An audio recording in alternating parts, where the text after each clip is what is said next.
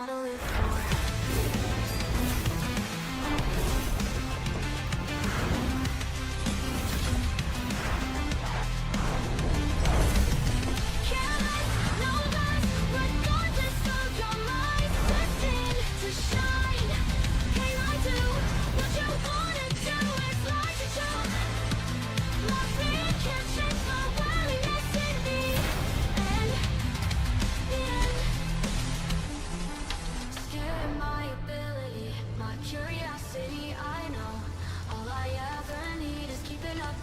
Why'd you prison me instead? Cutting what's good from us. Escape what comes along. You to come upon to visualize who we are. Light, careless, no less. Regardless of your mind, destined to shine. Can I do what you wanna do? It's like a joke. My fear can't change my worthiness in the end.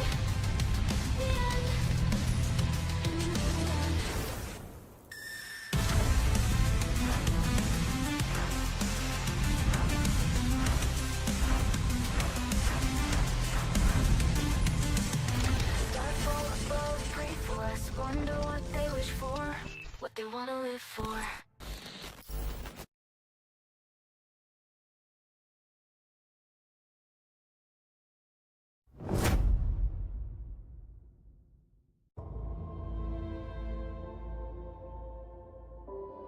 Welcome to PUBG Mobile version 3.3. In this update, we've added a new themed mode and items, and improved the game as a whole. Let's explore this new version together.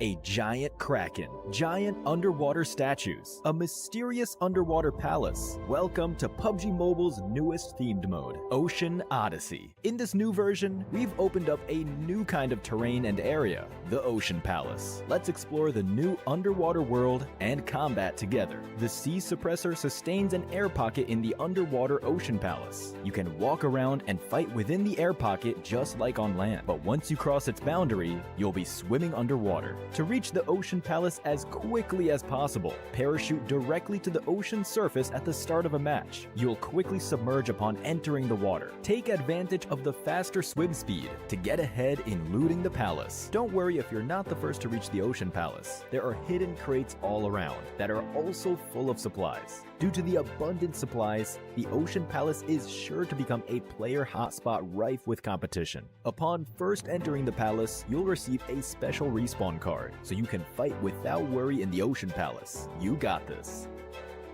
Additionally, in the innermost part of the palace, there is a legendary trident. When you retrieve it, you'll obtain unique and powerful abilities, a special swimming animation, a swimming speed boost, and the ability to summon a powerful water spout. Make sure to get the trident and wield the power of Poseidon. It's worth mentioning that when the Ocean Palace's trident is retrieved, the Kraken will destroy the sea suppressor in a rage, flooding the Ocean Palace. Other than swimming back to land, you can also return quickly using the portal. Be careful and move fast. Besides the underwater Ocean Palace, there is another mysterious area on land, the Forsaken Ruins. The Forsaken Ruins also hold loads of supplies. Be sure to search for the switches in the Forsaken Ruins to open the passage to the Sea Treasury. The Sea Treasury is an underwater domain. Pass through an underwater cave to reach the entrance of the treasury. Light up the columns at the entrance to open the treasury door and obtain the hidden supplies within.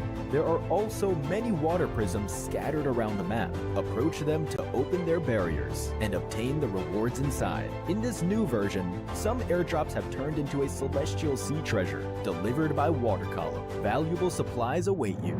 In this Ocean Odyssey themed mode, we've added lots of new items. Let's take a look. First, we can use the Stingray core to summon the new vehicle, the Gleaming Stingray. This is an amphibious vehicle that can even fly at low altitude. Additionally, it can launch bubbles that can trap enemies inside. Next is the water orb grenade. When thrown, it will form a huge water orb at the location of impact, engulfing players caught in the explosion. Players must swim to the edge of the water orb to escape. Enemies inside the water orb have reduced speed, while you and your teammates can dash inside the water orb. Besides the water orb grenade, we also have the water orb blaster. Use it to shoot a water orb that lasts a while. You can also quickly pull yourself into the orb and quickly transfer to other water orbs, or perform a second dash. What kind of creative feats will you pull off? Make sure to try it out in the new version. Finally, we have a new relocation item. The Whale Escape Pod can transfer an entire team to the play zone. You can also change its route or get off midway. With these items, you have plenty of tactical options. Following the arrival of the Ocean Odyssey themed mode, World of Wonder has also been updated with related devices. The environment control device has new overcast and underwater weather. We have also added the defensive tower device, allowing for tower defense gameplay. Use the tower defense gameplay template and add defensive tower devices to build your own levels. Additionally, we've updated a bunch of other World of Wonder content. For more details, keep an eye out for World of Wonder update videos. That's it for this overview of the new content available in Ocean Odyssey. The secrets of the ocean await your exploration. Winner, winner, chicken dinner. See you next time.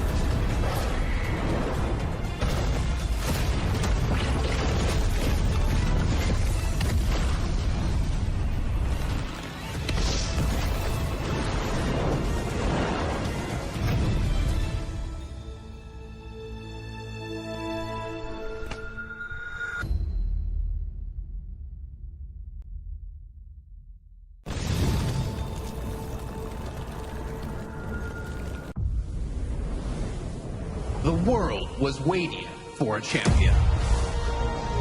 There were others like me. A billion PUBG Mobile players all hoping to be the one.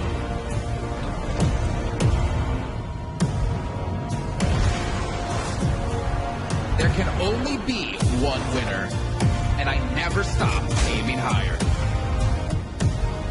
Aiming to become a pro, the best in my country. Aiming to win a world championship and be the best in the region.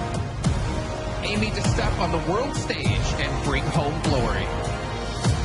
We are all here for the original, the first, the best Battle Royale.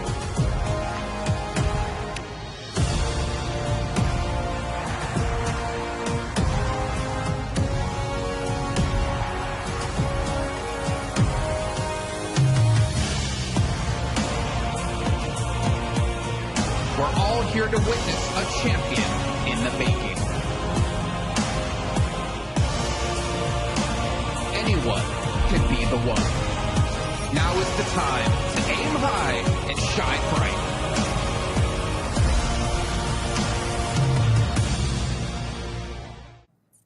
Halo guys, sekarang sudah bersama dengan Ginny. Hi Ginny, how are you? I'm good, how are you? Okay, dan sekarang kita bakalan main bareng. So basically for the first thing that I need you to do is Okay. I'm gonna ask you some question and all you need to do is answer it, of course. That sounds easy. Okay, so the first question is, which team you think it's gonna be the winner of PMWC? Ooh, right now, A7 is looking really strong. Oh, really? Okay. Yeah, okay. I But do think also, so. I feel like Boom Esports, they have their moments, you know? Like today was really good for them. Okay, so katanya Ginny, kayaknya mungkin Alpha 7 Boom yang bisa mendapatkan title of the champion. So the next question is, how about team that surprised you the most of this tournament? I think the team that surprised me the most was DRX. Oh. Especially entering the survival stage, they come out on top, and it felt like they keep the momentum going. You know, after seeing them in the survival stage, like, ooh, maybe they're out, but they're doing really well. Oke, jadi di RX yang mungkin kayak mengejutkan bagi seorang Ginny. So which team is your favorite? Oh, that's such a difficult. All of them? Can I say all of them? No, just No, one. I have to pick one. Okay, I will pick Team Liquid because I have had interviews with them, Oh yeah. and they were very sweet. Oh really? So who is it? All of them. I did. All of them. Oh, all okay, of Team all of them. Liquid. We had like an interview with all the players, and they were all very nice. So I will say Team Liquid. Okay, my favorite is Ayala from Team Liquid. Okay. Okay, and next we're gonna play some mini games. All right. So I'm gonna say like some teams, and all you need to do is like, is it good or Bad. Bad. Okay. Right? Okay. Let's start with Alpha 7. It's good. Yes, it's very good. Alpha 7. How about like Vampire? They were good, but now they're not very good. I don't know what's going on there. They gotta step it up. Yeah, for the last day. Yeah, absolutely. Absolutely. And next, maybe how about Boom Esports? Very, very good. You guys did really good today. I'm excited to see how they're gonna do tomorrow. What about Talon? Talon, they were doing good, and then they weren't doing good, and then they were doing good again, and not again. So it's a medium. It's a medium. It's a medium. Yeah, it's like depends on the day. Okay, so for the last team, what do you think about like DRX for now? It's good. Yeah. Yes, I'm happy. They're good. They're doing really well. Thank you so much, Yuni. Thank you so much for having me. It's fun. Thank you. Bye.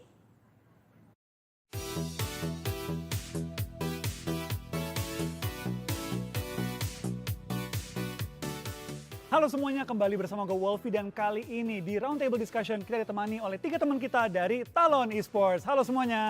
Halo. Apa kabar nih kalian? Udah nyampe di Riyadh nih. Mungkin dari Exa dulu, dari Red Race. Senang sih udah di sini akhirnya. Akhirnya nih. Akhirnya. Pertama kali kan ya? Pertama kali. Oke. Dari Miseri gimana nih?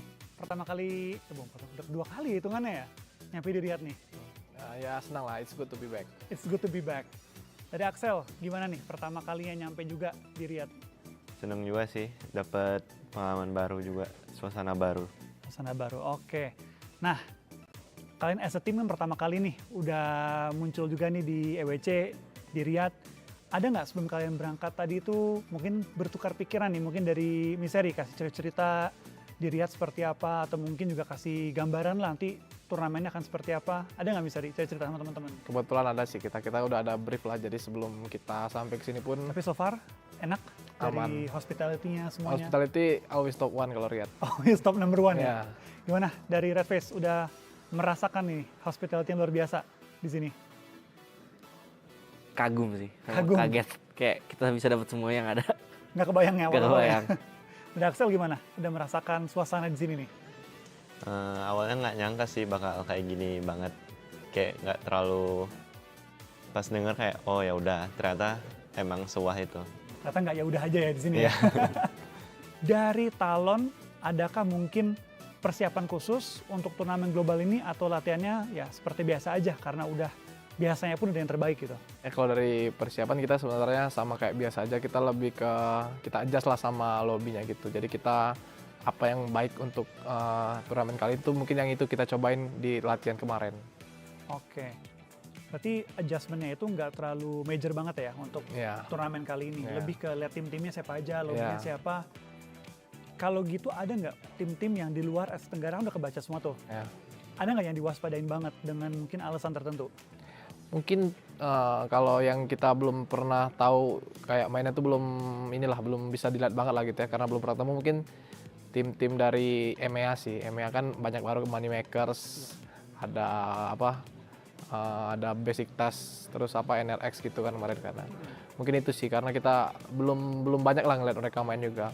Sisanya inilah udah pernah ketemu juga kan kayak yang tim-tim gede banget, Alpha Seven, Falcon, semuanya itu kan udah lumayan sering lah ketemu di turnamen gitu kan. Jadi ya mungkin tim-tim yang ini sih yang belum pernah turnamen bareng sih.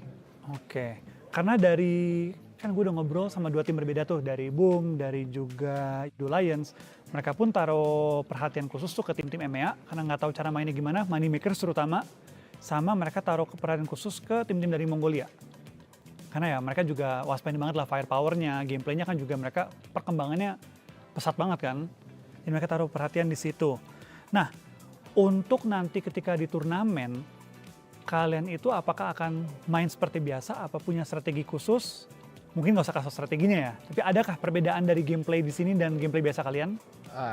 Tentu ada sih, kita bakal adjust sama lobbynya gimana, terus yang paling works gimana buat lobbynya, karena kan 12 game ya, terus per 6 game lobbynya di switch kan, jadi ya mungkin kita adjustable sih. Kita mungkin ada lobby A mungkin kita bisa pakai yang kayak biasanya, atau di lobby B kita ubah cara mainnya, itu kita tergantung nanti lihat sikon di lapangan aja. Ada nggak tim yang kalian tuh males banget ketemu, kayak aduh ketemu dia lagi nih selalu ngeresain kita nih kalau udah ketemu satu lobby? Siapa ya? Yang dekat-dekat loot drop paling sih kayak nggak ada sih yang sering banget tuh, nggak ada, tapi kayaknya yang bakal sering ketemu tuh nggak ada sih. Jarang sih. Maksud kita ganti-ganti Drop zone juga. Ganti drop zone, maksudnya kayak beda-beda musuhnya.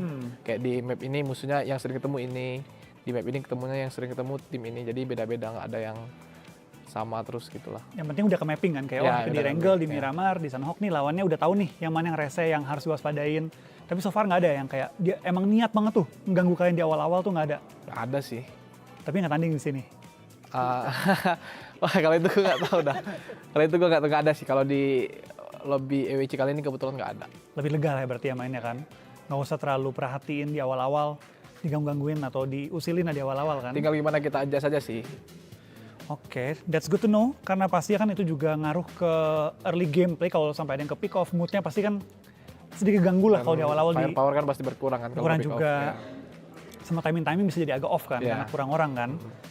Nah, kalau untuk persiapan turnamen seperti ini, kan pasti ada jeda tuh antara kalian bangun, sarapan, sampai nanti turnamen mungkin agak siang sore. Kalau dari Red Face, apa yang paling lu seneng lakuin nih untuk jeda di antara bangun pagi sama mau turnamen nih? Ada nggak hal yang rutin lu lakuin, ritual-ritual lah, supaya lebih chill gitu pas belum turnamen? Kalau gue sih pribadi nonton anime aja sih, nonton anime doang. Sampai turnamen tuh? Sampai turnamen kadang. Kalau tuh anime habis nonton apa? Nonton kayak camping di Alaska gitu. Apa outbound gitu ya, yang naik kayak gitu ya? Gue kira lu nonton recap lagi, fight anime di YouTube gitu. Enggak. Berarti biar chill nontonnya yang relaxing, camping, outdoor gitu ya. Emang hobi? Hobi juga. Suka sih sebenarnya. Pengen belum banget ada gitu. waktunya, tapi sekarang kan sibuk banget e-sport. Nanti pas udah selesai, lagi ada libur-libur gitu ya, mau coba? Coba. Dari Misteri? Kalau gue biasanya dari misal bangun pagi gitu kan, habis sarapan semua segala macem.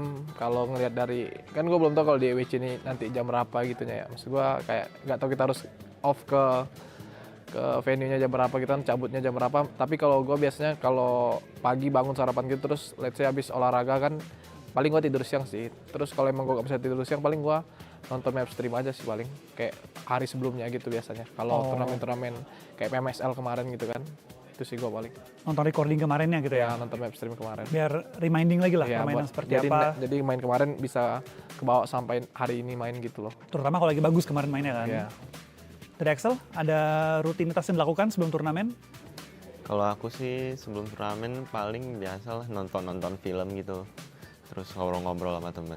Nggak terlalu gimana sih, cuma santai aja. Kalau gitu kita kan pasti punya banyak pertandingan-pertandingan yang sengit banget nih, pasti juga hari-hari yang cukup intens. Dari Talon sendiri, seberapa pede nih persiapan kalian, mood kalian saat ini untuk ngejuarain PMWC? Gue kalau juara sih nggak gitu terlalu mikir ke sana sih buat sekarang. Jadi gue ya juara tuh harapan lah gitu kan. Cuman kita tetap coba kasih yang terbaik, sama ya apapun itu kita coba berekspektasi minimal kita ada di top 5 lah. Kalau juara itu menurut kita bonus aja. Bonus dari mungkin persiapan kita yang mungkin udah cukup matang gitu kalau emang kita juara gitu aja sih kalau dari gue. End goal-nya kan top 5. Ya. Untuk tahap-tahap awal nih, group stage. PD 100% lolos? Ya, PD. Lolos, apa punya target khusus? Ya, PD lolos lah. Lolos aja dulu. Lolos. Nggak ada target harus top 3 di group stage gitu? Nggak Nggak ada ada. lolos, yang penting lolos aja dulu. Yang penting hati lega dulu nih. Ya, Biar nanti next-nya baru top 5. ya. Oke. Minimal top 5 minimal. Oh, minimal top 5. Ya, Maksimal? ya juara. Oke. Kalau gitu ada nggak satu hal yang bikin kalian ekstra pede turnamen kali ini? Kayak misalkan, wah si Red Face lagi on fire banget. Apa, wah kemarin kita turnamen lagi on fire banget as a team gitu. Yang bikin kalian yakin nih bisa dapetin top 5 tersebut. Ya kita lagi ini sih, mungkin lagi lumayan baik komunikasinya gitu sih. Jadi ya itu sih mungkin yang jadi ya salah satu faktor lah mungkin nanti yang bisa mungkin lebih bagus lah main kita di EWC kali ini. Oke, berarti PD-nya ada, faktor-faktor pendukungnya juga lengkap ya? Ya. Oke. Ya kalau gitu, gue cuma bisa ngucapin good luck pastinya juga untuk di PMWC kali ini, di EWC kali ini. Semangat terus, dan pasti juga ya jangan sampai burn out ya, karena kan panjang turnamennya juga. Pacing kalian juga harus benar, dan pastinya juga semangat terus lah untuk di turnamen kali ini. Kalau teman-teman semua, gue harus ucapin thank you juga untuk tim Talon udah kasih waktu untuk berbincang. Semoga semua goals mereka tercapai, semoga juga selama waktu mereka di Riyadh untuk di EWC kali ini juga bisa jalanin dengan relax dan juga santai lah biasanya ya.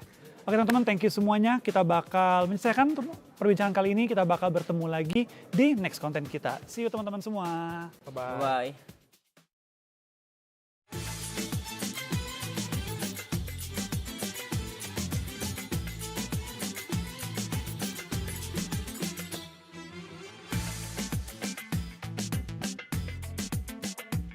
Hello everyone, Ginny here, and we are at the Boulevard at the Esports World Cup with two of your favorite PUBG Mobile casters. Oh, that's us, Blank. It it's is. me, Jackie, and Big Man Blank. Big Man Blank on the case. We're going to have a good time. We are. We're going to be exploring more of the Boulevard, so make sure you guys stick around for all the action.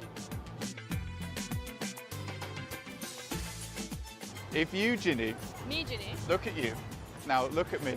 Now if you can lift the pan, you may absolutely hit me on the head with the pan. Challenge Have a accepted. test. Have a She's test. going in. I'm Just going have to a get little called look. off by security. I have my doubts. Probably liftable. Okay, Is it not- that's pretty heavy. Is it actually? That's actually Did you pretty move heavy. it at all? Yes. Look. You did? Wait, Okay. look, I can move it. Do you think She you could didn't even move bicep it at curl? all. No. You sure? think you can bicep curl? Probably. It looks about Actually, yeah. 35 Okay. kg. 35, Alright, well, alright. yeah. There's the helmet. Do you think you can lift it? Yeah, probably. Let's But I don't go. want to break it. Yeah. That You could don't be want to bad. break it. We can have Wow. an inspect. Well, You think you're built that why aren't we big? just lifting everything? I just want to see. Is that just... Yeah, show me how strong you I are. reckon I could, but I feel Yeah. like that would break. No, that Yeah, probably you So wouldn't. probably not. probably lift it. You should crawl and it would under roll. it. There's a prize in there, a chicken dinner.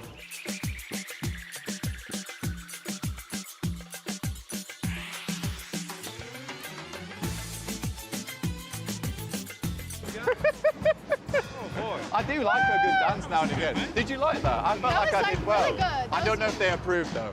They were whistling They at look a me. little- Whistled you out. Yeah, they were like, stop. No, they're like, all right.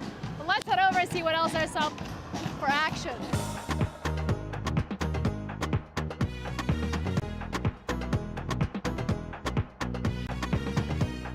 Three, 2, 1, go. Guys, no. Oh, you. Oh, Oh, you've come. let's go. Okay. Okay, your turn. I got yellow and yellow. Yeah. That's a small prize, that is. Oh no. Jackie's got a no prize.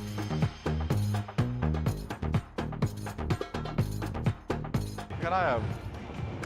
Cheers. Chest bump. I shot you after. Who won something? I know. Do we get a prize? Did we win something? I think you were the only one who consistently got it each time. So I think you select which one you'd like. Oh my god, can I have this one? This one? Yes. She loves it. That's awesome. Kiwi looks awesome. I like Okay. it. Gosh. You lost. Are you going for the watermelon guy? Yeah. Yeah. Hey. Sweet. Watermelon gang. Hey. Oh! Okay, can I get a? Nice. He's a watermelon. He's a watermelon. Thank you so much. Appreciate you.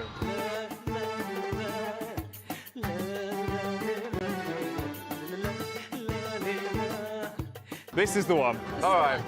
Blank, on, I need Jenny. you to say something. Whoa. She's almost there. Oh. Okay, last one. Oh god. Is that the one? Oh, Hello.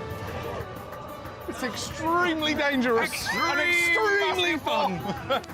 I'm sorry. Oh, you did so well. Your Okay. turn. Kiwi Bob, bless the ball. Thank you very much. Ooh. Come on, Blank, you got this.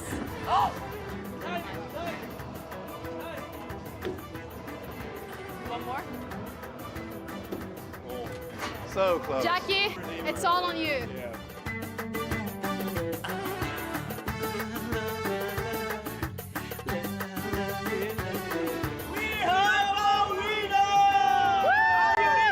I'm ready! Ready!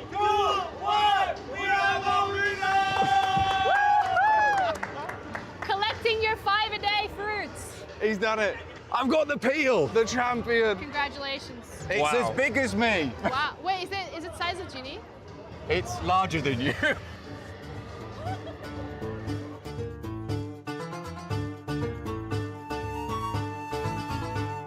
Another helmet.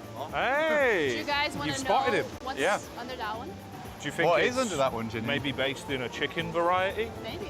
Some Would it sort be of done in the dinner? oven, potentially? Maybe. Who Have a wants look, to have Jenny. a look? Why Have a look. me? Well, I had to go in the Oh, last one. Blank's go. Oh, he's going in. I tried to lift up the pan. What's in there? It's chicken. It's chicken. It's a There you whole go. chicken. Oh, Yeah. Under that? Yeah. That's nice. Yeah, you should check it out too.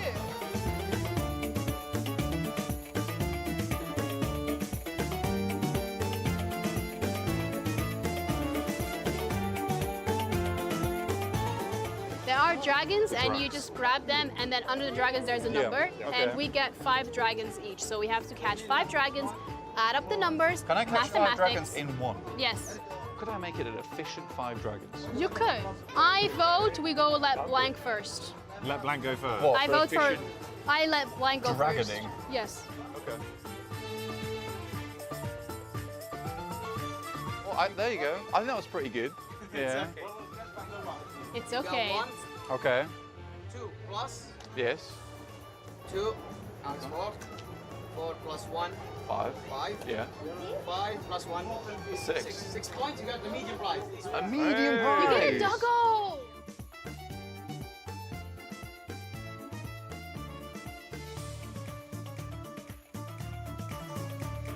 Look at him. I've Look seen at you're that. He's a flipping big him. pointer. You were flipping No, him. he's a big Oh, you pointer. cheated. You were having a look on the bottom. No. That's outrageous. One, These claims. Yeah. two. That's a 2. Yeah, this is not a very It's good a nightmare. Plus one. Plus two. Hey, there you go. You also got the medium price. Okay. All My right. turn.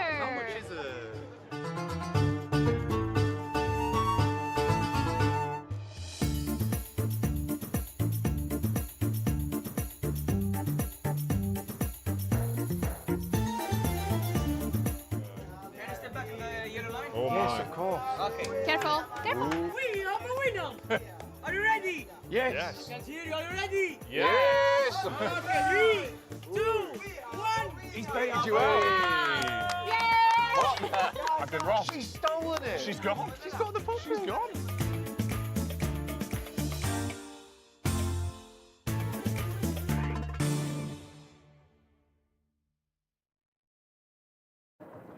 Day 2 of the main tournament here at PMWC is done and dusted, but what exactly does it entail? Don't you worry, because I got you with the recap, starting off with match 1.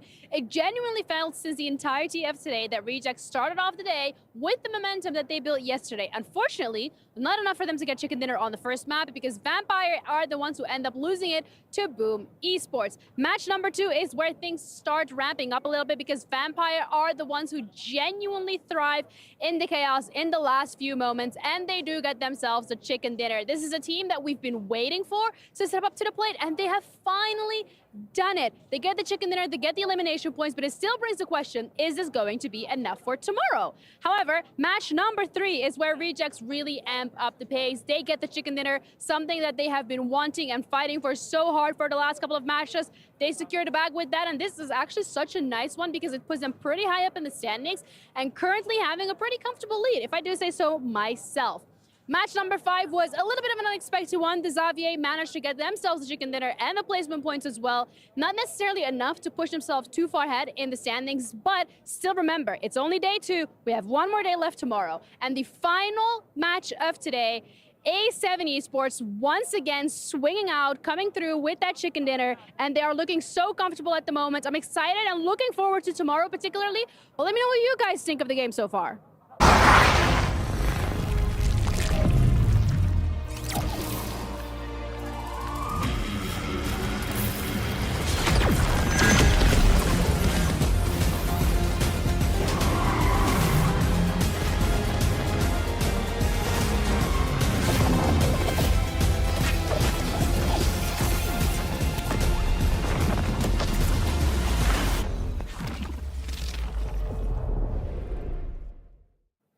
Welcome to the PUBG Mobile World Cup at the Esports World Cup on the final day of the main tournament. And oh my goodness, Jeannie. A beautiful trophy, but only 1 out of the 16 teams here today is going to be able to take it home, alongside the title and the prize pool. Who's it going to be? Could it be Alpha 7 finally being able to break that second place curse, or maybe Reject, or one of the dark horses like TJB and Talent Esports? Stay tuned and find out who the champion will be for the PUBG Mobile World Cup. Let's go.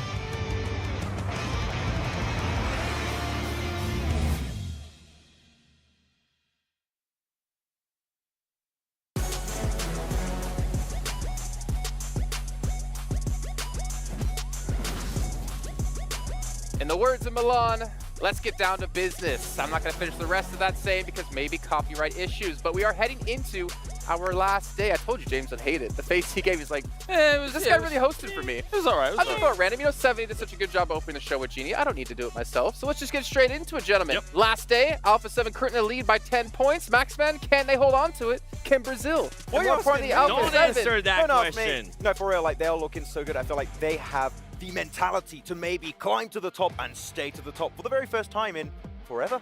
So maybe it's happening. I don't want to curse them yet. Magrelin was the solution. We'll see. And he's leaving right after. Oh. Only there for a short amount of time. But we'll see how things are going to shape up, though. We do have a lot of teams in the running. For instance, Reject. Yes. A team, let's be honest, we never expected to be in the running to win PMWC.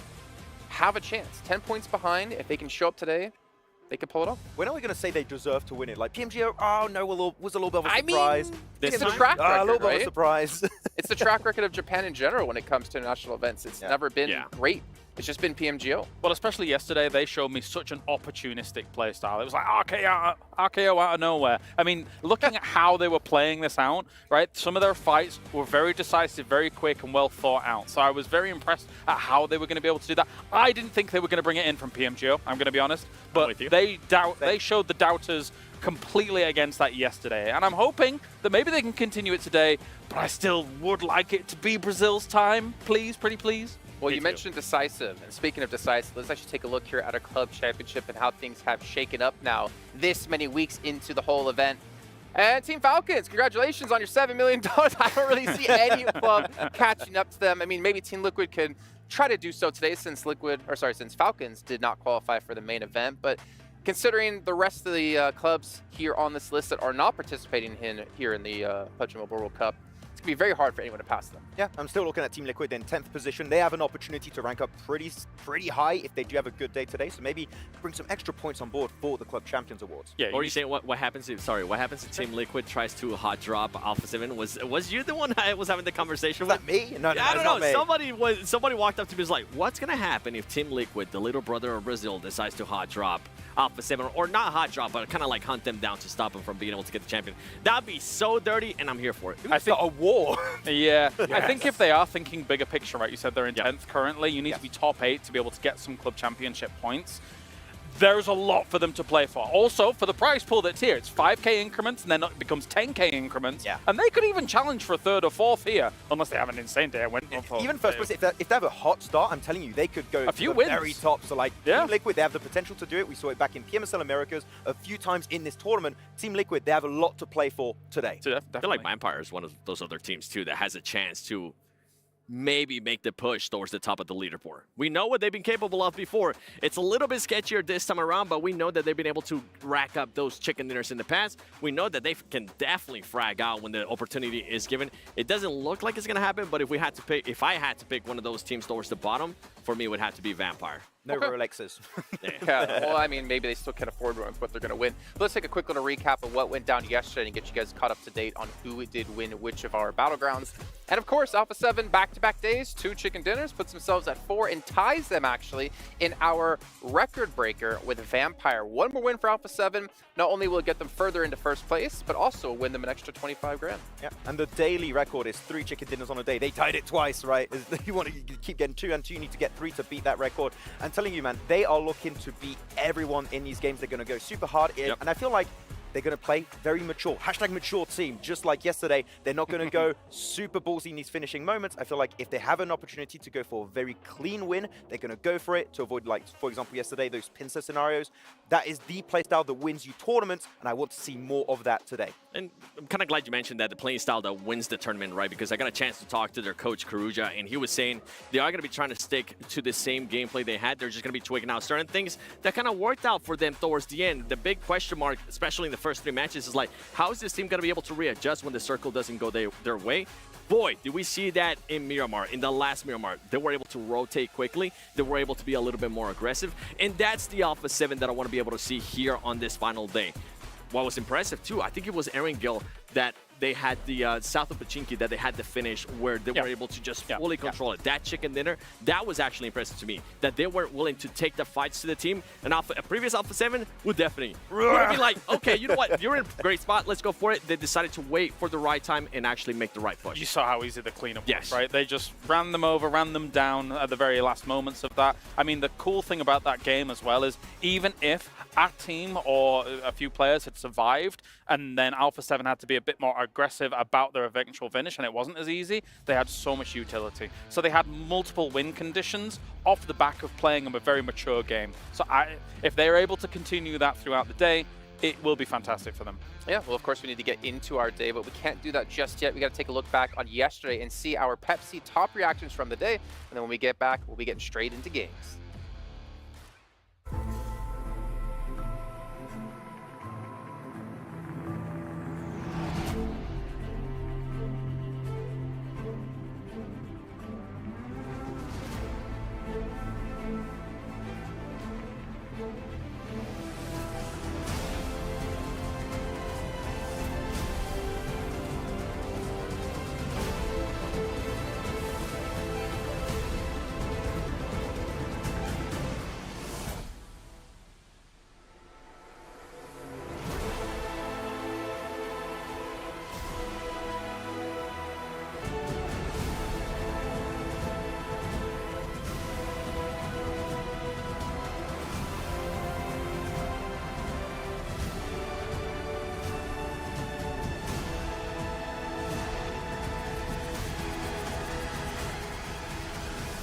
as you see at the end there, Alpha 7 and Reject, you can see what it means for both these teams to take home the title. For Alpha 7, it's to finally break the curse. For Reject, it's to show that Japan is here to play when it comes to PUBG Mobile.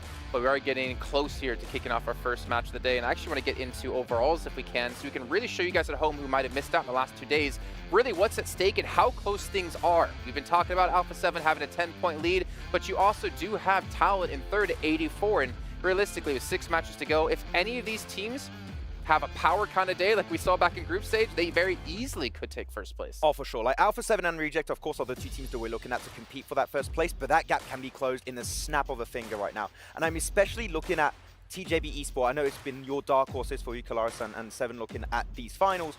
If they can finally get 4 players into the late game scenario, man, I feel like they could get these big wins, and that's going to instantly catch them up into top 2. Yeah, let's be real. It is not out of the realms of possibility that the 2 top teams here, as much as they are excellent teams, they could have a 10-point day. Yep. They could have Exactly. a 12-point day. And the 4 teams that are closest to them could quite easily have a 60-point day. Something like that. We have seen it multiple times in PUBG Mobile before. And those 4 teams I'm looking at, like Talon, like DRX, like TJB, Boom is in there as well. Those 4 teams, in my mind, could quite easily catch up and challenge 1 and 2 if something goes right. If the pressure gets to Alpha 7 as well as Reject. And the thing with Talent, the improvement that they were able to do yesterday alone in Erangel was absolutely massive. On day 1, they were only able to average about a 9th place finish, only 11 eliminations. Yesterday, they came in hot for Erangel. They were able to put up 3rd place finishes on average throughout those 3 matches. And on top of that, just propelled themselves in regards to eliminations, putting up 21 elims. I'm looking at DRX here this time around. We've seen this team do absolute amazing days throughout the entirety of this PMWC, and then they have just big fall-offs. Like you look at the day 1 of the main tournament, 3rd, 2nd, 1st, and 3rd place. Fantastic day for the main tournament, and almost nothing happened in the 2nd day. Their best game was a 5th place with 2 eliminations. If they go back to their roots of day 1, DRX can also play catch-up with the top 2. Are you guys forgetting the Boom 30-point game? Hello? Like there is ample opportunity for these teams. If you put one of those on the board, never mind if you somehow string 2 together, the dynamic for this tournament completely changes in the final death throes of it. So, as much as, everyone's thinking, oh, Alpha 7, they're cool, Reject, they're cool, we have seen the potential of what can happen here through group stage and through survival stage. I think the way we're talking about all of this, right, this seems like the closest last day of a tournament between so many teams, right? That I feel like this is going to be the most entertaining last day of any global event we've had in a long time. I feel like for a lot of these teams, a lot of dreams are going to be crushed in that first game, on what's going to happen in that first game. Vampire Esports, a team that has been a champion here of the mid-season tournament back-to-back now in Riyadh, Saudi Arabia. If that team wants to have a slight chance, and I was actually getting a chance to talk to Sir Tanny in regards to this, we're saying they have to come in with the win. If they don't come in with the win, their hopes are over. But for him, they were saying they're actually kind of pushing just for being top 3. But I doubt it. If this team gets a win, they're going to start rolling and they're going to try to make it to first place. It's very unlikely, but it is possible. Yeah, you're right, 7. Like usually going into a final day, there's a good number of teams that you're like, there's no chance. Yeah. There, we did see, I think, Alliance and Powers being 2 teams that pretty much have no chance, sitting around 30 points, but the rest of the teams above them have 50 or more. So realistically, every match we go by, that's more and more teams we're going to be able to cut out of this of having no chance. So the pressure for these teams to have good games, not only in the beginning, but the entire time is ridiculous. And it's a little bit scary for me looking as the first game is going to be on Sanhok, and I feel like we had a little bit of a chat about this, especially looking at teams like, for example, Chamba. There are some teams that seem to just forget about Sanhok. You cannot afford to have a bad game here. You need to be quick on the pivot, getting strong positions from the very start of these matches, because forgetting about Sanhok here, you might be falling so far behind that you can't play catch-up anymore, so you need to be good from match 1 here on Sanhok. A team that I'm going to be looking for them to be good here in this first match, you guys were mentioning them, TJP, my dark horse, because this team, they always start off hot, at least the past 2 days, they always start off hot in the first half of the day, but when we get to Miramar, my goodness, that team absolutely disappears. 14th place average throughout 4 Miramars already. They need to take advantage of what's going to happen here in the first half if they even want to have a slight chance. And obviously, for Miramar, for them especially, it's going to be an absolute toss-up. I've said it before and I'll say it again. It's scary that Sanhok sets the pace for these teams because it can be volatile. It can be scary. You think about our circle yesterday from Sanhok. guarantee you, 13 teams out of our 16 teams did not want to play that circle by the end of it. And that sets your pace for the day. And again, the way in which it is so different to Erangel and Miramar, if you get a good Sandhawk, that can really set you up for the rest of the day. It's terrifying. I'm really looking at Tiamba, right? Like, this is a team that I want to see speed up their rotation on Sandhawk. If they do so, they're in a position they can catch up to the top 3 very, very quickly. Yeah. But you just cannot have a non-game there. You need to get points on the board. Not only them, but Talon, right? Because it was Talon and Tiamba constantly fighting near Hudson, like kind of on that bridge side. Yep. And they were holding each other back from actually making the rotation to play. But, you know, going back to what you're saying, Claris, I'm not a fan of teams who can't play every Battleground. I understand Sandhawk has never been a majority played Battleground in a tournament format, right? Usually you play more Erangels and you play a little bit less Miramars, and Sandhawk's one of your worst. But for me to like truly have a CC team, a championship caliber team, I want them to see them play well on every Battleground. Well, I know what you mean. And then we were actually on the HQ show yesterday with me and Maxman, and I framed PUBG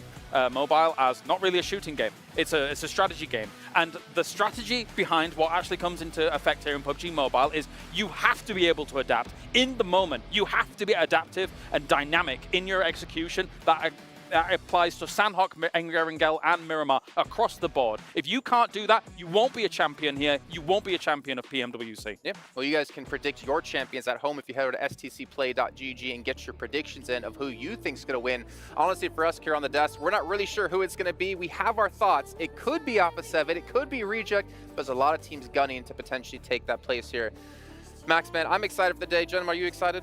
I'm ready. Oh, yeah. I'm ready, baby. Time for Brazil. Please, get me in there. Time for Brazil. Please break the curse. All right, well, let's head down to the stage. It is time to start to kick off our day with Banks to bring us some interesting news.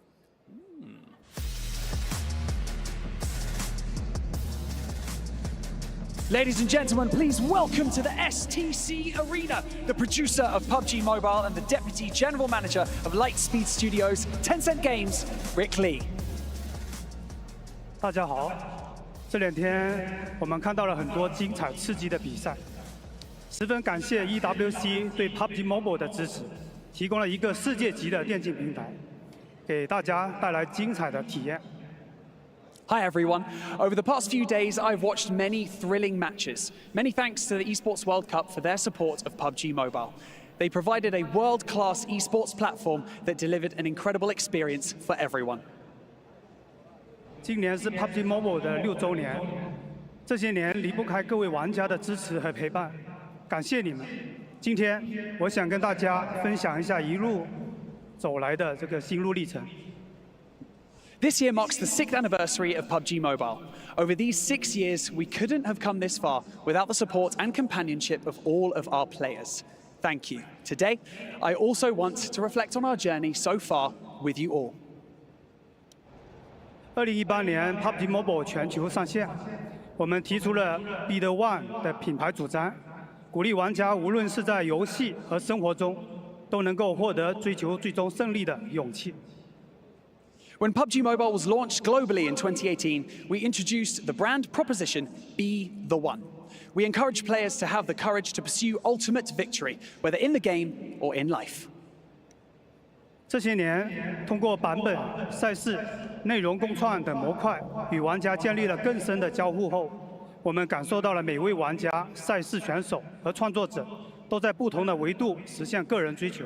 因此，在6周年，我们升级了品牌主张。 Anyone can be the one. Over the past few years, as we have engaged more deeply with players through version updates, tournaments, and content co-creation, we have increasingly realized that everyone playing our game, every creator who offers great ideas, and every competitor pursuing their dreams is the one. So, for our anniversary, we have upgraded our brand proposition to anyone can be the one. 这次 PMWC 是我个人至少第6次来到中东。其实 PUBG Mobile 和中东的情缘非常的深厚。在2018年，我们就推出了阿语版本、社群和客服专线。我们的第1次全球的总决赛也是在迪拜举行的。感谢陪伴我们这么久的中东玩家。 PUBG Mobile has a very deep connection with the Middle East. In 2018, we launched the Arabic version of the game, along with dedicated community and customer service channels. And our first global tournament finals was held in Dubai. And we are grateful to the Middle Eastern players who have supported us for so long. 我们十分重视每位向游戏提供宝贵意见的玩家。我记得很清楚，有位从阿宇服务器上线就一直支持我们的玩家，不仅玩我们的游戏，还带动全家人一起参与，甚至飞到中国和研发团队做深度的交流，提供了非常多的产品的宝贵意见。针对他的建议，我们也做了相应的不少的调整。 We greatly cherish every player who has provided valuable feedback. I remember clearly a player who has supported us since the launch of our Arabic server. Not only is she passionate for the game, but she also encouraged her entire family to join in. She even traveled thousands of miles to one of our PUBG Mobile teams in China. There, she had in-depth discussions with our development team and provided a great deal of valuable feedback, which led us to make several adjustments based on her suggestions. 中东文化也是我们重要的灵感来源。 今年6周年的天空奇境的玩法，我们是从非常熟悉的阿拉丁神灯、阿里巴巴和40大盗中获取灵感。游戏里的宫殿跟宝库、舞动的这个飞塔、神灯精灵，相信中东的玩家会觉得非常的熟悉。 The culture of the Middle East is also a significant source of inspiration for our gameplay design. This year's 6th anniversary event, Sky High Spectacle, we were inspired by the well-known stories of Aladdin and the Magic Lamp and Ali Baba and the 40 Thieves, featured many palaces and treasure vaults, dancing flying carpets and genies from magic lamps. I believe that players from the Middle East found it very familiar. 游戏内的建筑、服饰、道具，甚至在金月盛宴上餐桌摆放的食物，我们都做了非常详细的研究。相信这是一次很好的游戏跟中东文化结合的经典案例。 We conducted detailed research on architecture, clothing, items, and even the various foods on the Golden Moon Feast dining table. I believe that this is a great example of how PUBG Mobile and Middle Eastern culture have come together to create success. 除了中东地区之外，我们也持续从不同区域的玩家里面获取灵感。 In addition to the Middle East, we also continuously draw inspiration from players in different regions. 在即将到来的9月份版本，大家将体验到一场跨越1000年的血战。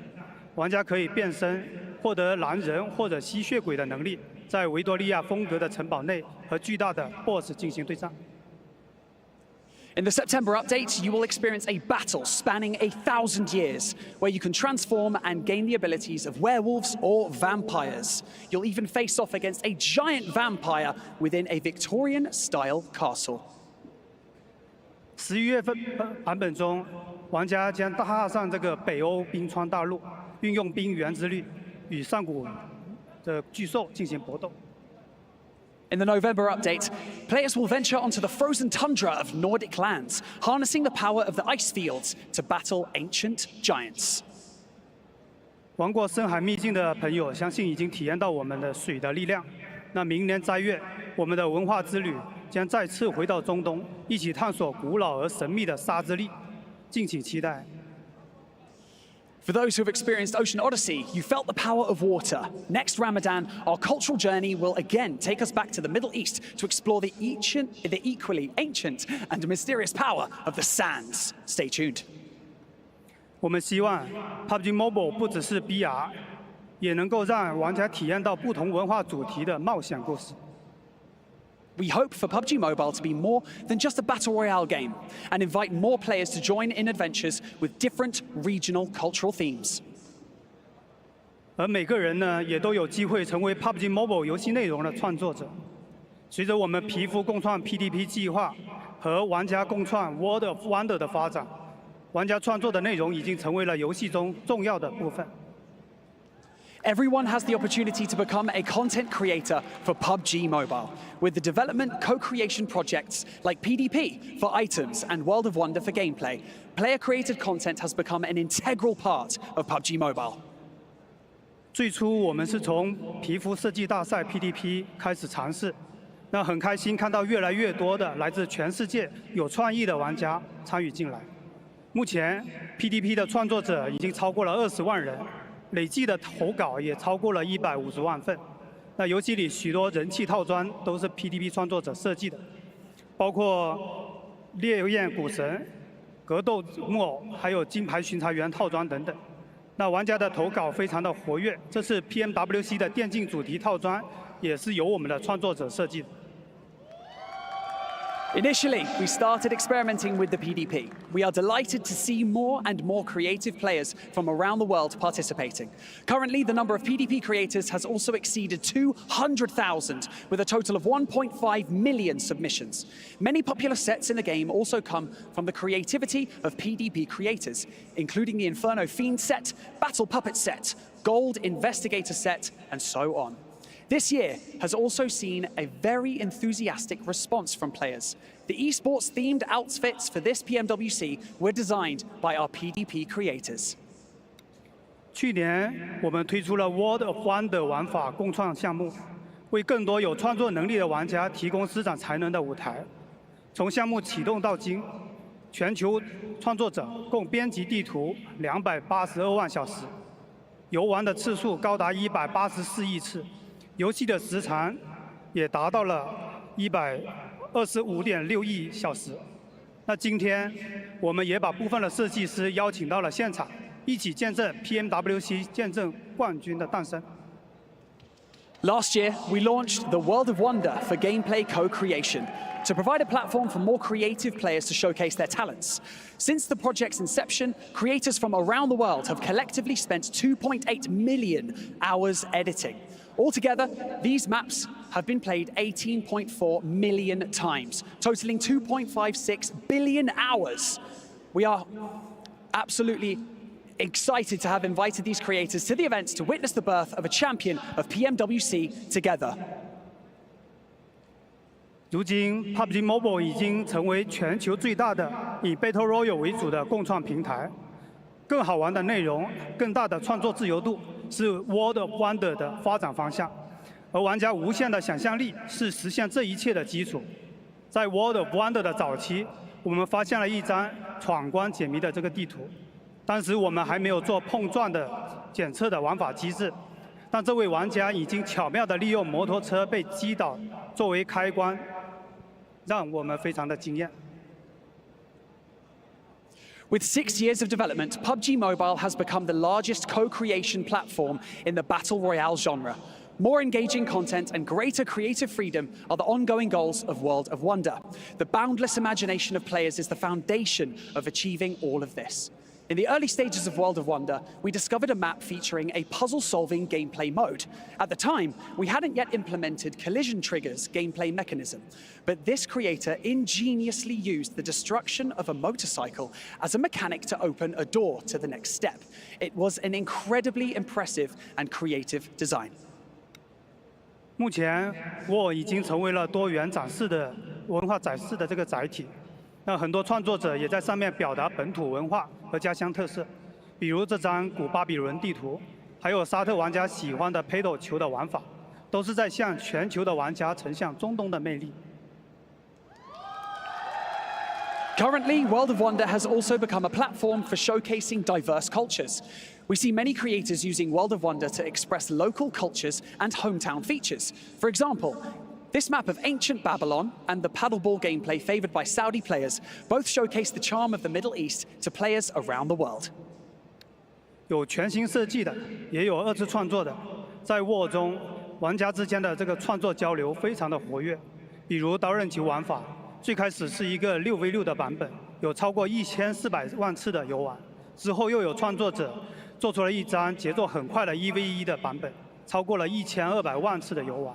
目前， 各种刀刃球玩法的地图已经超过了18000个，那总共有2.3亿次游玩，非常的火爆。 Among these maps, there are both entirely new designs and recreations. In World of Wonder, the communication between players is very active. For example, the Blade Ball initially started as a 6v6 version, which was played over 14 million times. Creators then developed a 1v1 map based on the official template with a fast pace, which was also played 12 million times. There are 18,000 map variations based on Blade Ball, with a collective play count of 230 million, which is very popular among players. 每时每刻都有成千上万名作者在创作和更新地图，比如主题类的机甲对抗、角色缩小的玩具兵对战、激烈的地区争夺，还有逗趣的派对游戏等等。无论哪种类型的创作者，都能实现创意，给玩家们带来更加丰富的体验。Every day, tens of thousands of creators are working on and updating maps.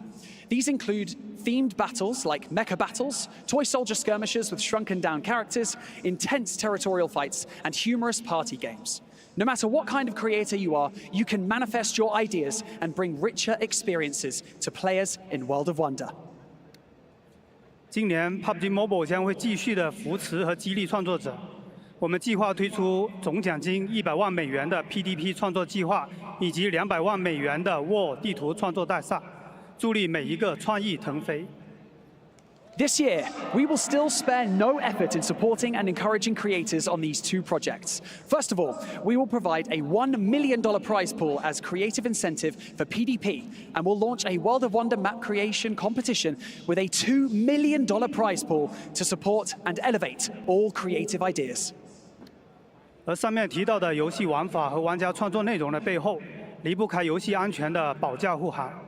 作为一个竞技游戏， 公平与安全的游戏环境是不容突破的底线。我们非常重视每个玩家的对局安全和体验。As a competitive game, maintaining a fair and secure gaming environment is a non-negotiable bottom line for us. We place the utmost importance on the safety and the experience of every player's match. 这半年，我们累计封禁了900多万个作弊账号。 其中500多万个是在进入对局之前就已经实时封禁，游戏内的外挂举报也下降了40%。在游戏外，我们对传播作弊内容的账号进行打击，累计下架了超过2500万观看量的外挂内容，实时封禁了超过4000个直播开挂的账号。 In the past 6 months, we have banned a total of over 9 million cheating accounts. Amongst these, more than 5 million accounts were banned in real time before entering matches. Additionally, the number of in-game cheat reports has decreased by 40%. Outside the game, we have also targeted accounts with content promoting cheating. We have removed over 25 million views of cheating content and have banned in real time about 4,000 live streaming cheater accounts. 这些成绩离不开巡查员的支持与贡献。当前，整个巡查员的规模已经达到了300万人，累计巡查的时长接近98万天，协助封禁的账号也超过了100万。 These achievements are due to the relentless efforts and dedication of our investigators. The number of investigators has reached 3 million, with their total investigating duration almost reaching 980,000 days, and assisting in over 1 million account bans. 通过我们持续的打击，游戏的环境得到极大改善。在这里，要感谢所有的玩家的配合跟支持。 Through our continuous efforts, the gaming environment has greatly improved. Thank you to all of the players for your cooperation and your support. 回到赛场，这些年我们见证了很多战队和选手通过不懈的努力一战成名。 And let's return to the tournament. Over the years, we have witnessed many teams and players achieve fame through their relentless efforts and determination. 去年 PMGC 的冠军来自蒙古的 IHC， 从2020年的时候，他们就开始参加赛事。作为一支草根组织的战队，从外卡赛一路打进首届 PMGC， 在3年后依然保持核心战队的阵容，最终成为世界冠军。这个奋斗历程获得很多玩家的关注，大家也深受鼓舞。 For example, our PMGC champion team from last year, IHC from Mongolia, began competing in our esports tournaments in 2020. Starting as an underdog team, they made their way from the wildcard rounds to the inaugural PMGC. 3 years later, maintaining their core roster, they ultimately became world champions. This journey of perseverance has garnered a lot of attention from players, and I have personally been deeply inspired by it. 在战队选手和玩家的支持下，我们的电竞赛事也成为了全球第1的手游赛事。希望我们这次交出的这份答卷能让大家满意。 With the support of competitive players and gamers, our esports tournaments have become the best in the world for mobile games. We hope that we have delivered a result that satisfies everyone. 当然，更直接的就是现在，全球最优秀的 PUBG Mobile 电竞选手正在 PMWC 的舞台上为热爱和梦想奋斗，让我们一起为他们加油！ Of course, a more direct example is right here, right now. The best esports players from around the world are on the PUBG Mobile World Cup stage, fighting for their passion and dreams. Let's all cheer them on. 最后，再次感谢所有的玩家、创作者、选手与合作伙伴一直以来的支持。Anyone can be the one to play, to create, and to win. 预祝决赛队伍赛出水平，加油！ Lastly, thank you to all of the players, creators, esports players, and partners for your ongoing support. Anyone can be the one to play, to create, and to win. Best of luck to the final teams. Let's go!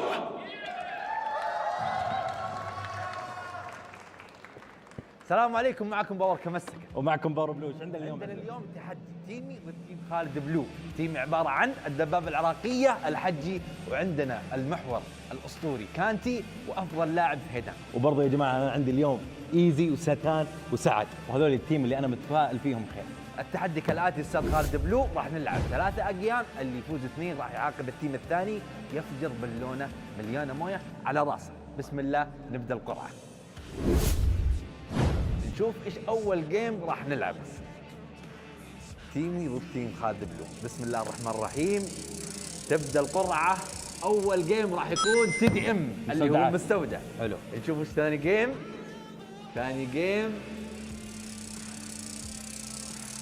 ثاني جيم راح يكون معنا قصر باور، وثالث جيم راح يكون معنا روم واو.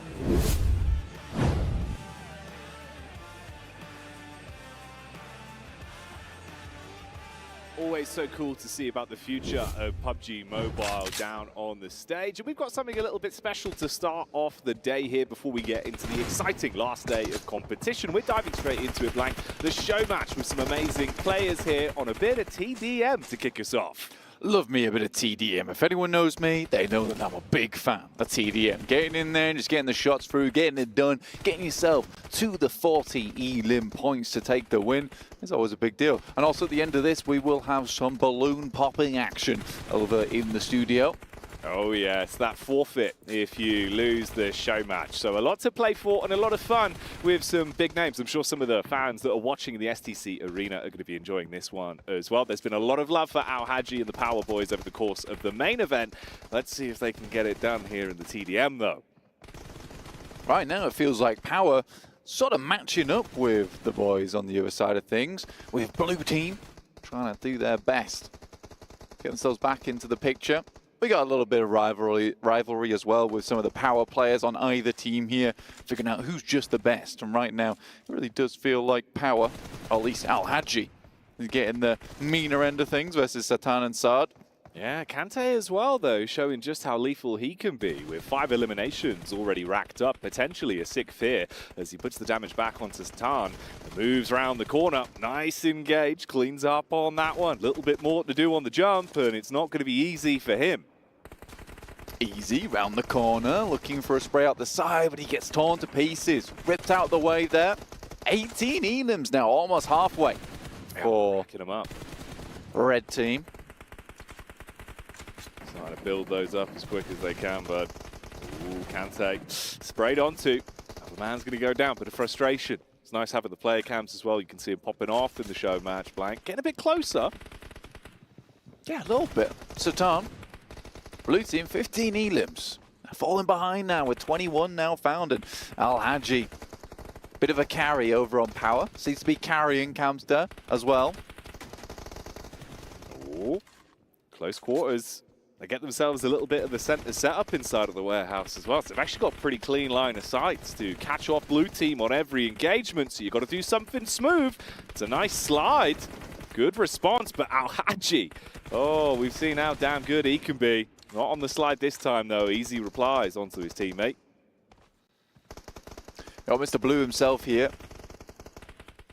Look to pull things back a little bit. 26, 27 elims. We're 13 elims away now from victory for Red Team.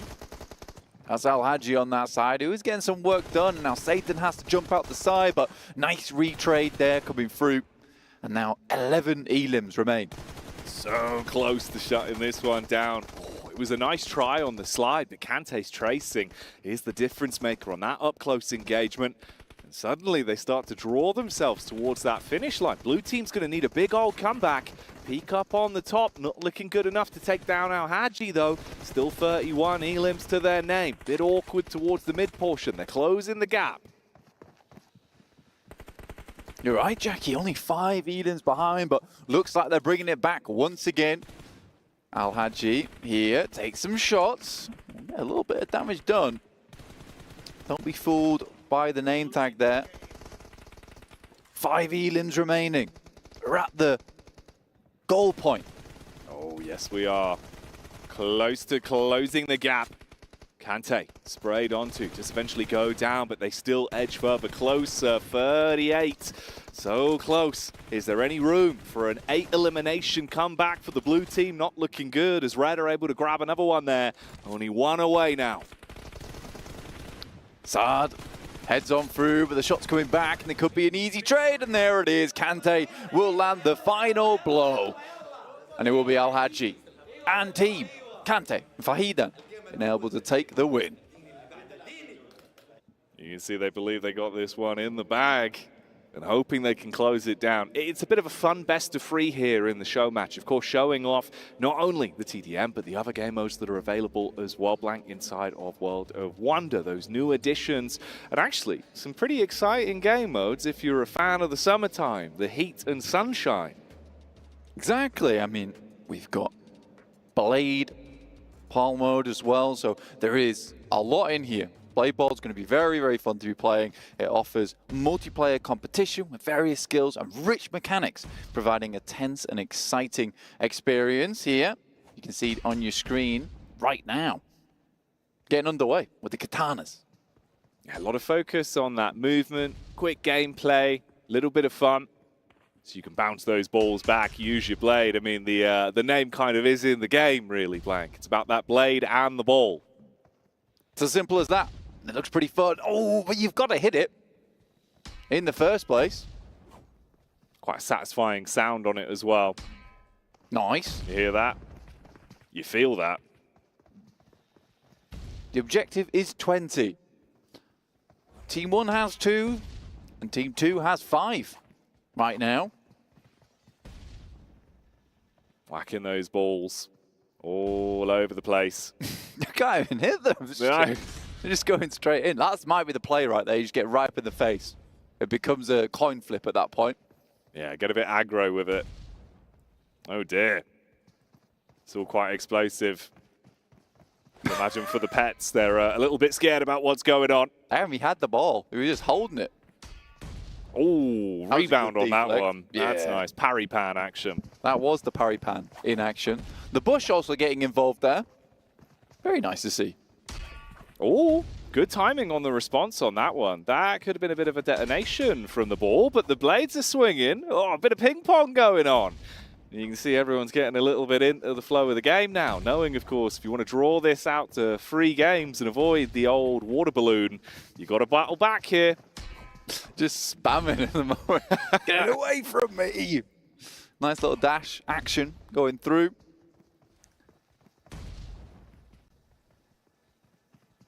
Another ball going in. Ooh. All right. Seems like they're getting into the flow of the game now as well. Everyone's starting to warm up a little bit. They've got their own techniques, their own way of playing, and it is tying up, Blank. Yeah, Al Hadji just completed a double shot. And if you're confused about what a double shot is, it's where you hit a double on the deflect. It's kind of big. Yeah, it is. It is indeed. The old double-double. Oh, that one's just going to be the instant burst, though. Ball's going to connect. He goes down. Still keeping it relatively close. I mean, 8-8 as they tie this one up. Where can they go from here, though? Let's see if they can close the gap a little bit and start to make this show match damn explosive with these balls being bounced all over the shop. Right now, it's very back and forth. Team 1 has 9 points. 10 points to Team 2, but it just got evened up there. Another double shot coming through from Al Hadji. What a player this guy is. Doesn't matter what game mode it is. He's just a natural-born PUBG Mobile gamer, isn't he? He's got it in his blood. Only 9 more blade balls to go.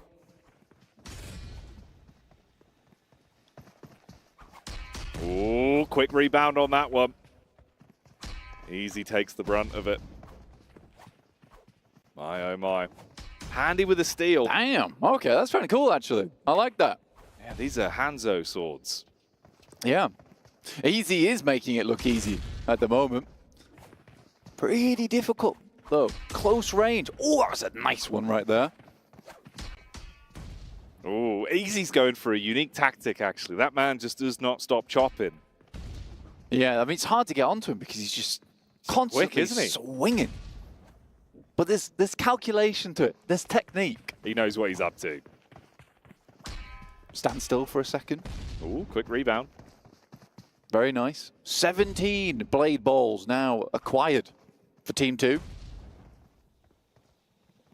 They put them in the net. Oh, Easy goes down. You're close towards the finish, Mark. Don't fumble the bag now. Can Team 2 close it out? He's gonna run. run. The chase. He's gonna run. It's all on the chase. It's chased him down. That blade ball was not giving up easy. 14 to 17. 10 minutes remain, but I think we'll be done by then. Easy. Got himself a quintuple shot. Oh my lord, that's awesome. The quintuple shot coming out. They said it couldn't be done. Easy said, just watch. And he did it. He did it. Oh, nice response on the timing on that one. That's clean for the bounce back. I think we're at 18-18 apiece right now. Very tense, down to the wire. Could be anyone's game. Ooh, taking the ball out of play. Quadruple. Yeah. Oh no, 17. No, it was not 18, it was 16. But they're getting closer to that tie. That's disrespect right there, going for the prone. A little bit of ego. What's this? Oh, they've frozen the ball. He's using his special move. Keeping you guessing. They said it couldn't be done. But it did. Put this game on ice for the time being. It looks like they might just be thawing themselves out. 19 now. So close to closing it. Very intense show match here on the old blade ball. Bouncing it around. Another one comes back, 19-18. About a thimble of distance between them. Good use of the swords to deny that one. There's the long tap. Good rebound. Oh, that was good. Yeah, I like that. The way it came back on them. Now 19 points for Team 2. I think it really is just the one blade ball remaining. The tactics on display here. And there it is. Al Hadji finishes things off, and they will win the best of 3 off the back of that. Well done. They've done it in 2. They've done it in 2. Look at the excitement. Look how happy they are. Here it comes, the water balloon. Uh-oh. All 4 water balloons. Oh, no. One for each of them. Al Hadji's so excited. Al Hadji was immediately in there. He was very excited to get the balloons out. Oh, they're being nice at least. They've moved the jackets. They've moved the team jackets. Oh, here we go. Ooh, hey! Oh, how Al Hadji is loving it. You've ruined me, yeah. Yeah, that's nice. I like that. Oh, yeah, that was fun. That was a bit of fun, wasn't it? Yeah. Honestly, to be honest with you, I would quite happily take a water balloon on the head. Yeah? It's quite warm here for me. Cool you off a little bit. Yeah, a little bit We of a can ask cooler. production. I can get one. Our last game. Do you want to come prank Blank? Yeah, when we get the chicken dinner, I'll come in. I'll pop it on you. I'll pop it on you. Here's a paddle ball. A little bit of a different game mode for you here. Yeah, so forget about the blades. They're in the past. It's all about the paddles now. And you were saying you wanted to cool off a little bit. This looks like a nice place to do it, right? Yeah. Paddle ball on the rise here in Saudi. Yeah, it's becoming quite popular. Oh, and you can see why. It's very intense, a lot more rebounds, and that's the golden paddle up on top as well. It's very cool. It is cool. I like the noise it makes as it gets quicker. It's satisfying. You get a few of those rebounds off. Keeps it interesting. Everyone's seeming quite proficient at this one. Yeah, it's. I think that this one's played quite frequently. Another World of Wonder map. The creativity from the community on display, as per usual. And there's the victory. That was quick. That was sick. Gonna go again for another one. Trying to make move that golden paddle, wasn't he? Silly, silly. Uh-oh. He's trying for the golden paddle. He wants it. That's where it is, up on top of this water prism.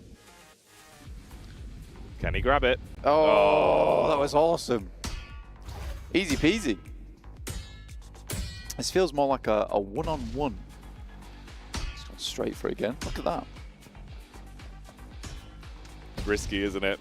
Trying to size up if you want to focus on just the 1v1 or going for the golden paddle. Different ways to play, different opportunities here, but the power is in the player's hands. It's up to you to have fun with it, Blank. Yeah, the ball's frozen in mid-air. It's going to head backwards. Goodness me, Jackie. This is awesome. It really is. Intense stuff here. But there was even more intense action to come, so let's get down to the stage.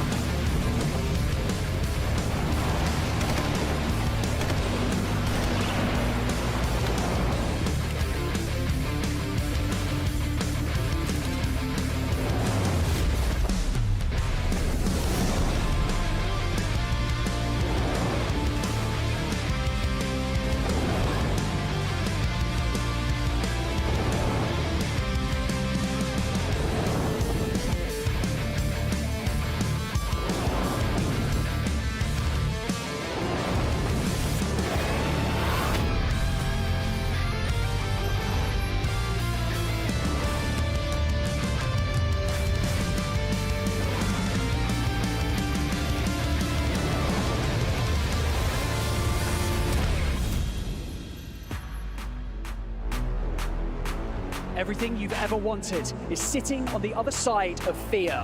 And today we'll teach you the true value of all of your hard work and dedication. So, welcome to the PUBG Mobile World Cup and the Esports World Cup, and welcome to Championship Sunday! This is where all the hard work pays off.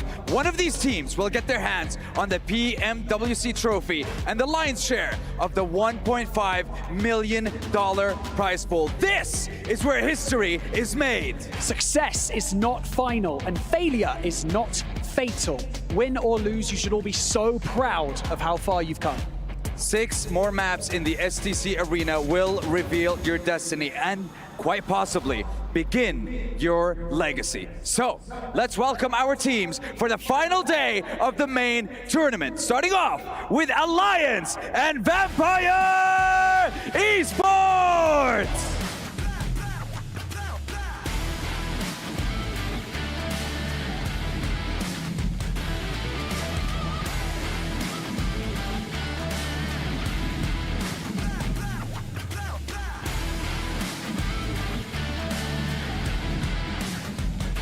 Tianba and Twisted Minds.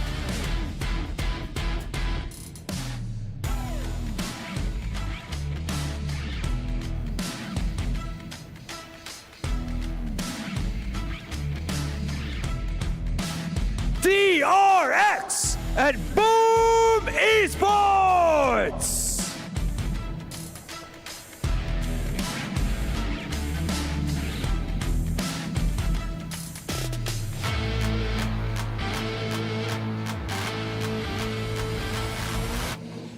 Talon Esports and TJB Esports.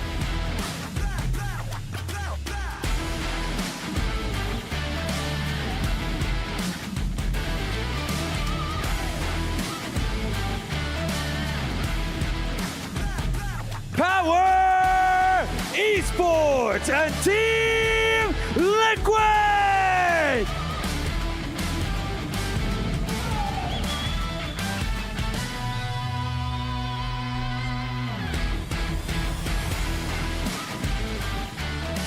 For Miracle Vibes and Al Ula IHC!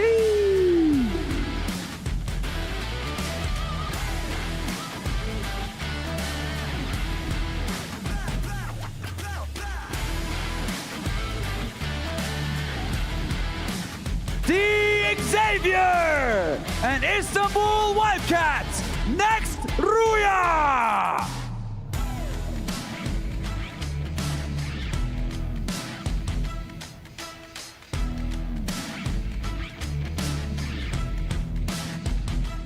Alpha 7 Esports and Reject!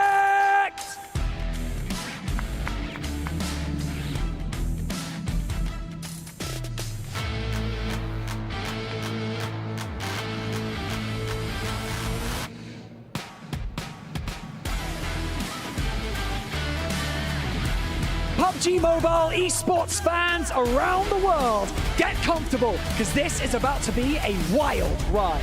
Months of preparation come down to this one final day. Ladies and gentlemen, it is time for the PUBG Mobile World Cup at the Esports World Cup. It is time for Championship Sunday!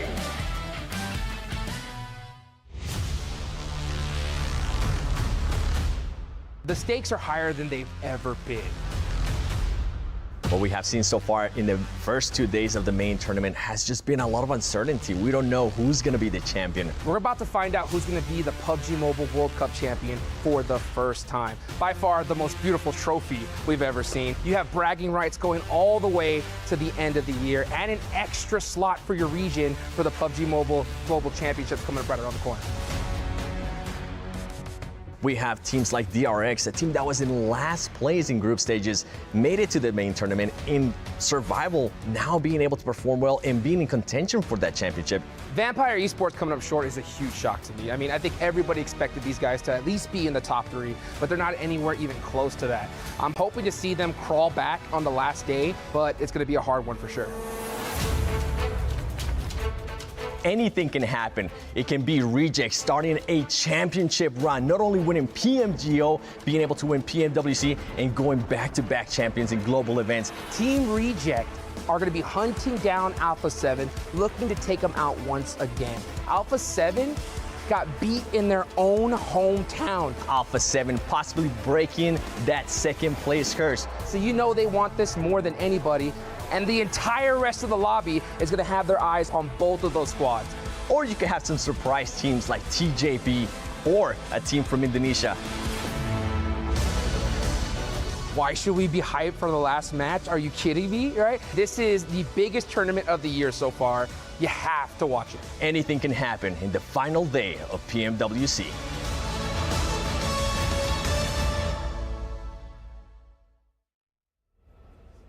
Can happen. And all of these remaining squads are gunning for an opportunity to take the trophy. Alpha 7 and Reject are #1 and #2 squads. It's poetry, the way the PUBG Mobile World Cup has shaped up at this point. The final day, the final 6 games, one of them will leave as champion. PMGO Reject stole the title on home ground versus Alpha 7. Can they redeem themselves at PMWC, break the curse of second place, and take themselves home that trophy? Or will Reject once again go for a grand slam here this year, taking PMGO into PMWC? The biggest surprise I think we've had in quite a long time in PUBG Mobile. Japan takes the world by storm. An opportunity for it to be the year of Japan in PUBG Mobile. The fans at home have been going crazy with the support for Reject. And coming into things today, walking out onto the stage alongside Alpha 7. A really cool moment with the history of PUBG Mobile, how these things are shaping up. It's going to be exciting, it's going to be explosive, you won't want to miss it. We've got a great day ahead of us. So many games to get through. So many fans eagerly looking on to see who is crowned that champion. Waiting now to start these games. Twisted Minds and Reject potentially avoiding each other today, just in terms of how much it affected them yesterday. I think Twisted Minds would like to get some more of that prize pool, move up the ladder. Dropping on a team like Reject is not a good idea. For DRX, came to this tournament looking pretty hot, honestly. See if they can move up themselves, but right now all eyes are on these two teams, on Reject and Alpha 7. And Reject, Jackie, even actually having more elims. Right now, when you look at the total elimination points, they are head and shoulders above the rest. And that's even with Alpha 7 going nuts to end the day yesterday. Racking up huge elimination games, resetting their mental off the back of a bumpy start to the day. They were able to find their form, pick up chicken dinners, pick up eliminations, look like the squad we expect them to be. They're just mirroring each other at the moment. First day, Reject ended their Miramar with a chunky win. Second day, Alpha 7 and their day with a chunky win over on map 6. That momentum certainly did a lot of good coming through for Reject. And on day 3, Reject might be able to take it home, but that momentum means everything to Alpha 7. I think this might be the tournament that breaks Alpha 7 if they get second place again, though. So this is a really big deal for them to be able to pick up the win. Yeah, it's so crazy. The timeline for both outcomes. If both of these teams are able to stay in the positions they're in, tussle it out for that #1 and #2 spot, the story we would have been given would be so incredible to witness. Potential history in the making, no matter what happens. Beneath the trophy, you already see all of the keys that were crushed, the fallen teams that were left along the way. Everyone else that remains with an opportunity to make their mark, leave their legacy, but it is up to you on the server. It's been a long tournament. Teams have had to work their way through. Hit some grueling days, honestly, to get anywhere near some of the success. And I think that, honestly, it is a real testament to the mindset, just the resilience of the players within PUBG Mobile to keep going at this point in time and just not let that stress get to them too much here, Jackie, which is the important thing. You go in today, you wipe the slate clean. You look to just push those points as high as possible. And to be honest with you, with how close things ended yesterday, there are still positions up for grabs.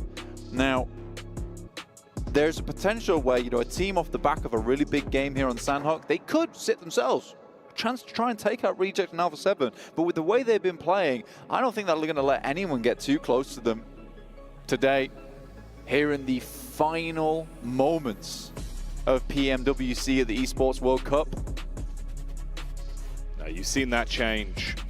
The light bulb that switched on for Alpha 7 and Reject. In the case of Alpha 7, they were taking chicken dinners, leaving nothing up to chance. Resetting their mental. If they had a bad game, it didn't bleed over into the next. They were able to come out swinging again. They knew when they had to fight. They knew when they had to play passive. For Reject, that passive style of play is something of the past. Their splits have been clean. So damn good in the duo firefights. Favoring mini 14s, distance, playing with a unique style that other squads aren't matching. Reject are bringing a different flavor to the game. And now it begins. The last day of the PUBG Mobile World Cup. We're getting into our opening game. Strap in as Legacy is in the making. Join us now as we prepare to crown the champions of PMWC. Our first match of the day here on Sandhawk, playing path over towards that western side, towards docks. And you got Twisted Minds heading out early, Alpha 7.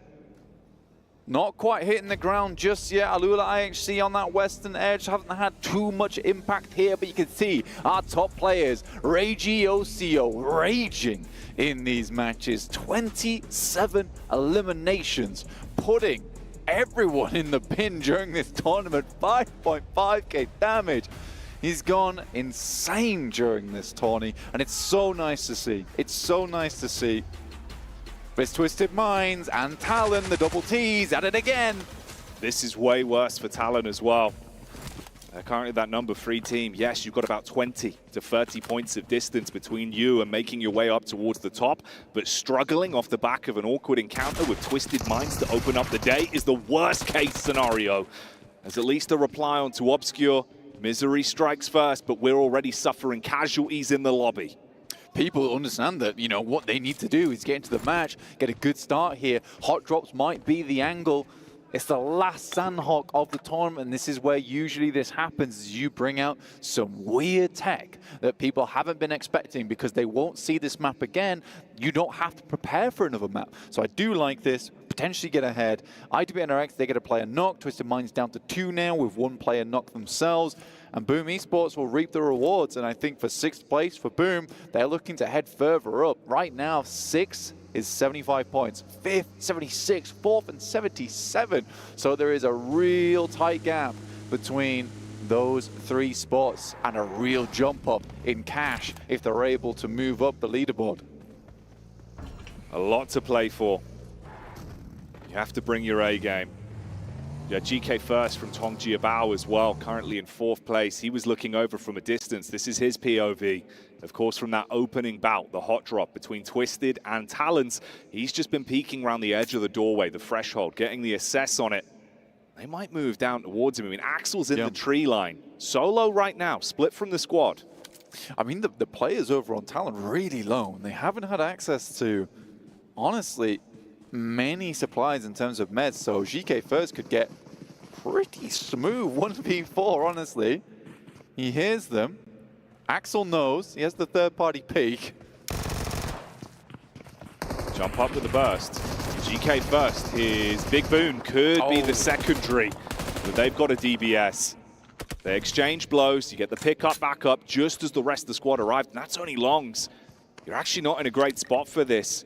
It's unfortunate his position was spotted in his mind, but for Talon, that's a saving grace. I do enjoy the way they just stared him in the eyes. Yeah. As he was looking through the window from the outside of the third-party peak. Only player who has picked up some pretty good moments in the past for Tong Jiabao, currently in 4th place. Looking to remedy this situation, but there are eyes on from the sidelines. That's 4MV. We're currently in 13th place. Right down towards the bottom side. Team that we predicted to be around there as well. We just thought that they might choke in the finals a little bit, which is unfortunate because they are a really good team. They are. We knew they had firepower. I think we said they'd be around 12th towards the end of the tournament, expecting them to struggle here in the playoff portion. And it's felt like that's the way the story has been written. We'll see how they end their day. For now, it was a nice little stab onto Tong Jiabao. You saw that opportunity, you take a few shots, of course, they're already down GK first. They don't want to overcommit and stay in this dangerous territory, knowing you've got eyes on from separate angles and the compound now being firmly controlled by Talon. Hello, though. Boom. They get that opening tag across, but instantly, Tianba, roaming as a pack, they find him. Take one straight away, so boom, suffering down to a trio as well. Yeah, not a good way to start your game. I think Boom actually started off with an elimination from their side, which is not bad, but yeah, losing a player, not great here on Sandhawk, especially on an Eastern shift like this, where you want to be able to hold one of the many compounds that sit in this area as a 4, take those angles, take those sight lines, set yourself up for success towards the end game. But it's Alpha 7, Reject. Once again, let's quickly take stock of where they are. Alpha 7 in Lakawi, over towards the water. And they'll have to be still like a pond here not let the ripples of reject bother them too much. These guys over towards Quarry at the moment, behind Team Liquid. A bit of a queue setting up here. Patience needed. There is no room for mistakes today. That is the biggest part. As much as you have to play aggressive, you have to play with confidence and switch up your play style. Keep teams guessing, potentially bully some squads. If you make the first mistake, it could all come tumbling down. DX Xavier, they swoop in. This was IWNRX that found an opportunity to fight versus Boom, but now they're getting thrust into an up-close engagement. IWNRX replying back. The DBS rip-roaring. Shots from the sideline go in. Sara down and out as Ayala from Team Liquid kicks off that engagement, but Reject are moving up. They smell the damage. They smell the potential for points here up against the fight that's going on in front of them, but IWNRX are already cleaned up. There's blood in the water, and I think for Reject, they can pick up some points here. This is what they've been trying to do most days, is just get as many points on board from these games. Crazy in a dangerous situation. The vehicle's popped, and in comes Team Liquid from behind. Everyone's gunning for points here. A fight's breaking out. Team Liquid third-partying onto what remained of DX Xavier with Paragen falling to the wayside. Nice nades as well. That takes down Boom as Divine's able to get a clean hook across. But you've got to withstand the test that Liquid are bringing towards you. They outnumber them in the battle of attrition. The difference is you're fighting an uphill battle with Reject controlling some cover. Regiocio goes out to pick up some loot here from the death crates, potentially some nades, some more stims, etc. I think he gets a whiff of an idea of where Team Liquid are. Holding behind these rocks, drops a smoke, potentially cross. Regiocio, quick peek out, gets some good damage. This guy has been on fire throughout this tournament. We've been so complimentary of the power that OCO has had from distance in a lot of these fights. Problem is, he might have bitten off more than he can chew here. He's been taking pot shots, but they isolate him, so Reject, that #2 team, down to just a duo. Not too many elims either. Divine has to back off. This was a massive fight that broke out. And we talked about the queue that sat in this situation, and everyone started to bustle and hustle and push in front of one another. It's created this horrid third party, fourth party, fifth party on top of this mountain. Divine has to hit some shots with the DBS, gets the first one, and there needs to be support here as Mythic will finish him off. Duello has a nade. Duello the duelist. Is he handy with his steel on this one? Tries to reposition from the nade. Pot shot round the corner onto Cardozin. Duello, good for the first fight. Some damage done onto him as well. The HP pool for Liquid isn't amazing. They've got to be on target with the utility usage to force Duello back. He goes in for the stim. Meanwhile, across the map, everyone is scrapping. You got damage in the backline off the heel, but not quick enough for the response. Reject go down early in game 1. Team Liquid coming out the gates blazingly fast here. Up to 6 elims despite losing a player, but Alpha 7 still in the game, down towards the southeast. Potential for them to get a big third party off here as Tongji Bao starts to harass over towards 4 Miracle 5s as Doc goes down. This was Tongji Bao that looked like they had a very bumpy course going into game 1 with the opening sequence, but they realized if they want to fight for a placement, they've really got to fight for it. They bring the hurt onto 4 Miracle 5s. Like you said, Alpha 7 at the minute allowed to stay out of trouble. Just assess the lay of the land. Knowing they're ahead in points, they want to take smart battles where they could rack themselves up those elims. For Miracle Vibes don't get that blessing. They get swamped by teams. DRX are now beating onto them. Alpha 7 looking to potentially move their way up the hillside. Out comes Soez, good spray, and 4 Miracle 5s are down again. Removed from the game. Down to 10 teams, mate. We're so early in the game, and everyone's trying to gun for as many points as possible to ladder up, to get further outside into those top rankings, earn some more money on this tournament. No one's pulling any punches during these games. That first game of Championship Sunday was always set in the stars to deliver. And the stars are shining at the minute. Mafioso from a distance, looking out into the rotate from Tianba. This is the replay from IWNRX, that first engagement that kicked off a huge bout between all of our squads, fighting over control of potential elimination points. That's what triggered the move in from Liquid, the shutdown of Reject, and left us to where we are now. Alpha 7 almost loses a player there. I don't know who it was on the team. I believe it was Mafioso, yeah, who took a very heavy beating from up high. And again, it does feel somewhat like Alpha 7 early on the day get a little bit worried about their positioning. They want to play a little bit more passive, which feels very strange considering towards the start of the tournament where they beat out Reject the most was just on those full frontal plays where they ran at them. And now you have a bit of a switch up where it's Alpha 7 playing much more safe and Reject just getting stuck into it. It's almost as if either team has sort of learnt from one another and what each team does best and how they can add that to their own arsenal. But I do think that Alpha 7 just plays better as an aggressive team. Oh yeah. When you see them feeling themselves in these matchups, when they can roam as a wolf pack, everyone is so on point with the gun skill.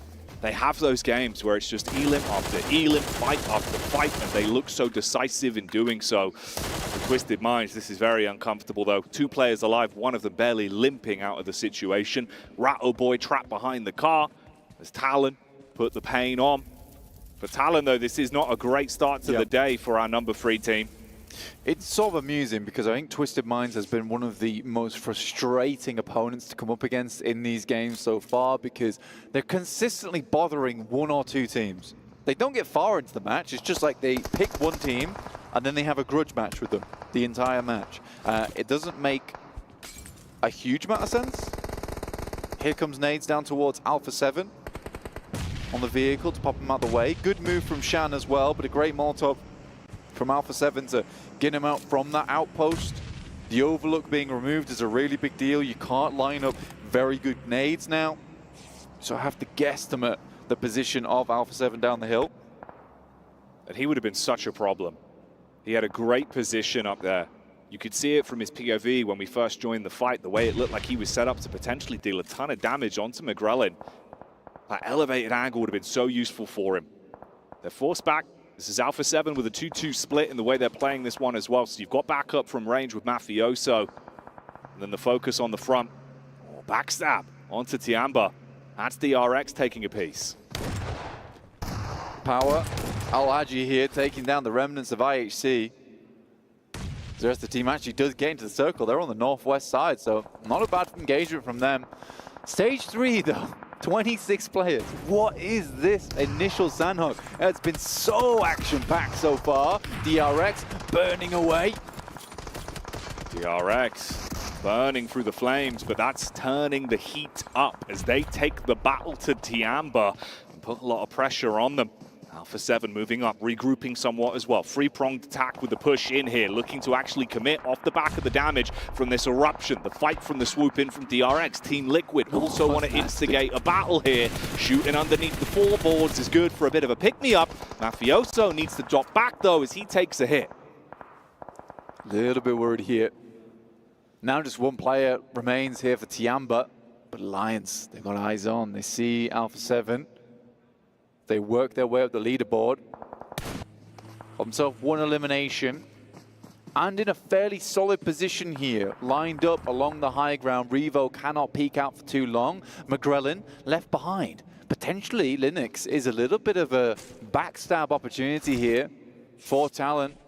On to Alpha 7 as McGrellin does not get back to the team quick enough.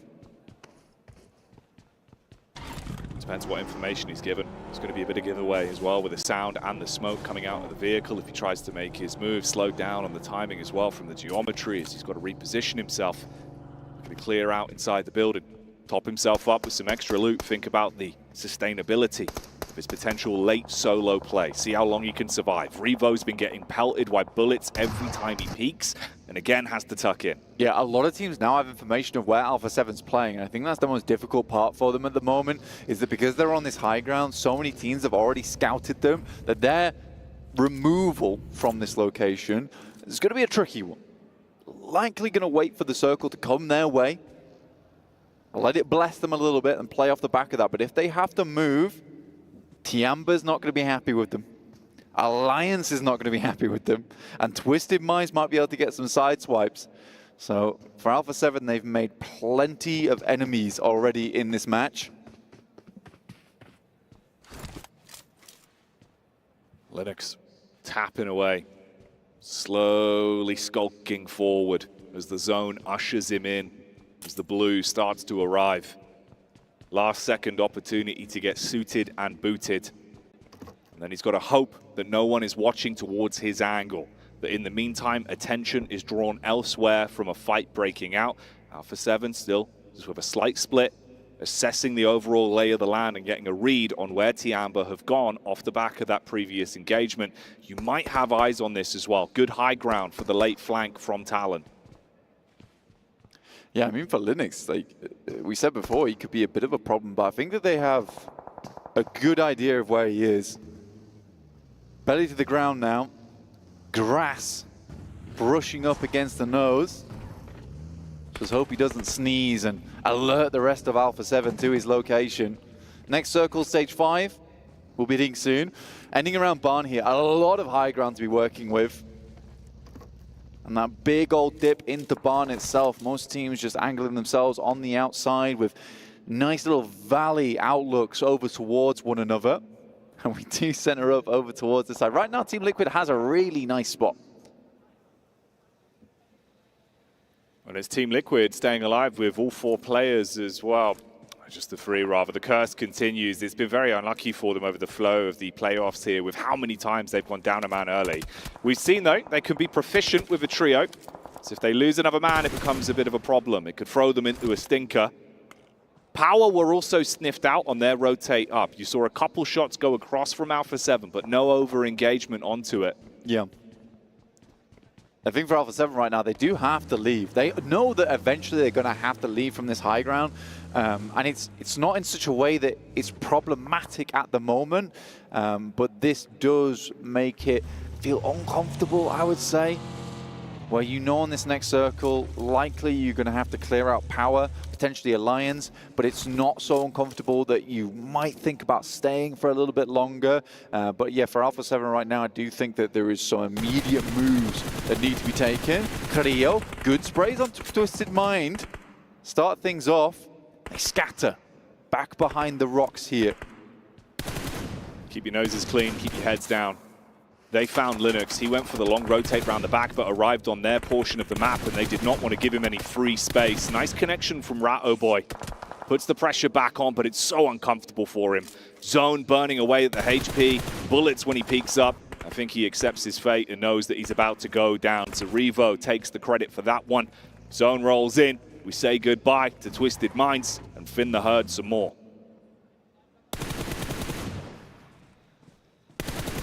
Vampire slowly have worked their way up the tables, I would say, over the last day. Still looking fairly decent. Typical Vampire fashion, though, is that, you know, come alive towards the end, but this tournament, it's not a case where other teams leave the door open. They've closed it and locked it tight. Just 2 teams really battling out towards that top end of the lobby. Mafioso barely can peek out before the bullets whiz past his forehead. This is making it a bit more uncomfortable now for Alpha 7.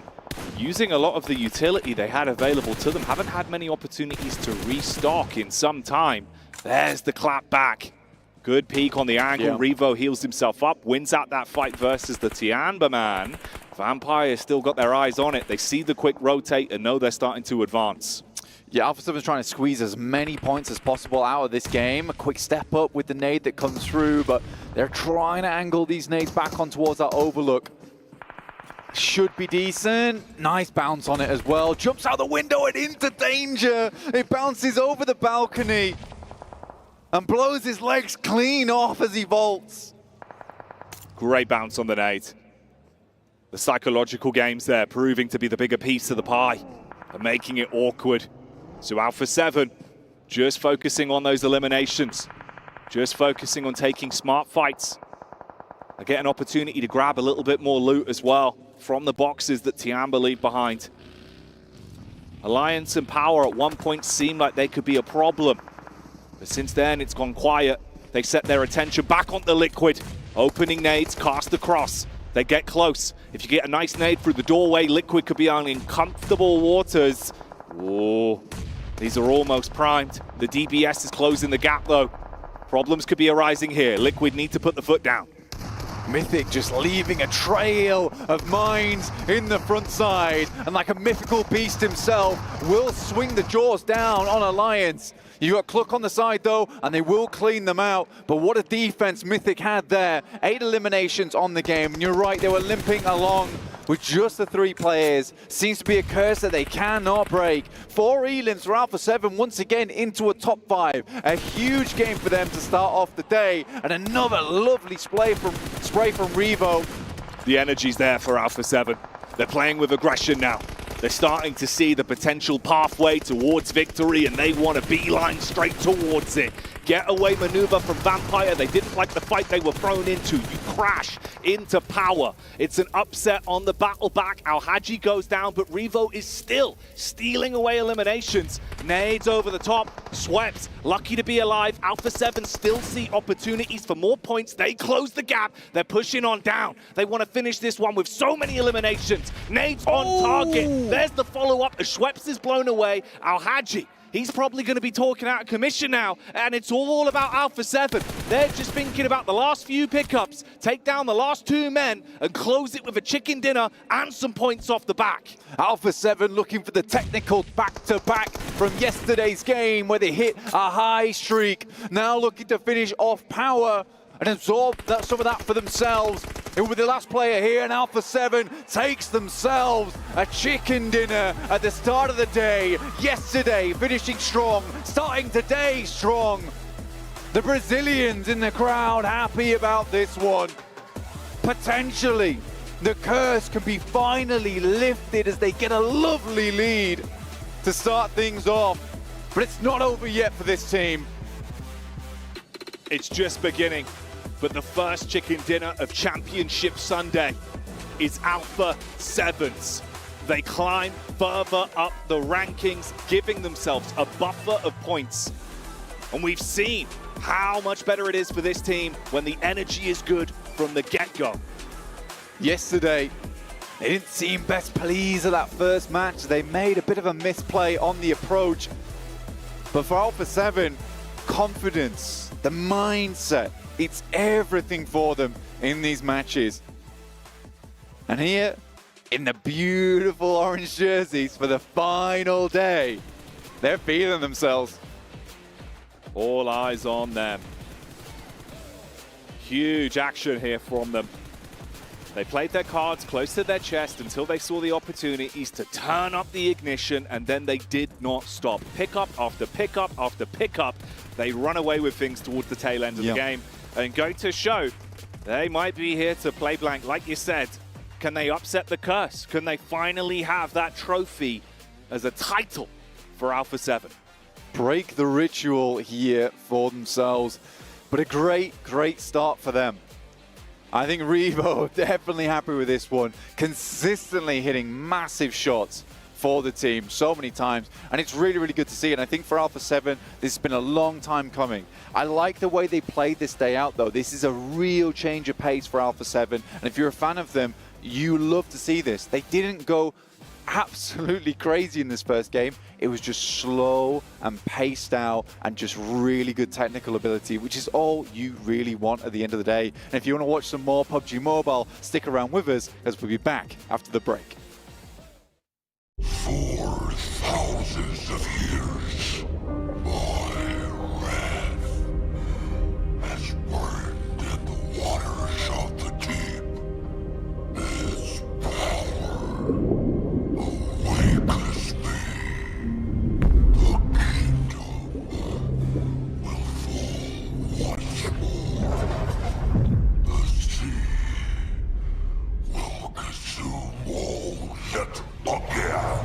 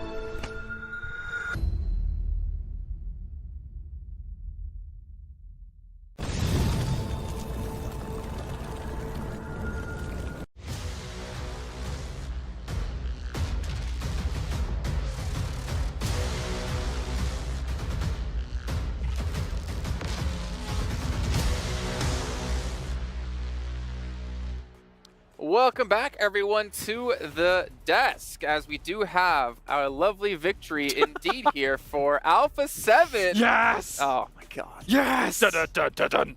What a way to start. This is going to be great because when they still come in second place at the end of the day, I'm going to go back to this moment and rip on you. And That's fine. Clip it. Let me send it enjoy around the world. Well, the thing is, they took advantage of... Oh, by the way, we do have a record breaker. They they broke something already. It hasn't been the second place curse yet. We'll have to wait and see what's going to happen at the end of the day. But being able to break that record in regards to total wins? 5? 25,000? Typically, the host role will sorry. I'm just happy. He was so excited. So excited. Jeez. Yeah, most chicken dinners in the event, now 5, could potentially put the record even higher for next year. Well, if Alpha 7 was smart, they keep it at 5 and they come back and do 6 next year so they can win even more money. But can they potentially break the chicken dinners in a day as well, which is currently at 2? That would be nuts if they got another 2 on the day here. But I mean, they've already had 2 the first day, 2 the second day. If we get another here, as you say, pushing that quite far. But just in general, it felt almost destined that they were going to win this game on Sandhawk, especially towards those last circles, getting that eastern shift. They had the pick of the litter in how they wanted to play out those last remaining circles. If they had to go down towards Barn, I was a bit concerned about how things would actually go, but no, the circle favored them, and it's a brilliant win for a brilliant first place currently. And the problem with that win for other teams out there is there's a lot of teams missing that were in the running, that got eliminated early on. You can see here at Reject, they were 10 points behind Alpha 7 at the start of the day.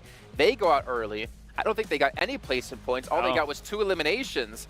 And then that goalpost we talk about moves even further ahead of them with the 19 points Alpha 7 gets. It is, and that was the big surprise. That like as soon as Reject got eliminated, I was like wondering, okay, how is Alpha 7 going to be able to take advantage? Because usually they're not able to take full advantage of it. You were talking about whether they were able to kind of play the south of that circle. I enjoyed the third party that they were able to do on DRX and Tiamba. We had a bit of a stalemate between Alpha 7 and Tiamba. They weren't quite sure. We're wondering, okay, is Alpha 7 maybe going to end up doing a rotation towards the east, a wide rotation towards the east and go towards north? They decided to just stay in their place, and this is what we've been talking about even from yesterday for Alpha 7. They've been doing the right place. They've been working on their timing, and I feel like the timing is what ended up getting them the win this time around. I think they're the only team right now that looks like the complete package to me. Be it, are they in the central position? They can play out of those. Are they able to sweep, even on Sandhawk, which is the hardest sweeping battleground, by the way, and they can do that as well. You can see the elation on their faces. They know this is big. And is it doomsday now for all of these other teams? Every single one of these other teams is going to have to become an Avenger level threat to try and catch up to the position that they found themselves in, Jason. Well, don't forget also for Alpha 7, who have come to choke on the third and final day of events, they kind of get a massive morale boost, as you saw them all elated with that victory, really helping to propel themselves into the next 5 matches. You can see it's almost a 30-point gap between first and second place. Town as well, 21 points behind second place. Like, this is getting really tough for other teams out there, and it's almost hard to ever say now that Alpha 7 is not taking it home. I'm excited, but come on. Let's calm down a little bit. Let's bring it down a notch. I mean, he's scared. Yes, I am. It's about what, 27 points lead that they currently have. It is good for them to start off with the win. They're not. The players are not going to be getting into their head, and that's the usual issue that happens with this team. They make mistakes, they start overthinking stuff, and then everything just goes downhill. Everything crashes. With this, now they're going to have the confidence. Now some of the other teams, I'm hoping that Alpha 7 starts being a little bit more aggressive and makes the other teams think twice about certain situations. Trying to hold them at bay a little bit in some of the moves that they can potentially make. I mean, you even saw it in Alpha 7 management after the game concludes as well. They know how big a deal a start to day number 3 is like that for Alpha 7. It has almost been written in the stars in the past that this team would eventually take a #1 spot. Right now, they're staring down the barrel of this championship. There is a world where some of these teams could catch up, but my, what a start. It's the Neymar buff, man. Oh.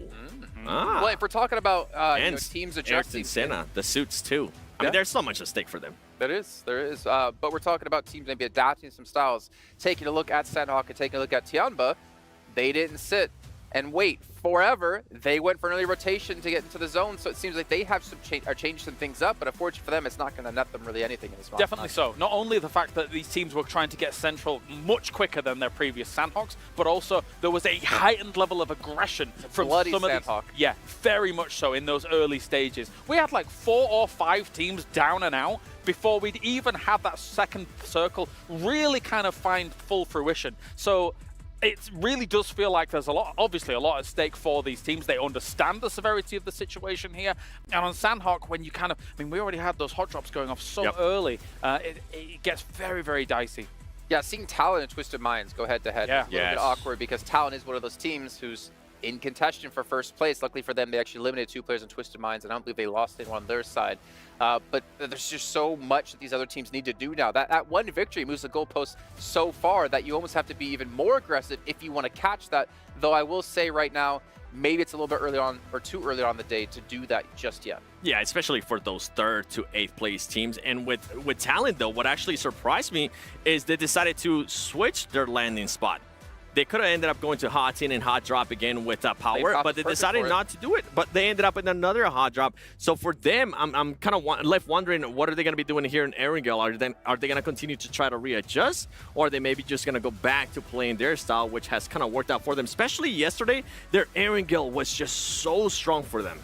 Yeah, I think you kind of hit the nail on the head. They have to go back to what is true, tried and tested for someone like Talon to be able to challenge those top spots, if at all, if it can even occur anyway. I think one thing that really does lend the favor is the fact that Reject just had a disaster of a start for them. And Reject in the past day especially really did feel like they rolled with the punches well. If you start off like this, it takes a little bit longer to really gather that speed.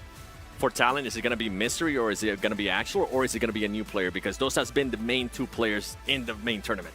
Okay, well, we're going to find out soon, but not before reminding you guys once again about the PMWC Violet Thunderset and S12K, which now thinking about it, maybe they should recolor this to black and orange in the Alpha 7 colors. We'll see, but I know 7 would get that in a heartbeat.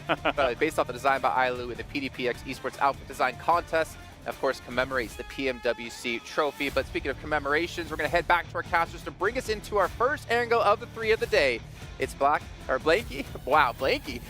Blank and Jackie. It's those guys. It's those guys. Yes! Alpha 7.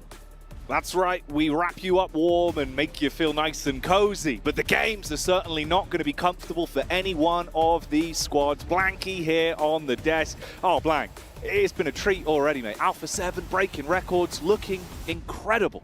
Yeah, I mean, they've been breaking records this entire time, getting so close. In fact, the record that they've probably broken the most is how close can we get to a title without getting it? Yeah. But this time it feels like maybe that's not what they're gunning for. And I think that it does really feel like they've put a lot of work in preparing for this event to make sure they can show us the best performance possible for Alpha 7 to do Brazil proud, considering Team Liquid has done very bad. Man, they're going to have to take it home. There's no safety nets. No, there's no, like, you know, you're not strapped in. You've not got the little carabiner holding you on to some sort of rope that's going to keep you safe. It is just you live and die by the sword. Yeah. And you could see how much it meant to them as well. You've got the support staff, you've got the family, everyone there on looking in the crowd. It must be incredible to see them taking chicken dinners like that, having huge games. The story isn't over for the other squads. There's still room, but that chance gets slimmer. And that's what Alpha 7 are going to want to focus on, right? Their own game. Extending that lead each and every game. Not letting anyone nip at their heels. Well, that has been the difficulty, at least for Reject as well, is the fact that Alpha 7 has been very, very difficult to keep down. Yeah. They have consistently stayed on the trajectory towards that top side, despite Reject constantly outperforming them in eliminations, which is a good thing for Alpha 7, I would say, because Alpha 7, very heavy elim team, used to be the point where they get towards the end of a tournament like this and they would just start sending bullets all around the arena. This time around it feels more methodical, a more mature approach to the game. And I think that is very, very good for them, because we have seen far too many times in the past where they will go out, try and get heavy and higher limb games, but This time they're just putting up points every single time, every single game. And it's getting very difficult now for Reject to keep up with that pace. It's going to have to be incredible game after incredible game for them. And with one match already played out, your opportunities for chicken dinners, your opportunities for eliminations get smaller and smaller. So you can't afford to come in slow. No yawning, Blank. You've got to be switched on. You've got to be in flow state. You've got to jolt up in your seat and be ready for these games. If you're tired, man, don't be. It's time to be awake in this moment. It's time to come out from that slumber because the dream is here. It is now to become the #1, to be the one here at the PMWC at Esports World Cup. As we head into match 2, it is Erangel on our screens.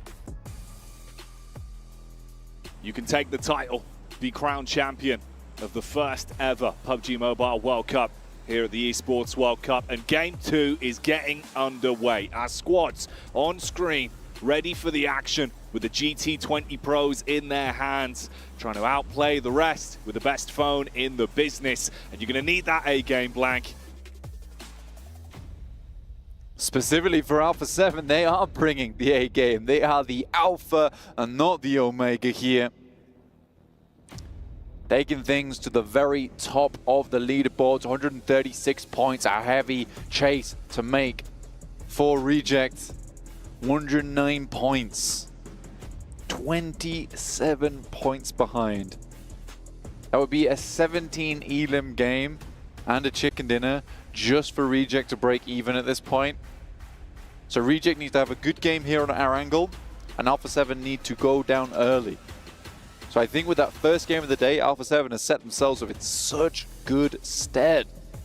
But this is going to be hard to break out from for Reject, and they are almost relying on Alpha 7 making mistakes now. You have to play your best and hope the mistakes are made across Alpha 7. I don't think they're the sort of squad that are going to want to make concessions, though, with how good they've looked coming into today, and especially the triumphant performance they put on to close yesterday's games. Although, we talk about elims being the big piece of the puzzle for Reject, they still currently lead with most eliminations over this portion. They've been looking very mean. If you give them an opportunity to fight, oh, that's not nice. We join the game with Twisted Minds going down one man. It's Ratto Boy on his own. He's been bonneted. Honestly, for Twisted Minds, they just cannot find a home, right? At this point in time. Not at all. You got Reject stuck in towards the mix there as well. With DXavier, Twisted Minds, DRX all surrounding them. Bit of an awkward location to be in with a southeast circle here. Leaning over towards Sosnovka. Alpha 7 has a long trip ahead of them. But in a sense, have a safer trip if they head over towards Severny, past Yaz, potentially take the Eastern Bridge. For Reject, this is actually a bit more of a tough game in the sense that there's quite a few teams around them that might gatekeep them as they head into the circle. Looks like they are sending further up towards Rozhok.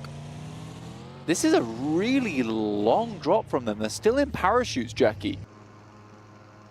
Yeah, they're still soaring through the skies. I think they saw what was going down beneath them and how close the density was of the other squads that dropped around, and have changed pace on where they wanted to go. Coasting, using that power of the wind all the way up towards Rozhok to reposition themselves and think about getting looted a little bit later into this one. That's a really, really long drop from them. Amusing to see. Ow. The ankle buster, we call that one. Yeah, never nice. Never nice. IDBNRX, you know, they've come out and they've performed pretty well. And I think that if you looked at the leaderboards right now, we talk a lot about Alpha 7 and Reject because really they are the only two teams going to task one another towards the top side of the lobby. There's still a huge amount of movement underneath there, right? Third place at present is 88 points. That drops to 79 in fourth. If we go down to, let's say, 11th place and 12th, 61 points to 79, 12 to 4th place. That's a game. That's just a pretty standard game. So there's a lot that can still change up to 4th place right now, which would be a huge jump in prize pool. So although a lot of eyes are on Alpha 7 and Reject, because for both teams, there has been a Shakespeare story written out for us right now with PMGO and Alpha 7 not being able to secure that 1st place for so very long. There is also a huge amount of movement that can still happen. We were saying that over the course of the event, really. It's looked so competitive amongst these teams. And there is a lot of room. The difference in prize money, the difference in bragging rights. It's enormous. Oh yeah, man. You really do want to give it your absolute all. Put the blood, sweat and tears into the final day here. Championship Sunday, Blank. You got to give it everything you've got. Ride by the seat of your pants, basically. Do whatever works. Do whatever you can to make it. Oh, okay. It's the Peloton. It's the BMX Bandits. It is the BMX Bandits. Dude, what a play that was. You know, they all rocked up. They all put the mountain bikes in the backpack. They got on the boat. It's like, you can't take a car with you, but you can take the bikes. Smart moves from Alliance, and they get themselves over towards Nova Rep Neuer. Solid position. Not seen that before. That's one of my favorite moments from the tournament. Yeah, that was actually kind of cool. Good catch from the replay team there on the observing squad. Yeah, big thumbs up. That one. That was nice. Alpha 7 do actually instead just opt to go for a southern rotate because things really opened up around Gatka and they just flew right in. There is Vampire, Power and DRX, though I believe Alpha 7's feeling fairly confident coming into this game. They spot Newsy off in the distance. He's located. Information's passed back as they head towards the showrooms. Grelin got eyes on to Newsy, but the rest of the squad was a bit further back, and with the geometry there, they were tucked in a little bit behind the hillside. Mafioso moves up with Revo in the passenger seat, and they're going to look for the info, see if they can get the wide berth round on the edge of things. I like this. Assess where they are. Yeah, they spot them now. Good distraction from the 2 players in behind, and now there. And a daisy chaining to one another. Tony K, though, spots. Actually has some good shots on, but very, very good spray control there from McGrellin to sit him back down again. That could have been very dangerous if it wasn't for the on-target spray there from McGrellin. And that was their big gambit as well. Tony K on the late peak up with the rest of them moving out. You know, that's your reliance on him doing something pretty unthinkable with a weapon. And would there be anyone else better for it? Like, Tony K's actually proven he's damn good with the gun skill. That's uncomfortable. He heals himself back up. Fair play to McGrellin on target, even factoring in the momentum as he's driving by. Yeah. IWNRX on screen here. Tong Jiabao, a bit slower from what we saw yesterday. They had some highlight moments. Got to say to them, you know, the nades that we were seeing, the way Flower was pulling out some big plays. It felt like it was all coming together yesterday, Blank. Yeah, Flower has been pollinating the entirety of the lobby at the moment. I like that one. Well done. And honestly, he's done very well with it. And I think that he has had a big step up during this tournament, and Tong Jibao has looked very, very strong. They weren't able to kind of carry across some of that strength from day 1 into day 2 and 3. Stagnated a little bit, I would say, but I think for a 5th place at the moment with the opportunity to potentially drop up into a 3rd, I still think that's a really big result for Tong Jiabao at the end of this one for China, when there just really wasn't a massive amount of stock placed in either of these teams of Tiamba and Tong Jiabao coming before into this event. And right now the 2 Chinese teams, like brothers in arms, are sat very close to one another in the leaderboards. It's nice. It is really nice. Second circle will shift on down, and it's an awkward one. Splits between both the mainland and the island itself down towards that south side. That's an interesting one to play. Alpha 7 now in a situation where this rotate they're going for down towards the south side no longer feels as impactful. An awful lot of water fragmenting both the playable spaces. Hang on though, Boomer out to play. They swoop in onto Liquid and look to bring the hurt straight towards them. There's a bit of a reply, and it's uncomfortable in the jump out from the vehicle as well for Boom. So problems arising. Oh, Cardozin taking shots back onto the fragmented players. Trying to get the line up onto the man in the vehicle as well for Boom. They thought they might have had the edge on this one. Now it's panic stations. It's all about can I get the boys back up and actually withstand the might of Liquid that still have a split with Chief and Cardozin alive and kicking. He's closing the distance with the DPS. He's good for that cleanup. Where's Chief? Where is he? He's in the back line. Taking so long to make his way over. You imagine some information's been passed through, but shots from Linux might just end the story here for Team Liquid. After a really valiant haul versus Boom, but they explode into nothingness during this match. As Talon might be the one to pick up the eliminations off the back of this one, currently sat in 3rd place. They go charging in, looking to decimate what remains of the Boom squad down to 2. Quick peek, assess the overall move up. See if they can hold back Talon. Boom got nades to bring to the table. Linux might take that one on the chin. Nice tag there, you open it up. Fragmenting a lot of these potential peaks as well, but Boom struggling with one man down. Yummy also now gone. And Talon not doing it as cleanly as they would have liked to actually give themselves those elims and a fair firefight towards the end. The Indonesian rivalry comes to a head here during this fight, and I mean, that's what makes it difficult. You play very similarly, Jackie, over in your respective PMSLs. So in a fight like that, it does get sloppy, it does get messy, because the reads into either team are kind of what they would expect in an international tournament like this. 2 players, Razy, left alive here for Boom as Talon just backs off. One of their players fully knocked and bleeding. A lot of distance between them as well. So no potential. He's going to go down. So Boom with 2.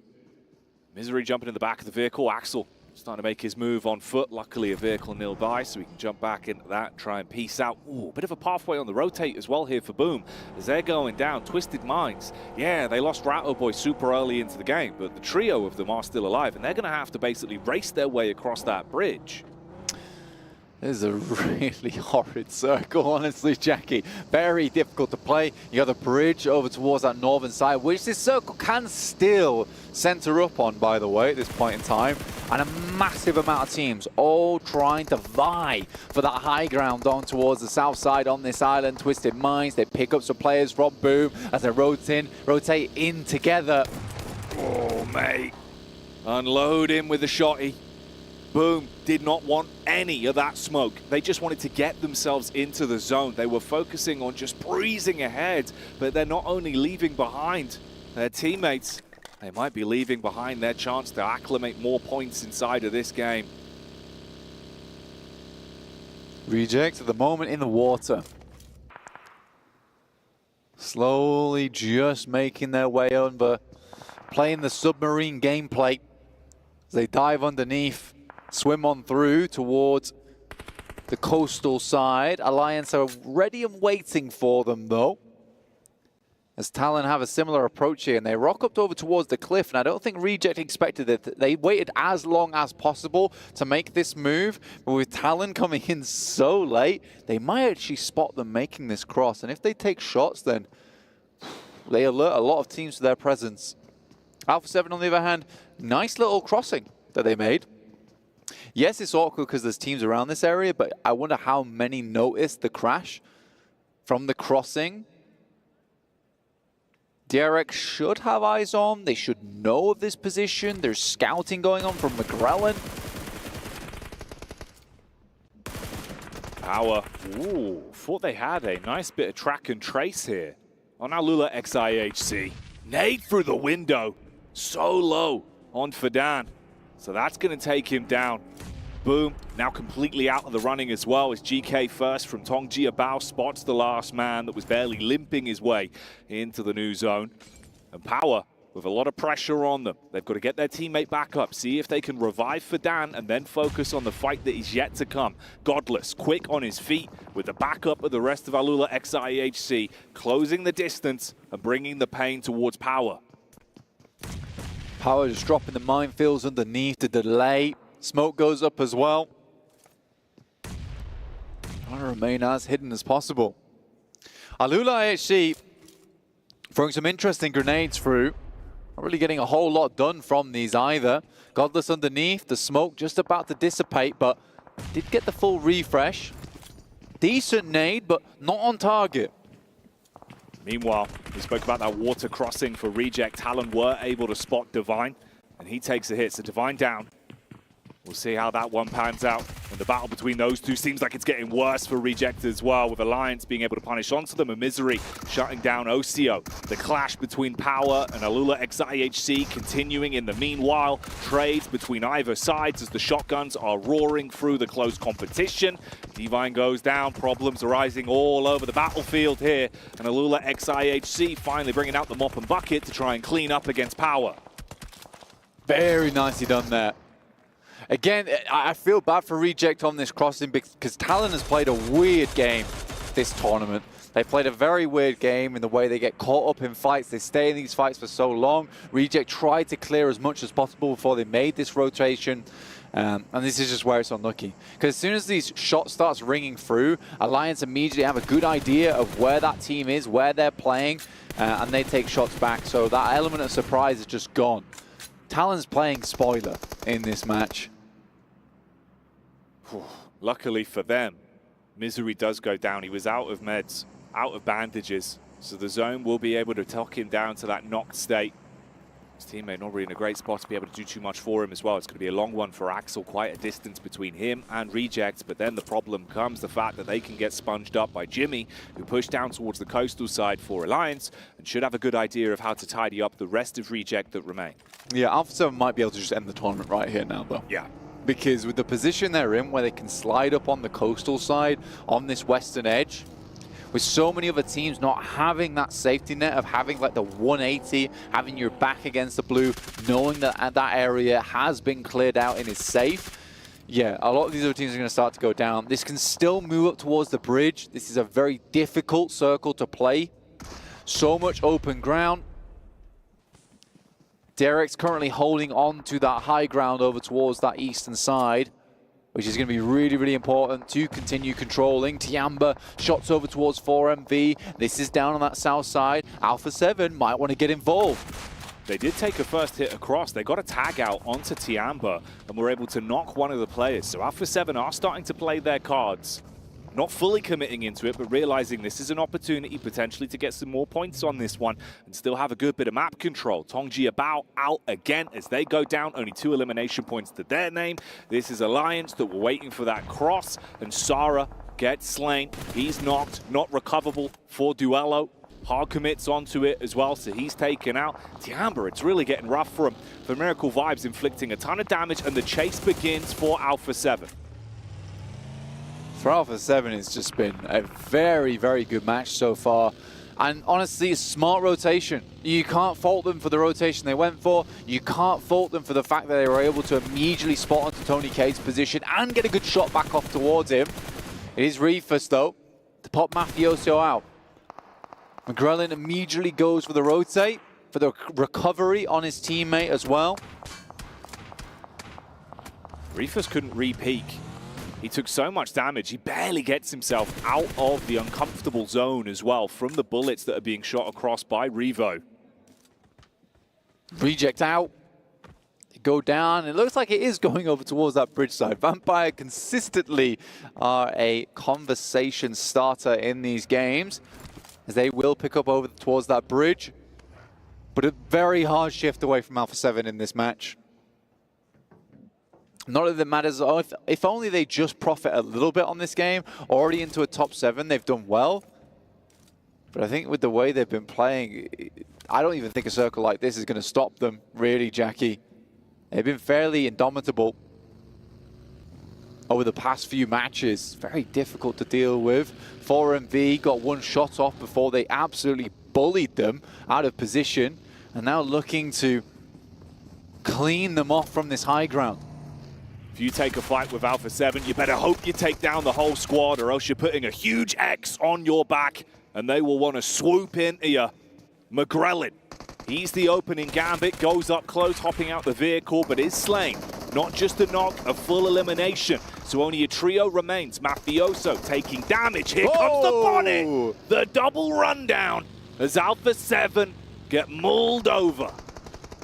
Alpha 7 caught up in the wheels and caught up in their own confidence as perhaps they pushed into 4MV a little bit too lackadaisical there. A bit unfortunate. However, no real bad moments for either team there. I think for Alpha 7, Reject, they're in the exact same position they started off this game on. And Alpha 7's not unhappy with that. It's still a very difficult task for Reject to catch them up. Vampire, though, looking to climb the rankings even further. Good center position so far. Decent cover as well from the water side, where Alula x IHC are slowly coming from, taking the odd pot shot here and there, but it's incredibly uncomfortable for them. You've got Alliance that have been down on the coast for so long. And for Miracle Vibes, have they got some newfound energy? As DRX might want to test how handy they are with their steel. There's 7 limbs right now for 4MV. Very nicely done. This was this crazy buggy rundown. If you didn't go down to the shots going through from the gun, it would have gone down to the wheels either way. So a good performance there from 4MV. Who need a miracle, honestly, at this point. Yeah, they do. Potentially 4 of them to get them back into the game. 12th place currently. Looking to climb up a little bit, secure some more prize money. Gets a bit awkward in the engagement versus DRX. Fragmented with Baron trapped in the gulch towards the middle. QZZ battling bullets back as well. Fires off those warning shots. Alula x IHC. Got Zol. I love the way Rogue and Zol's playing just over on this tiny little barren rock, which is actually giving them a position to take shots from, and they're doing work with it, actually. It's so funny. But sometimes you gotta take what you're given in these matches, and this is not a bad spot, honestly, all things considered. We finally move away from the water. Vampire have a very strong position to play around with, but DX Xavier can still take up that ridge, that high ground that 4MV and DRX are currently battling over. And it wasn't looking great for quite some time here for Miracle Vibes. They were constantly getting knocked, getting each other back up, trying to top their HP pools up. But they do get a clean connection across now onto Hyunbin, and he's not recoverable, but it's a denied elimination point that will be snatched away by Alula x IHC. DX Xavier with a nade, casting him across. Looking to find where exactly everyone from Miracle Vibes is and see if they can pounce on them. DRX move back down to give themselves a little bit of cover to play with, realizing their backs were so exposed to the water side where Alula x IHC were playing from. They're going to have to move eventually, though. Can't stay on that island anymore. Not available. And I think that they'd managed to do quite a bit. To be honest with you, the time they spent there, Demo's in a really nasty little position.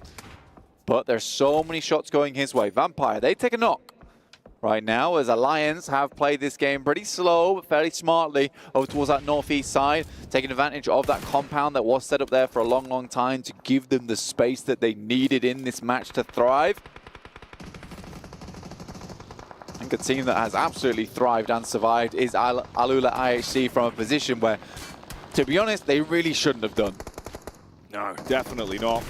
Risky maneuvers as desperate times call for desperate measures for Demo. He jumps in the vehicle with a buggy, puts the pedal down, tries to close the gap, give himself some cover, but exposed to so many angles, they eventually get the knock onto him. The rest of his teammates barely trying to complete their pathway, that long swim to the island itself so they can fight and get involved here. Whilst Alliance, they're revving the engines, putting more pressure onto Vampire. Alliance, this is an unfortunate way this tournament's panned out, from 1st to 16th place in the group stage to the finals. Sometimes the pressure does get to you, as Apex feels all too well as DX Xavier looks to crest this ridge side. Lamborghini Shots down onto Baron. Doesn't need to see him. He'll just take the vehicle out to blow him away. And for Miracle, Vibes might have caused issues over the course of this one. So they won't have much more room now. Down with 8 eliminations as their total tally there. Trying to peel ahead towards the lower echelons of the overall standings. And this is so awkward for Alula XIHC. You're in a really horrible spot. Just Zol basically in the water waiting for nades. Still, 5th place is not bad, and there's the nade that came through. He was waiting for it. The delivery's right on time from Vampire, who stake their claim over towards the northern edge of the map around this bridge. Alliance, though, have done a great job to stop them from taking too much advantage of that positioning. MG9 here for Shadows. To potentially take some shots through. Cluck on the low ground, supporting the rest of his teammates. Xavier, though, with this side swipe, Jackie. And for how many fights we've seen DRX thrown into, it's crazy they haven't even been able to secure themselves one elimination from other teams like Xavier, like Alula XIHC, stealing those away at every opportunity. And that duo, yeah, they're really feeling the damage right now. Alliance lose one man. He's brought down to his knees. Ooh, hello. That's quite a nice little angle. Trying to see if he could get a clean shot across. Not going to work too well, but DRX do take pot shots from the other side as they're forced to peek into one of these two. Just blasting the bullets out, as is Schweppes, who is very low on the ammo count now. Good explosion from Soaz. We'll finish off Newsy. Tony K playing alongside with Schweppes now. Final 2 players from Vampires as Xavier set themselves up to finish out this game strong here, Jackie. Currently in 8th place, 72 points. Could hit up towards a 4th place here. They could climb up. Finding good Elim points as well.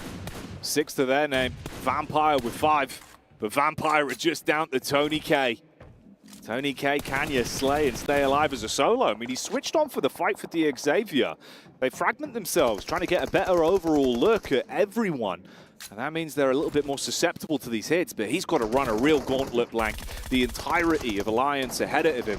And they've got nades as well. Molotov's going to go in, should be on target. That's a lot of time, and you're burning. Yeah. Down and out. Goodbye, Vampire.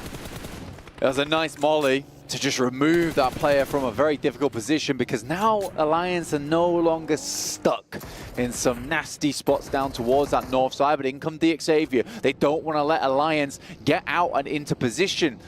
With the boys from Vampires looking over towards their spots for a long, long time, Xavier send in, cause a little bit of commotion, but immediately double back here, Jackie, towards that high ground, allowing Alliance a little bit more time to regroup, refigure out what they want to do with this spot.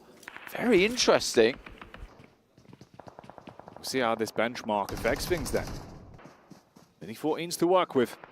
Grabbing themselves the last few dribs of utility as well, slowly ushered forward. That's the spot onto the remaining man for DRX as well. Lamborghini would take that one in his stride. If he can get the full knock across, that's an extra point, and you've still got this elevated angle. Honestly, I think that was the opportunity there for Xavier. As soon as Alliance finishes with that fight, they're all on the low ground. They're not in the greatest of spots. This next circle comes through, forces Xavier off the high ground. But I think if they were a little bit more confident, potentially they could take that fight with Alliance. And now they're sending in down the hill. They realize that there's a little ridge there that they'd have loved to have had earlier. But Alliance have been prepared for them. Curious ending here now for Xavier. I mean, the timing on it was a bit of a blessing. The only issue could be that solo dolo, the last man from DRX, because he's throwing nades towards Lamborghini's position. So even though he got the timing to get down there, you feel uncomfortable from the back line. He's just spamming bullets across. Alliance, meanwhile, taking the odd peek here or there. It's baiting out a lot of these shots from the players that are still up on high that are going to have to move eventually. You're fragmenting your front line, making it easier for Alliance to take individual 1v1s, 2v1s. Yes, the knock back onto DRX. Yeah. But can you take the big piece of the picture, which is actually guaranteeing yourself this game? Shadows out now. I don't know, man. It just feels weird. Wow, he's alive. Paragin lives that one. Shrapnel sticking out from his side, but continues to limp forward. Xavier, by backing off, might have just lost themselves the game here rather than taking the initiative in that moment. Great nade from Paragin, though. He survived. So much damage from the nade that landed on top of him. And his nades are really worth their weight in gold, but they're going for the pick-me-up on Leon's. They sprint over. That one pretty damn close to Paragin. Follow-ups coming in. They're able to save the life of Leon's and then reinstigate the firefight, dealing with DXavier pretty cleanly now. Alliance want to shut this one down. They think mistakes were made for DXavier, but on the peak up, Lamborghini tries to clutch it. Not gonna happen. Chicken dinner goes the way of Alliance. Alliance just played that game very, very well. And I think that even just from the start of that game, as soon as they hear Talon taking shots over towards Reject, they instantly turn, they clear out that side of the map. They play a slow game down towards the bridge, but DXavier not forcing the issue after they just finished their fight with Vampire felt a bit strange to me. We saw them try to get set up in that position, but by the time they were starting to come off from that high ground, it was already way, way too late, because they all had eyes on. They had 4 separate angles to peek up onto them. Shadows goes down immediately. You lose your big gun in the MG9, and yeah, life gets tough from that moment onwards. And that's a game that was important for them as well. You know, they were doing pretty good on the old elimination points. So if you got the extra 10 from taking the chicken dinner, then yeah, prize money becomes a real big topic of conversation for them. They would have been able to leapfrog their way up a bit. Yeah. Instead, it's the Lions that were all the way down in 16th place, taking that chicken dinner and hoovering up the points. Because they had the idea of it as well early on when we saw them start to just fly down, and then I think there must have been a call back from the team where they just told them to regroup, and whoever thought they were being the DX savior on the team to try and get this game back under control ends up dooming them in the process.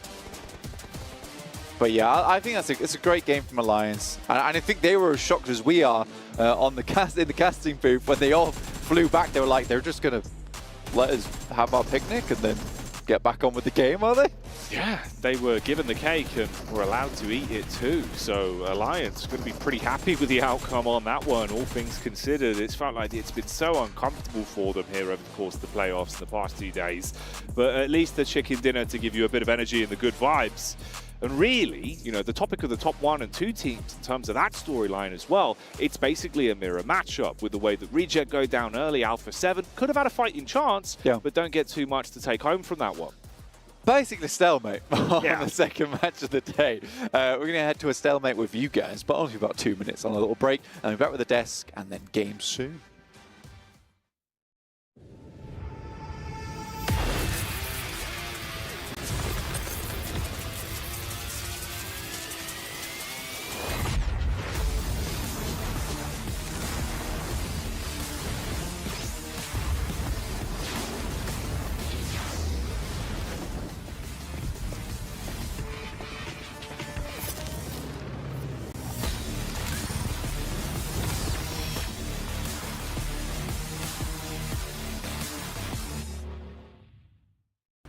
لحظات البداية عاشت معنا. كنا نحسبها وقت للتسلية بس. نحسبها بس ذكريات. عبود أعطي أختك اليد يا ولد. ابتكرنا فيها ابتكارات، وإذا بغينا قلبناها خرافات. كنا نحسبها بس لمة وصحبة وسهرات. انتبه نوب ترى نوب. لكن كنا نشوف عالم ما حد يشوفه. ليت يشغل وقته بشيء يفيده. الله عليك على اليد سود. عالم كبر وعاش فينا. عالم الحماس فيه يوصلك كل مرة لحلم أصعب، بس ما يصعب عليك. بارد معك وين ما تروح.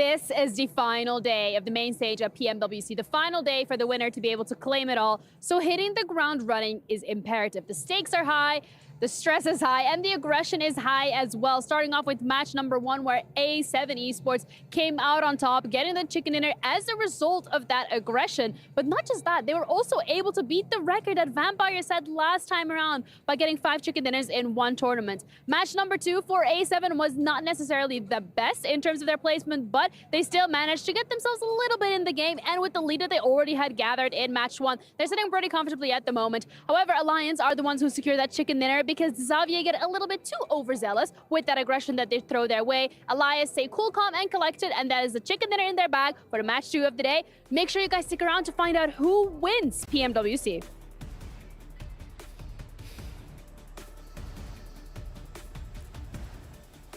Sometimes you just need to respect the AKM. Jimmy! Oh, man. We're going to bring this one down. Alliance. A very good win out of them. A win that they probably shouldn't have had unless Jimmy was able to pull off shots like that. I'm going to you, Claris, because you were talking heavily about this. Xavier played that perfectly, but Jimmy just had the AKM in pocket. Technically, yes. If you stay up on that high ground as Xavier, there's really not much cover for you to go to if Alliance wants to assert some dominance and go into the middle of that circle. So what do? They beat them to the punch. They go to their ridgeline and say, hey, we're coming to you. We feel like we probably have more utility than you, so we can probably win that out if it does come to it. But Jimmy's off angle. That's the one thing Xavier was not paying attention to, and it was pivotal. If Jimmy doesn't have this off angle 7, they don't win this game. Oh, 100% with you. I mean, the way DX, you were talking there about Jimmy, let me talk a little bit more about DX, because that whole gameplay out of them, the splits that we saw earlier in the match too, there in that South Military Island, it was impressive, man. The way they were able to take care of 4MB as well. They decided to regroup from that 2-2 split. They took care of 4MB, and then they went back to that split that they had. So impressive stuff out of them. Vampire Esports too, we saw them being able to get some points. This is a team that's currently trying to climb up on the rankings. I don't think they're going to be able to challenge where they're currently at. I don't think they'll be challenging them for that first place because of Alpha 7 and how big of a lead they currently have. Yeah. But the important thing is you are not seeing Alpha 7 here on this front page. Alpha 7 was the only team in top 5 alive, but they got eliminated early enough on that they only got themselves the 2 points. So if Alpha 7 just somehow stayed alive, got into the late game, maybe pick up some eliminations, that goalpost would have moved to almost 40 points in their advantage. So really big for teams trying to chase that one down. Maybe a little bit too difficult for some of the teams like you mentioned before, 7, but nonetheless, it is very possible for teams to catch up. But let's maybe talk about this game a little bit, because we've had a very far military zone relatively early on, and we saw so many teams immediately send it to that South Island. We saw Alpha 7 do the boat-tate in, and it was very difficult for some teams to make their way through because of how many teams already crossed that bridge. And for Alpha 7, they were almost about to get into a fight with Vampire Esports too. Towards the north of Primorge. It's good to see them being able to boat-tate. Before, the previous Alpha 7 would try to just go and fight them. They would have waited there. They were like, okay, you know what? We're not going to prioritize the circle. We're going to take on this fight. But I'm glad to see a little bit of a change for them. It didn't end up working out. I think at one point I heard you, James, say that you would have liked Alpha 7 to take the compound where DX was. I feel like that would have been the winning gameplay for Alpha 7. Yeah, I'm in two minds about it, right? Because as much as it probably would have been a bit of an easier approach to the circles. One thing with having to do a botation is that you don't have vehicles. So you're having to make that crash on foot. We're expecting many smokes to come out to try and block the lines of sights of DRX whilst you make that push. But I still do think maybe it would have been a better style. I understand what Alpha 7 was doing. If they win the fights on the south side, they take control of what that high ground would have been that Xavier was obviously playing from towards the late game. So I get it, but there was just too many teams up there. Too many teams. It's good to see them rotate early, though. That's the difference that I wanted to see out of yesterday. Whenever a circle didn't favor them, it's good to see them being able to do that rotate. Like you mentioned, though, it didn't end up working out for them. Well, I mean, 4MV taking out the most overrated team as well of Alpha 7. We saw right at him over. Here's a quick comparison of Alliance on their best day in the group stage, considering their performance yesterday.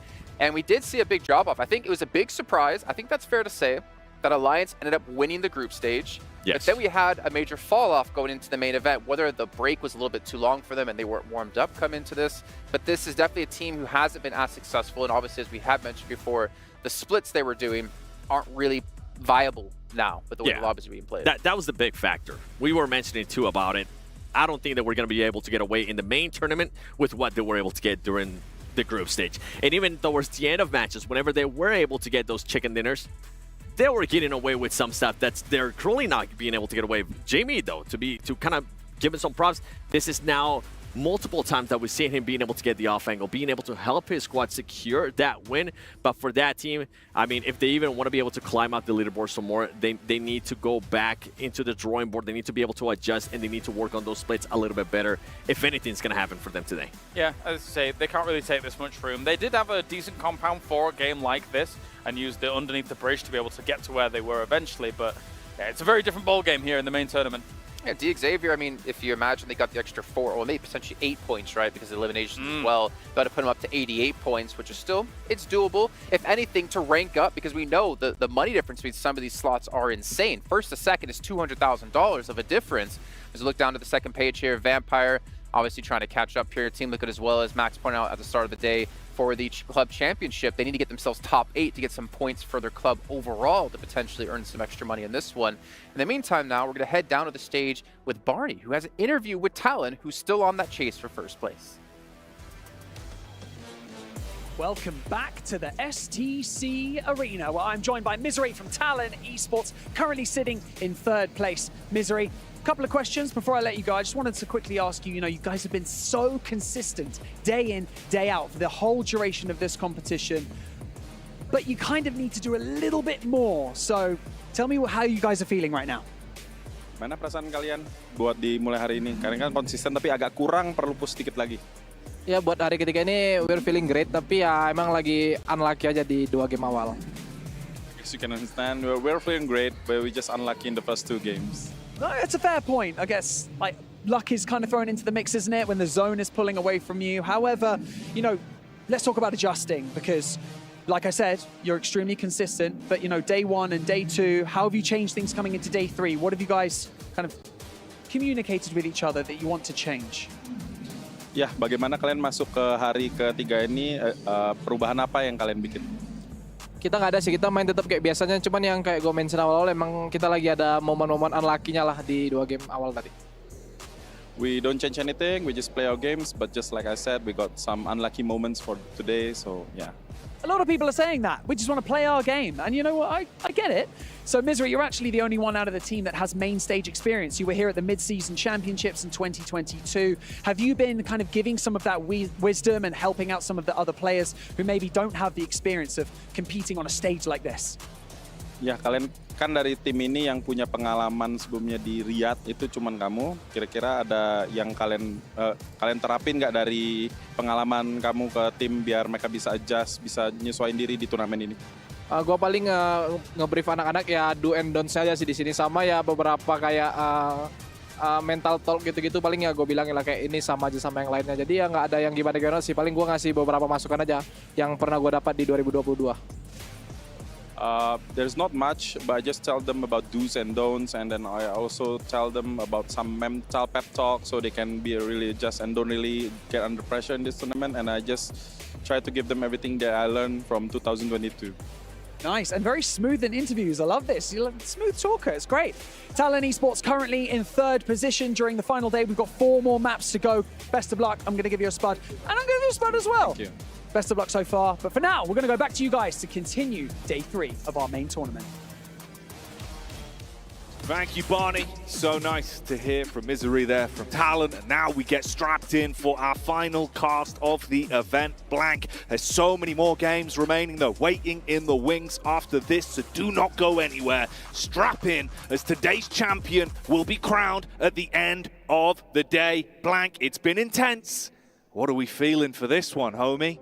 I don't know, bro. I just hope that Reject and Alpha 7 just don't go down in first for the next 4 games. Yeah, it would be a shame, wouldn't it? It would also be funny if Alpha 7 just wins by just doing nothing for the rest of the tournament, which would be great. However, it would be even better to see them just take their destiny in their own hands and grab that first place spot. Right now, they are far ahead. It is going to be hard for any team underneath them, including Talon, to catch up at this point in time. They have so many more points than a lot of the squads here.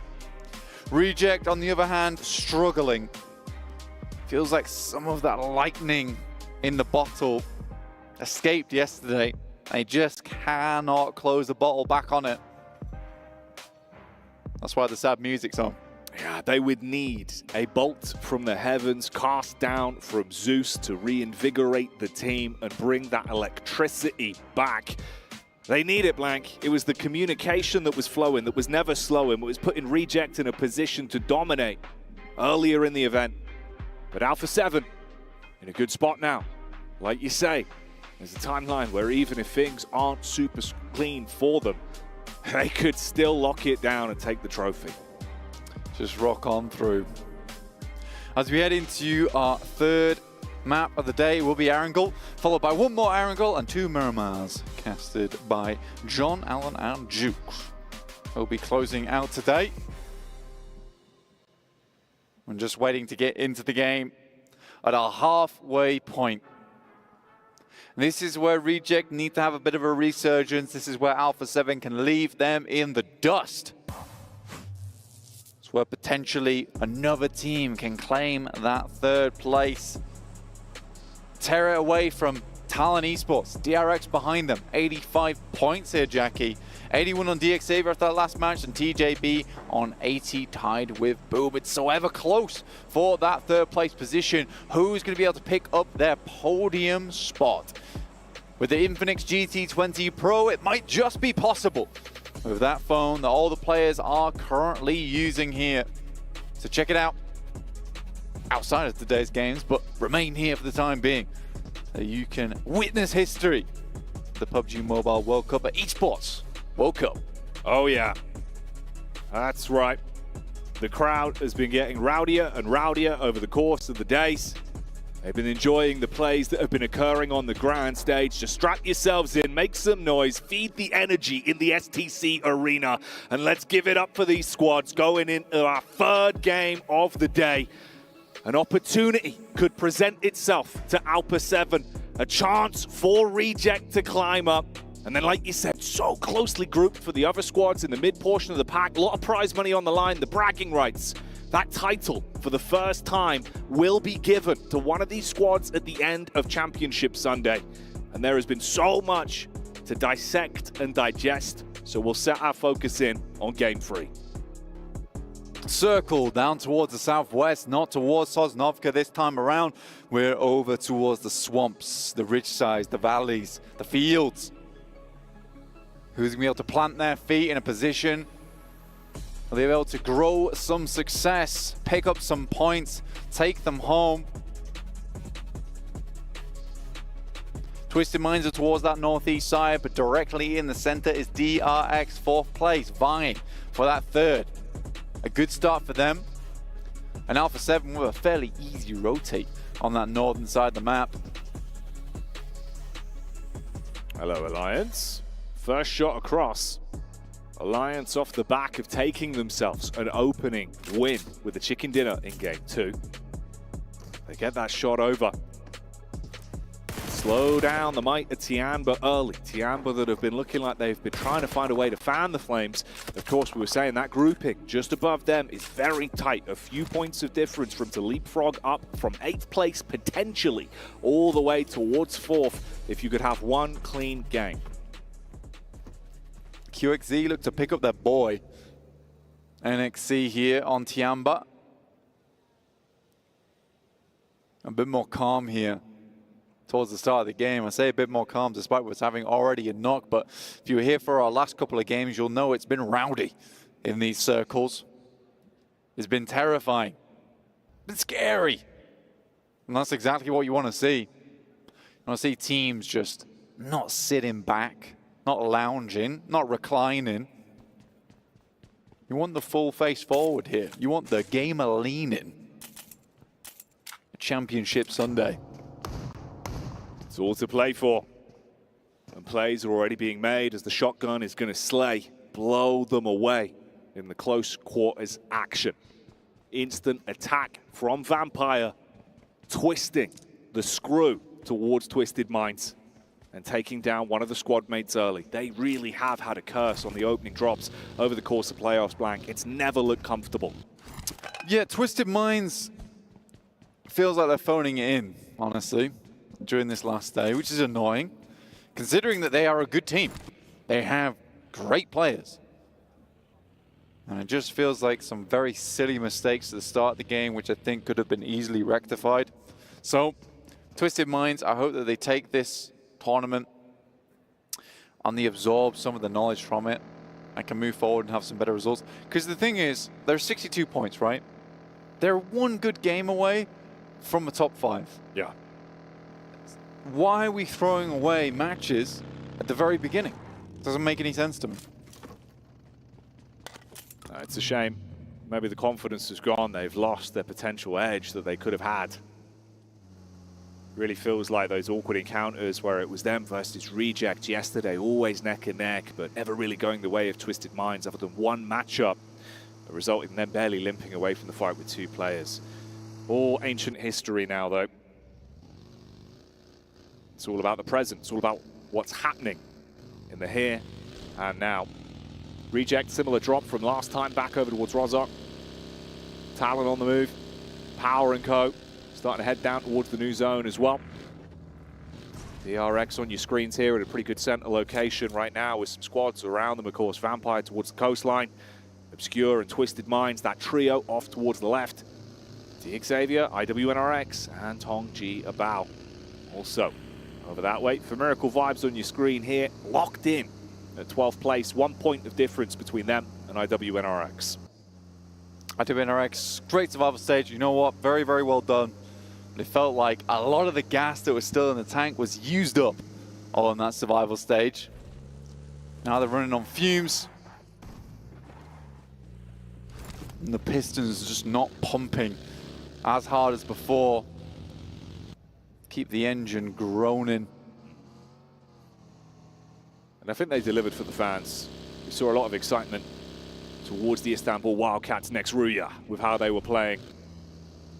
But those Wildcats, they've lost that ability to pounce, to lay low and strike like an animal in beast mode. But you talk about the beasts on the server, Alpha 7, they are synonymous with that word. They have been so absurd with how they've played.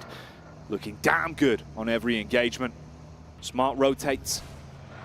And at this point, with the stalemate between them and Reject over the course of today, outside of their opening chicken dinner, they haven't needed to give it that much extra gas. Yeah. Maybe they're just saving it up, Blank. They want their big finish.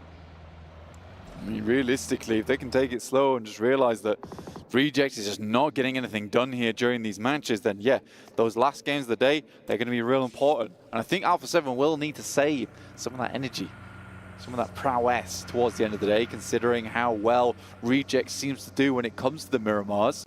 Some of their splits are fantastical. DRX suffering at the hands of TJB. They slide on up towards that high ground. They'll take a stand here. DRX looks like they're going to be going down to just the 1 player, so after a fairly decent try-in, getting towards the podium, immediately knocked back down a peg. Feels like the story of Sisyphus for DRX today. They roll that boulder all the way towards the top of the hill, but it always comes crushing back down. Tong Ji Abao with those 2 elimination points. If you could keep on building from it, you could lap them, especially with only being 1 man remaining for DRX. They're out of the runnings to climb themselves too many points. Hang on. They might actually find him as well, just up in the building on the top floor. Does have a nade? Yeah, they're clearing right now. QXZ might be able to get a nade down the stairs, but the way they're pushing, I think they'll be more than likely up there. Should have heard the pin. The trade should come through. Should be very easy. Yeah. And that will be DRX out. And Tong Ji Abao, direct competitors at the moment. 5th place to that 4th. 80 points now with 3 points accrued. Very nicely done. Gets even better for them, really, then.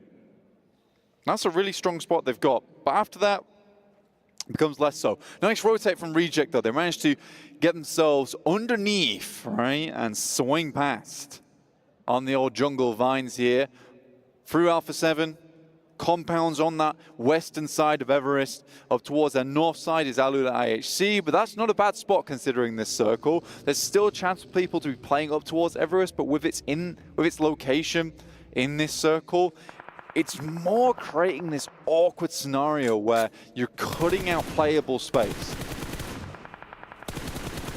We'll hone back in on that as the story develops, but as the saying goes, Team Liquid are down to a trio. It was the chief for the team, taking bullets from the back line. As for Miracle Vibes, found an opportunity to swipe onto them. They could take them down here. You've definitely got the edge. Ayala, oh, lays down, but gets hit by the bonnet. Run on over. Team Liquid really having a brutal day. Yeah, it's been tough. I think they came out swinging on that Sandhawk, and then it's really not looked the same since then. Reject currently have a scout out in Duello. They're in the middle of the field, up towards that northern side. Alpha 7 seeing a little bit safer over towards Gatka. Again, feels like the safe route has been taken by Alpha 7 a lot today, reserving some of that aggression, some of that power towards the end of the games where they can just unleash it all at once with like a Alpha 7 beam, to be honest with you. That's the one fight you don't want to be thrown into for Reject here. Your direct competitors. The team that you're hoping makes mistakes, that goes down early, gives you a pathway where if you have a glorious game, you could still climb and rise to the occasion to clash against them for the #1 spot. Focusing their attention instead on Tong Jiabao. Duello was the scout. Might be the linchpin for it, finding cheeky off-angle peaks to send out some shots across. Yeah, this is actually a really strong spot. It's a spot that really shines if the circle comes up towards that northwest side. And again, it's very similar towards that Miramar that we saw from day 1, I believe it was, the last match of the day, purely because this is a spot that can give you a huge amount of eliminations if the circle comes over to you. And I like this from Reject because they do keep gambling on these spots. If the circle comes to them, then they just thrive in that moment. And I think they realize that they are far enough behind now where they need to start gambling for these big moment games. It's a good thing that Reject goes for time and time again, though they need their frontman Reiji to stop going down early. He has been really the guy that's been leading a lot of the charges for Reject. Put perfectly into place here by the graphic that's on your screen. Look at the highest damage that he's been dealing. Ocio can be an absolute monster. Zone starting to move in as well. New circle to play with Reject still in a good position. Of course, Alpha 7, the team that's up on top. We hone back in on their POV. And it's McGrellin warring up against Talon. They crash into the compound. Nade's going across. That one could be a bit of a problem, actually. That's on target towards McGrellin. Look at the move through the back. The DBS coming in to try and hit you with a little bit of a sneaky play. Alpha 7 going down early. Clean-up crew required, but it's not going to be there. Uh-oh. The Talons have snuck their way in and snatch the lives of Alpha 7. They go out early. An opportunity is presented to Reject. 1v3 basically from Yoru in that situation. This lad just used to be on a community team with Yummy. And now here he is on Talon, battling versus the best in the biz right now. Kind of unreal, to be honest with you. But nice to see. But you're right. Circle moves in towards that location we were highlighting before, Jackie. High ground galore. Here's that replay. They just had nothing to do versus him. Saw the next coming through, and it's quick succession. And potentially, that succession is opened up now for Reject to take the #1 spot in the lobby, or at least get close to it. They're still 31 points behind. But this is the type of circle that potentially opens up the floodgates. That's also a game where Alpha 7's gone down early. Is that going to break the mental? Is that work that they've been doing behind the scenes, making sure they can keep on the straight and narrow during these matches, no matter what happens, no matter how bad things get? And it's a crazy sequence. I mean, Alpha 7 take those 3 elimination points. It's better than it could have been with an early exit on this game. you still have those to add to your tally. For Reject, you've got to have a big elimination game and be gunning for the chicken dinner to be able to contend against them. Talon, meanwhile, 4 eliminations is great. You're getting close towards breaking into that 100 mark barrier. But as we saw, as heroic as the 1v4 was, it does mean there is only one man left. So the chance of him getting anything off of placement really comes down to being able to keep his nose clean and think about longevity more than anything. But yeah, potential storylines building on this one. This could be a great halfway point for the day. Next circle, dropping soon. Reject, praying just for a friendly circle here. One that goes dead center. And as we go further into the game, there it is. Man, it feels like here at EWC, they want Reject to win. Reject are certainly going to want to. You're given an opportunity after some bumpy games. Game 1 and Game 2 were not kind to them whatsoever. But here's Game 3, the start of something new. A chapter where they can build back in and prove how much fighting power Japan has here at the PUBG Mobile World Cup live from the Esports World Cup. Still room for the other teams beneath them, though, to duke it out amongst each other and lap one another. Yeah. We've been highlighting how close that is, man. This is still difficult because this is one of the hardest spots to defend, but one of the best spots in this circle. And the reason it's so difficult to defend, as we nice little nade there coming through from IWNRX, is the fact that there are so many third parties and people realize how strong this position is. So as soon as teams get close to you and you let them get close to you, another team's going to swoop in afterwards because everyone wants that spot. So you need to be so resilient to hold on to this one. This is going to be a mega test for Reject. It really will be. TJB, on the other hand, 5th place. Feels like they've been stuck here for a while. There is a chance for them. Like you said, Talon down to 1 player.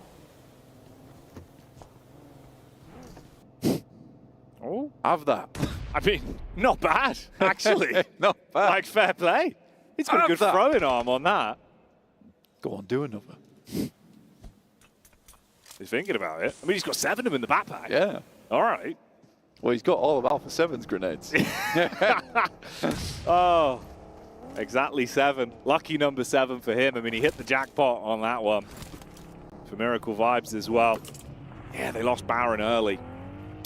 They can clean up at least versus the fragmented the Xavier as they'll find Shadow. Shots over on towards Paragon as well. A few bullets sent his way.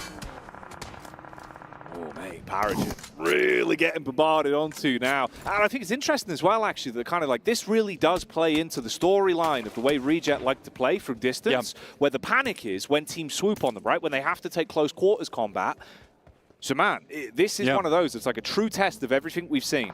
Not only that, but Reject tends to like to be playing out in the open. They don't like compounded gameplay a lot. No. They like these open spaces, and it's something that Reject does really well, is just playing in positions that require you to have great communication. And I think that's something that Reject absolutely has. You can see it just in the body language on the stage. They're all great friends. They've all played together with one another on separate teams all over the place before they came together and created this super team in Japan. So yeah, that synergy is there. Alliance pick themselves up and knock over towards Al-Haji. This is on the south side. Next circle, heading into stage 5. This is the dangerous one. This is the midpoint of the game. A team start to get crunched out. There's no longer any places to be playing in. You're being moved forward. If you don't want to, it doesn't matter. The zone will not argue. It will only usher you in, potentially moving you towards Reject's crosshairs. A tag down onto Alliance.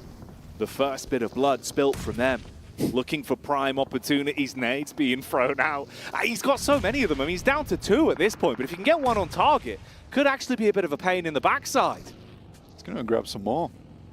He's got the refills, I'm sure of it. Thing is, Power's scared about pushing a single dude.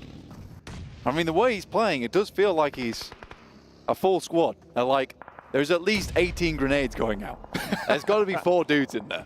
Luckily, a little cheeky spray from Frozen through the smoke will blow away Talon. A remove there clawed grip on this game for TJB to potentially chase here just a little bit. Reject reposition slightly because they need those elims. Right now they haven't picked up too many of them, but teams will be crunched in soon. When teams are on the move, distracted by potential fights, that's when Reject are going to want to strike.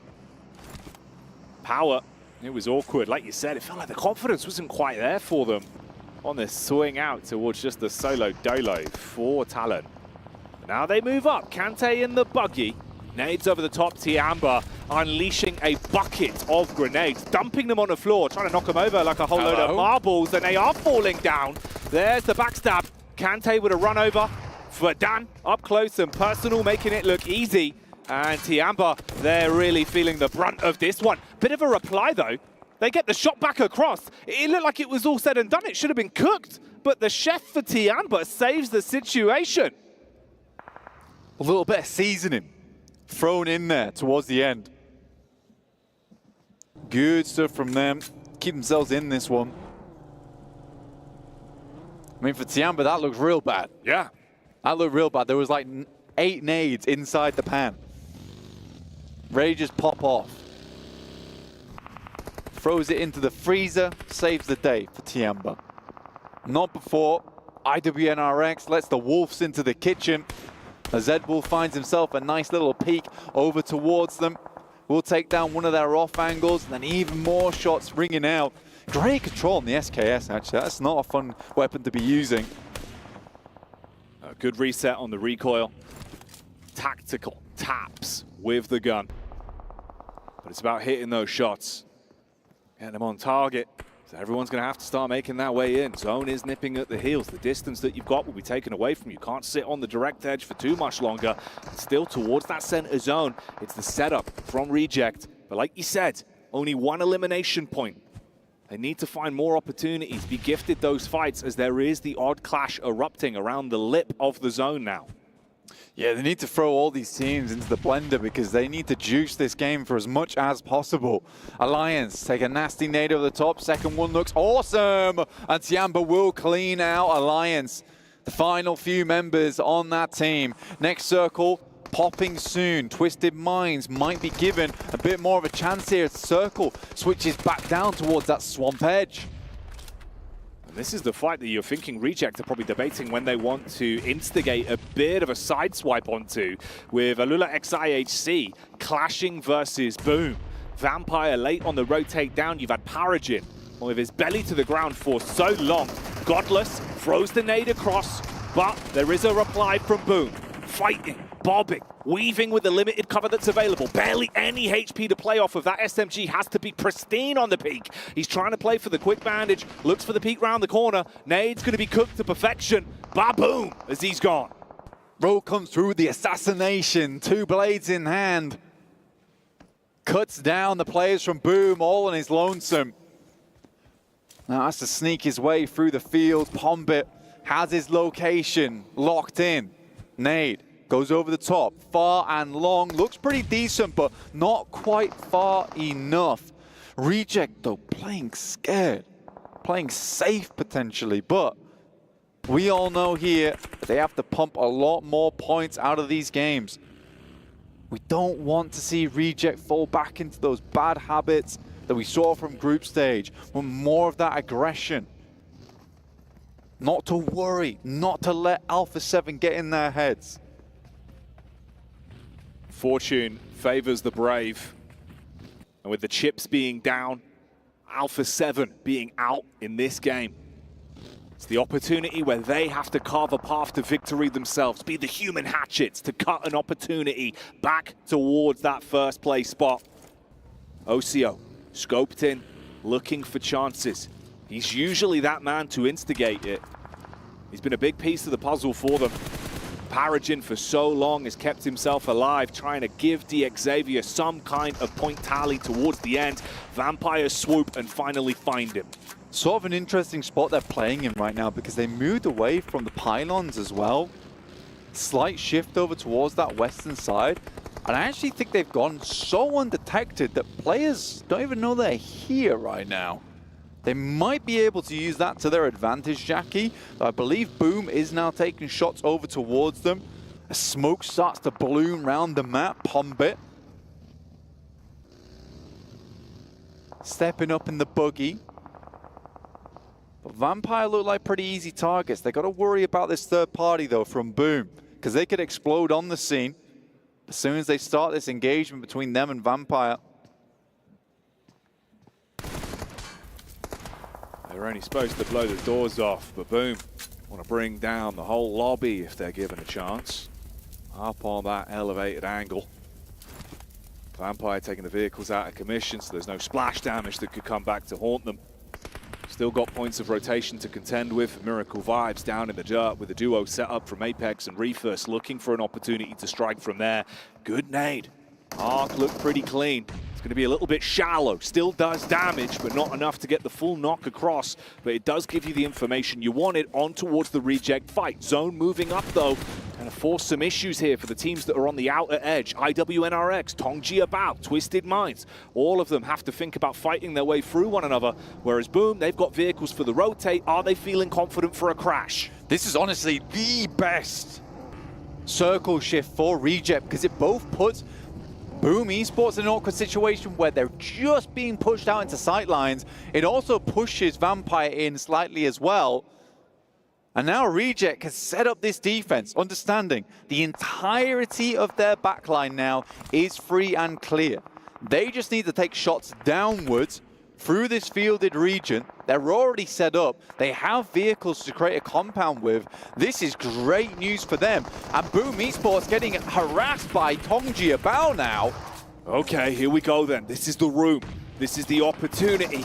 How did they contend with the fights? You get the peek up from the back line. Reject looking to try and scrap. GK first, taking hits from all over the shot. Boom, take damage on a few players, so they back off the pace. You get an attack from the side from Tiamba that will get one shot off. Good nade play from Reject as well, blowing away the hopes and dreams of Tongji About. As those are on target, they're starting to finally find room to get elims in the game. Shan last left alive here for Tiamba. Shortly will fall down, but a good game from them. 8 eliminations. Not bad at all. Boom. They lost one player in the process. Reject now up to 3 eliminations. They start to pump that damage in, Jackie. We saw them take a heavy hit there from Boom. No one knock went through just yet. Twisted Minds keeping IWNRX at bay. The Wildcats zipping through the trees. Fast on their feet, but caught out of position as the shots are going to land. The claws need to come out for the Istanbul Wildcats, but it's the jump up from Obscure that hits that one on the fadeaway. The nade at least knocking him down and slowing down a rotate from Twisted Minds with a zone closing in on them. Reject, 1-for-1 trade. Ocio on the nade back. Nice. It's Boom. There's the follow-up as well, as Reject are beginning to feast into this game. For Miracle Vibes are removed from the equation. We're whittling down our remaining squads and throwing us into the final fight. Vampire in the meantime slowly moving their way up. Tony K can smell the damage being done. And there's the first nade from him over towards Duello.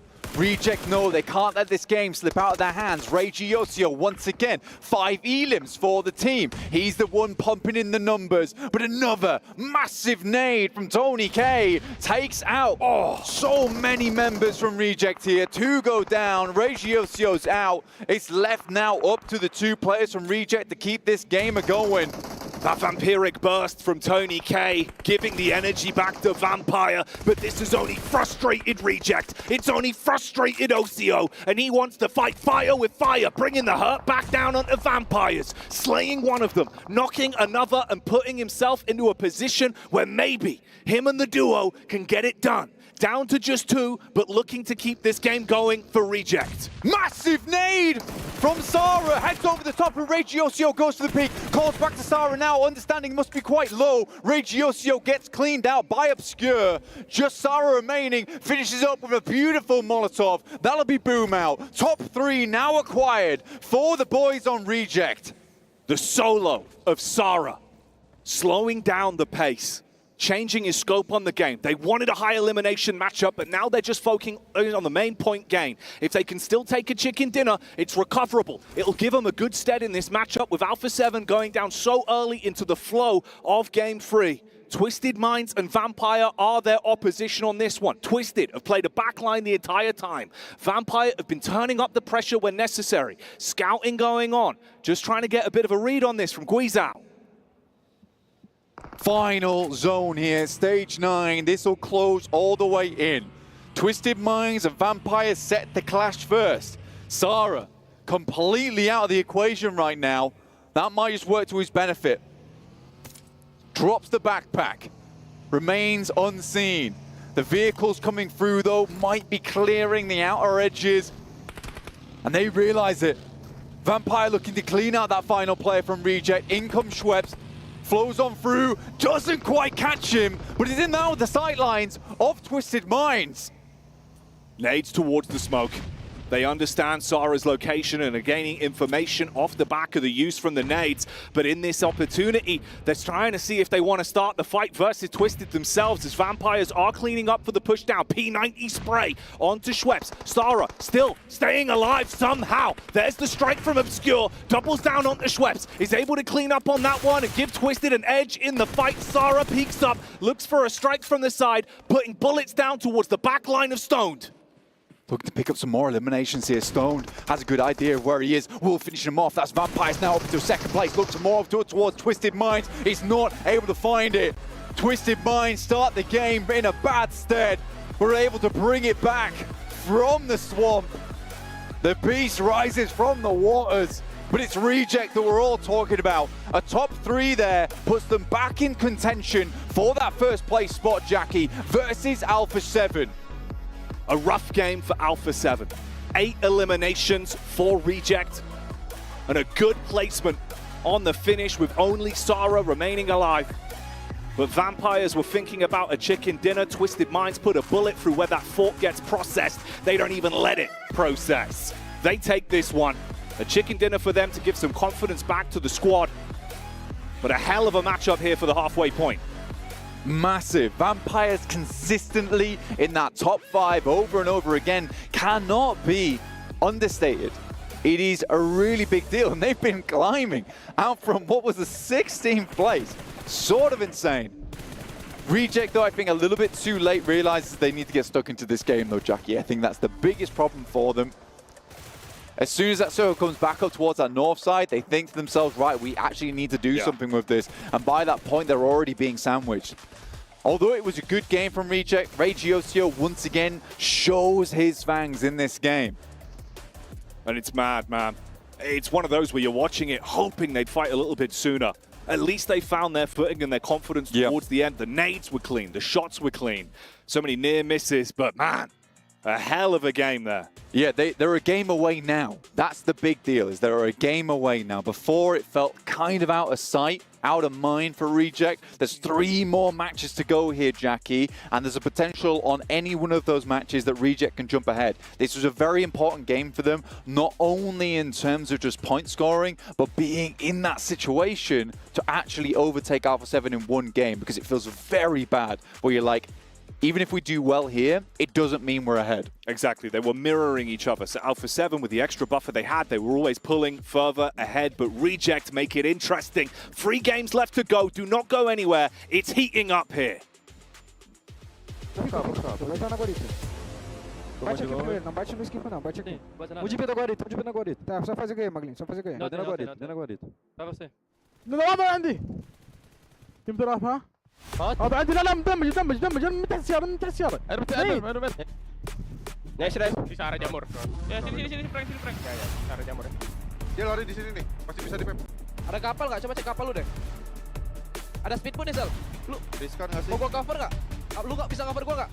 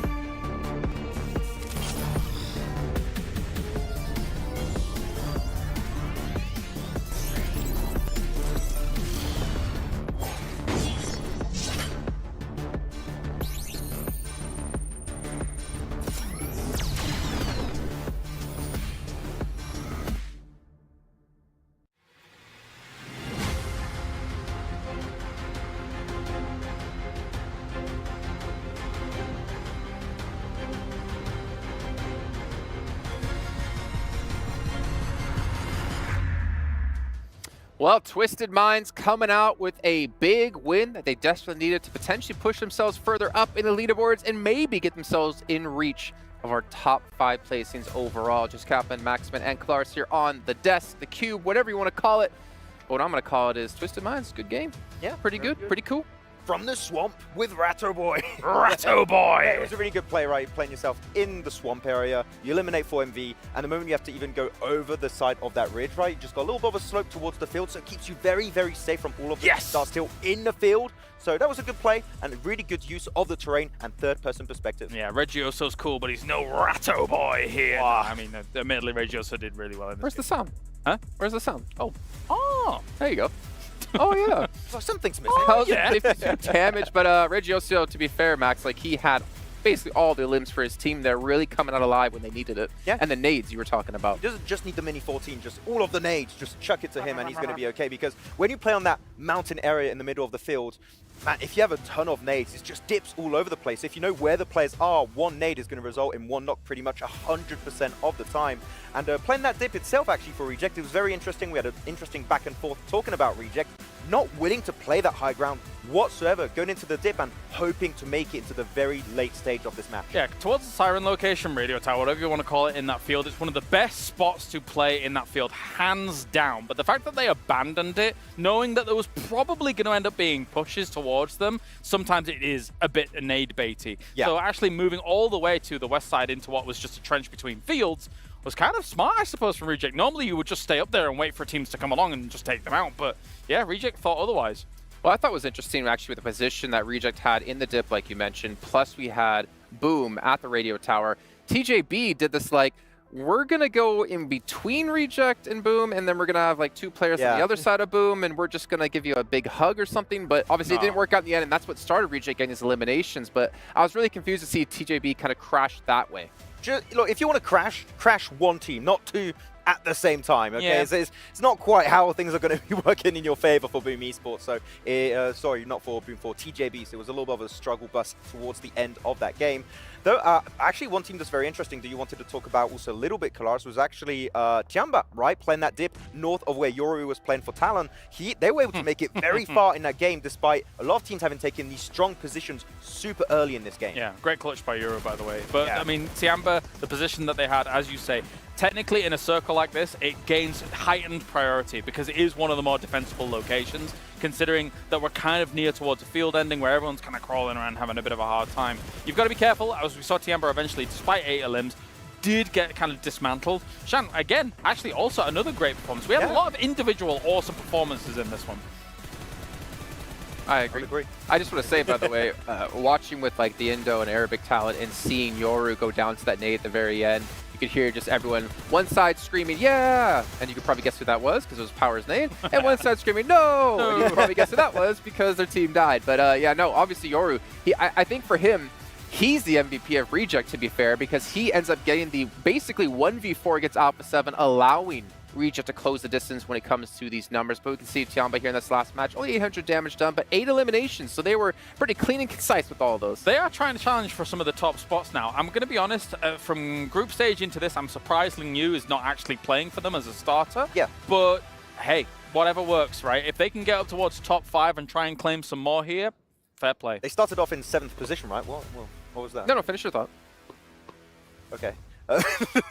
No, they started off in 7th position at the start of the day, and now they went up in 4th position, and that's a good improvement, especially because they took Sanghok seriously. So, feel like they are trying to have a more serious playstyle and approach for these rotations. Why? This is like an Enderman. Yeah. Why is he so close? When he's Max, Max. Rogue was playing again instead of Alex for our yeah, true. We're talking about like all these roster swaps, and we had this. that happen. We wondered why was Rogue not playing during the finals, because he played in the group stage, and now he's back in on the final day. Why? Why? I don't understand. You could have just said that instead of, oh my god. what are these jump scares happening? It's crazy. Whoa, wow, it's spooky time here. Okay. All the lights shut off in the studio and we just circle around Then you. Seven just appears behind him. Like, oh. No, but Rogue was very impactful in his fight versus Boom, right? Like, he was playing around those dips, playing around with some utility in particular, so he was able to clear all of that northern eastern chunk of the circle. So I really like what he was able to do. But this was a very interesting game. I feel like for a lot of teams, but at the end of the day, I feel like Vampire were given a great opportunity to survive late in this game because Reject went in the dip, which denies you all of the information and angles you could have a Vampire, which allows them to maintain their cars in working condition and to just zoom about and get very easy information. We've not actually talked too much, though, about our winning team, Twisted Minds, and how that was able to kind of facilitate that victory, right? Being in the swamp and really not many teams wanting to challenge their position, and even like holding off a little bit here and there, moving across the road, having those kind of little dips to be able to work with when everybody's so keen to be prone, not kind of give enough information away and things like that. I mean, you were even talking about kind of the fake smokes to a degree, try and throw off things. You need to have a lot of tricks up your sleeve to try and throw other teams off when you're going to kind of make these transitions. I mean, because they were in the swamp too, they had one car that was still in working condition. So they just zoomed about because of third-person perspective, you're getting information pretty much for free, and you can just maybe have some more precise nades to throw onto Vampire Esports to make sure you confirm that win. So a lot of utility, a lot of like small plays that allow them to get the win at the end. I'm going to jump in really quick because we're starting to run out of time here on the desk, and I want to see overalls and how things might have changed, or more importantly, what's this gap looking like towards the top of the table? Because it was about 30 points going into this game. It has been brought down to 19 points, so Reject is in reach. We also see here Vampire, 4th place, 88 points for a team who was 16th place. Huge jump. Yeah. Massive. It really is. But has Seven celebrated too early? I think so. Get the memes out there. We've seen some of them, and they're flawless. You can see Talon, though, 3rd place. Vampire, like you said, 4th place. Xavier, they've fallen off the front page yet again, unfortunately, down to 81. Twisted Minds have gone up to 10th place here with 81 points. There's still a lot of room for movement. Maybe not necessarily at the top, but towards the middle and towards the upper end. You guys at home who are watching, by the way, make sure you guys are voting for PUBG Mobile's mobile esports game of the year. You can scan the QR code, and while you're doing that, make sure you vote for our analyst of the year as well with Seven Worlds Gaming, which, funny enough, is here with Alpha 7 for an interview. Welcome back to the PUBG Mobile World Cup at the Esports World Cup, the final day of the main tournament. My name is the 7WG, and I'm joined by Hevo from Alpha 7. You guys started off the day hot, but in the last 2 matches, you guys have slowed down. What's been going on? Acho que acontece, nem sempre as partidas vão bem, mas é manter a fé em Deus e vamos embora para cima. Well, it happens. Not always the matches are good, but we're going to keep our faith in God, and we're going to do our best. Around this time, people usually start questioning you guys, saying that you guys are going to end up choking. What is the team's current mental state of what's going to happen in the next 3 matches? Acho que sobre a mentalidade a gente está tranquilo e o que vai acontecer nas 3 partidas só Deus sabe, então vamos embora para cima, a gente está confiante, a gente sabe do nosso potencial e é isso. Regarding our mental state, we're okay, we're calm. We know that not every match is the same. We're going to keep our faith in God, and we're going to carry on. All right, well, best of luck. I want you guys to be champions. Brazil wants you to be champions. Back to you guys. Welcome to the halftime breakdown with Barnstorm. A tentative start to today for many of our teams, but also some of them in the lower part of that leaderboard are playing like they got nothing to lose, which is understandable. Sandstorm, who has claimed those first 3 chicken dinners of the day? Well, Alpha 7 building off of the momentum from yesterday's games, starting Game 1 with a chicken dinner and 10 eliminations. Game 2, Alliance just saying hello. You know, they're still here. They're in the tournament. And of course, in the last game that we had, Game 3, Twisted Minds, 9 eliminations to their name. But it was Reject who managed to get 3rd place as well with 8 elims and trying to get themselves closer and closer to Alpha 7. And now it's only 19 points between 1st and 2nd. Just 19 points. Reject to close it. Reject to closing that gap. He's been trying to grab that trophy the entire time. But you know what? We've only got 3 maps until we crown our champion. It's going to get heated up in this next few moments of this competition, and we cannot wait any longer. It's time for our final Erangel. Casters, over to you. I cannot wait any longer. Let's get it going. Match number 4, 3 matches left to go, and we are going to crown our PUBG Mobile World Cup champion here at the Esports World Cup. Let's get it. With dual gaming chipsets and a 144Hz AMOLED screen, the GT20 Pro will equip teams with up to 120 FPS, which is also the first batch of supported devices, offering esports-level performance and visually stunning experiences in the 2024 PMWC. Now, after we talked about the phones that these teams are using, it's time for the plane path check. Straight down the middle. We're slicing the map in half. It's from Sosnovka Military Base up to Severny. I mean, you couldn't get more down the middle than that, I think, right there. So, man, we're going from the South Pole all the way to the North Pole, baby. Pure verticality. And you know what? This plane path needs to be a great representation of what a lot of these teams need to do right here. Climb up these leaderboards. And, man, there's only 3 matches left to do so. So, looking at the scoreboard, right? With these amount of matches left, we should start seeing some desperation plays from these squads. If they do not do that, they do not want to win this tournament. I'm going to be straight up. Because the only time you're going to get to compete at this level is one more time, and that's the end of the year. So why not put it all out right here, right now? It is difficult, right? That was that 200K pay jump from second place to first place, which is absolutely huge. But what also weighs heavy on the mind, right, is that drop from second down to third. It is a 60K pay drop, then a 50K pay drop, and then another 20K after that down to fifth, right? And that block is really still pretty volatile, to be honest. And that is a massive, massive drop off, right? You drop just 10 to 15 points below where you could have done based on a risky play, all of a sudden you're losing 100K, right? That is a real big hit. So whilst sure, you can be gunning. Ooh. Oh!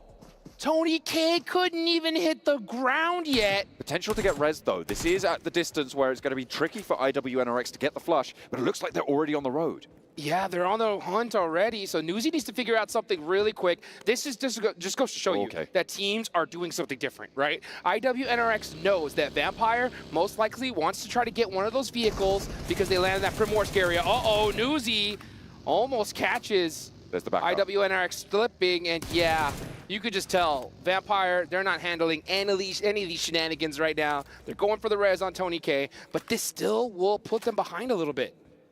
Gets his comrade on his shoulders. Hucking it back all the way to the compound. He's like, okay, this tree's better. Yeah, I like this thicker tree, baby. Let's go. This is a replay on the spray down in the sky.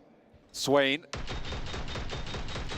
Okay, 10 rounds to take a player, dropping in a parachute with iron sights at that distance. That's pretty impressive stuff. That's insanely impressive right there. That's crazy. Luckily, he floated down. Imagine if he just went splat. That would have been crazy. But now we're looking at Alpha 7. Okay, at Alpha 7, they normally drop North George. They're off center here. So maybe they were trying to catch IHC slipping here. I'm not sure what's going on in their mind. Well, actually, the plane path was so dead center that they had to stretch. So maybe they stretched to these hillside. Alula IHC happened to be nearby, and this is stopping them from getting the loot they're looking for. Circle, central, over towards Pachinki. Yeah, nothing too dramatic right now. They are very low on loot at this stage. I mean, Mafioso only that vest, doesn't have a helmet. Rocking the UMP. Neither team super happy. The circle is going to start to close. Carrillo behind the rock. I don't think he's got anything. I don't know if Godless spotted it. Oh, I think he heard him. And now Carrillo has to go for the runaround. But there's a weapon to be dealing with. There's no way. Oh, he hit him. That was so close for Alpha 7. Losing players. Actually, another one over the hills as well. This is huge news for the teams chasing for first place. This is devastation on the side of Alpha 7. I don't even want to say it. I don't even want to say what the possibilities are here, but I mean, what can you say? I mean, this is the championship rounds and they go out early?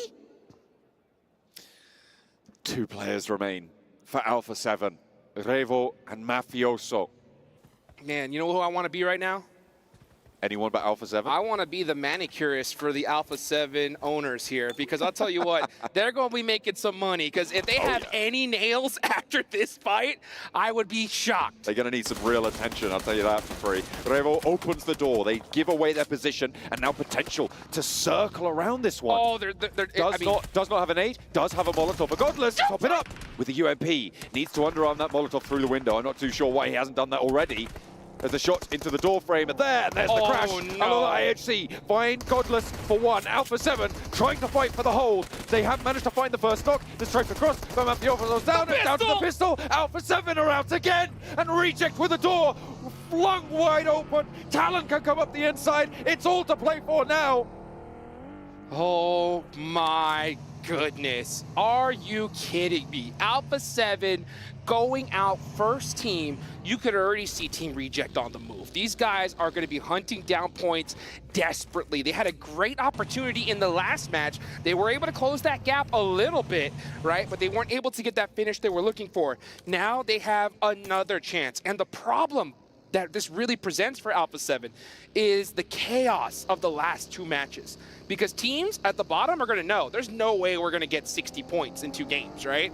So what are they going to do? How are they going to act when the going gets rough? I'm not too sure. If I am an Alpha 7 fan, I am very, very worried here. You should be cheering on everybody else in the lobby, because right now, Team Reject is by far their biggest threat.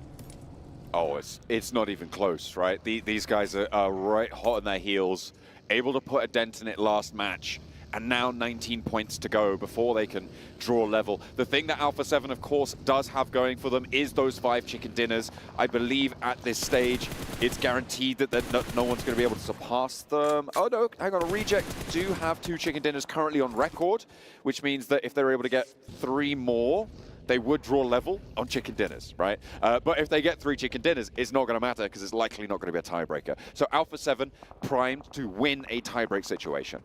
Yeah, I mean, they've gotten so many chicken dinners, they're going to be set up, well, at least when it comes to the tiebreak. But I'll tell you what, a team like Team Reject, their ceiling is so high. That's the problem, is because when they win a game, they win it with like 14 eliminations. So they rocket launch themselves up the leaderboards. The thing is, everybody else in this lobby, I'm looking at Talon, boom, right here. They know that Team Reject likes to drop Rozhawk. And with the circle very, very central here in this area, they know that there's a big chance they're not going to move. Let's take a look at this one again. McGrellan ran out of ammunition. Oh no. That was unfortunate. The Scorpion. Those 2 pickups were huge, but this is really where it came crashing down. Mafioso held for 1. But just the sheer ordnance they could put through. I'm surprised he didn't underarm the Molotov through the window there. Mafioso goes down, and it's a 1 versus 2, and there's backup from Demo. That is devastating for Alpha 7. Potential for that to be a full-on death strike as well to their first place dreams. Oh my goodness. You can see Team Reject, they're trying to figure out what to do here because they know that they are the next big target, right? I mean, they saw Alpha 7 go out. Everyone's going to be hunting them down. So you can see them shifty, right? Trying to get out of Rozhawk, out of the place where they know everybody's going to be hunting them down for. But at the same time, where do they go, right? They got to know by now everything is taken.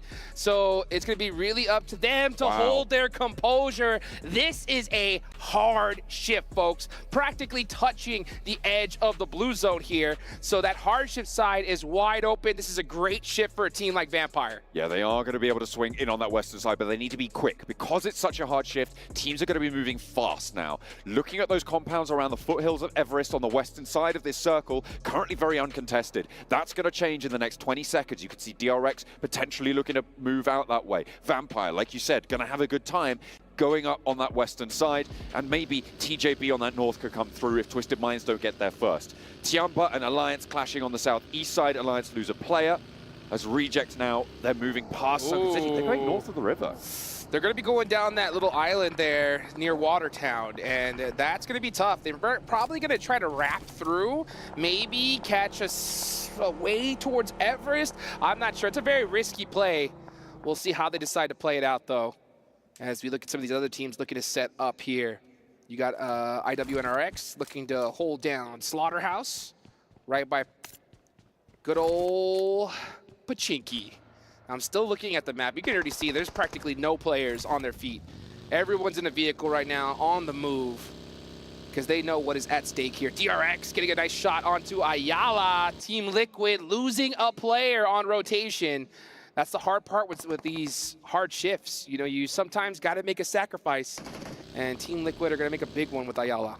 TJB moving into the east side of Everest. Reject actually moving over on that north side. We're behind them. They've actually opted to go into South George, take control of crates, and actually stretch even further now. They've split through the middle of Alolex IHC, so there's 2 and 2 on either side of them. You can see Rogue taking these spray downs, that re-addition to the roster for Alola IHC. Hasn't really been able to launch them too far up. They're still in 15th place, but Reject managed to get through. The crossfire was not there because Alola IHC had to handle the high ground. A continued wide swing, and they might just find Vampires. Man, I was looking at Regio's OCO's face on that rotation, and his face was like literally stone face, like not moving a muscle once that vehicle was getting shot at, because he knows just what is at stake here. You know that Team Reject is looking to steal that championship once away from Alpha 7, and the door is wide open for them to do so. But a good game from them right now is pretty much necessary at this point, because Alpha 7 have put themselves in a good, solid little lead here. So they do have that going for them, but if Team Reject pops off here, it's going to come down to the last 2 games for sure. Next zone. Coming in pretty quickly. Teams making their way over those Gatka fields from the south. Past Pachinki. Another one? It's a yoink one way, it's a yank back the other way. We're going back towards Pachinki. Those fields out to the west side include just the edge of the Gatka trenches. You've got those hills on the south towards Pachinki that currently Alliance and Tiamba hold. It is going to be pretty devilish here on these final circles. DRX looking to be in a good spot. Team Liquid as well. I believe they might have lost a player, and we're about to see a replay of that as DRX were able to pull them out. Also in a pretty solid position on 3 players alive, but it's going to get challenged now by TJB. TJB looking to challenge for this position, and they are getting punished wide out in the open. Wow. Losing almost their entire squad. Only 1 left up for them. That's a rough rotation right there. They had to know that that was taken, and they just got caught right in the middle of that spot. So a good job for Team Liquid being able to stave them off. Team Reject on the hunt for a spot, and unfortunately almost every single one is taken. They do find a position on the south side. So, man, this is a hard decision, right? Do you try to go for the win, or do you just hold this edge and hope for the best? And sometimes when you know that you gotta survive, you just play safe. And this may not be too safe because Vampire's on their way. Yeah, Vampire just lost a player. They are going to be turning around and trying to rotate down south, following the path that Reject are taking, looking for their way in, Hot Jukes. They want to try and push through, and Vampire are going to have to do that because of the fact that they're outside of this circle. It is closing, and they're going to be pushing past either Reject or 4MV. I know which fight I'd rather take, but do Vampire want to slow Reject down? And yeah, they definitely do, that's for sure. But Team Reject want to avoid this fight almost at all costs here, because if this fight happens, they know that they might take some casualties or even get third-partied. But sometimes that's just the way it goes. You have no choice but to take these fights. They're very spread out right now. So just trying to make some noise. You got Regio OCO on that off angle just in case it does pop off. Newsy is looking that direction. He's going to be very careful not to get knocked in that position. Newsy popping a shot or 2. Position known now on that southwestern edge. I'm looking over on the north side, Alolex IHC Talon. Talon, remember, a team that is going to chase close to one another. Going to have to push south from Ruins across some very open ground against Twisted Minds as well. But the standoff continues on the south edge. Newsy still with the pressure of the blue. This is the advantage that Reject have. They're on the low ground, but Vampire going to have to move first. However, that's not going to slow them down. Making his way across, the spray doesn't quite fully connect. 4 players to Reject still alive. You could cut the tension in the air with a Band-Aid right now. It is so insane. The next zone is about to pop. Will we see another hard shift again? It is just edge zone after edge zone. This is an excellent shift for Team Reject. They're gonna have a very, very short way to go, but unfortunately there's a lot of open fields here. It looks like we might have a good old chopsticks finish. Vampires just took such a great opportunity there. Immediately, as soon as that circle popped, they sent straight up the middle, straight through that hold that Reject, 4MV, DX Xavier, all were looking for. They've managed to get into a position, I believe, in one of the Gaka trenches, but that is going to be dangerous because Alola XIHC are going to push in from that northern edge. Reject now making their approach. You can see the crowd right now. I can see you IWNRX folks pretending that you can't hear me. I like to see that. They are right there. They're just staring at the screens because this is so close. DRX right there in 4th place. IWNRX in 13th. Gonna have to start making some moves. You can see Team Reject popping some shots here. And they're on that slow foot. I mean, Vampire made a huge risk by sending it all the way in the middle to get into one of those chopsticks. But it paid off big time for them. Team Reject are gonna have to find their way in. The reason that Vampire were able to do that is because of the way this circle has gone hard shift, right? That means that that western side going to be a little bit more devoid of players. Teams started to catapult out to the east based on that hard shift. That's right. And there's a little bit of a vacuum. The read on that from the IGLing coming in from Vampire is excellent. That's exactly what you need. Stoned has pulled out a blinder there. And exactly what you need when you're down a player and you're in 5th place, right? You need a bold play to make it happen. Team Reject, I mean, if I'm in their shoes, I don't think I can make that call. I mean, it's just a huge risk to go center zone in a spot like that. And you could, and I don't blame them for not doing it. But now we're looking over here at Power Esports on the push, the hometown squad. Currently in 16th place, looking to climb their way up. They only have 3 more matches left to do so. And let's see if they can start making some moves here. You can see some nades starting to head towards Ratto Boy from Twisted Minds. Twisted Minds in 10th. I mean, the leaderboards are so close from 4th all the way down to 10th place. That is some pretty huge jumps, potentially very close by. Tony K now starts to feel a little bit of pressure. The difficulty of being in those chopsticks, though, even if you are in central position, is that everybody can just chuck nades your way. They're all going to know that you're in that position really, really quickly.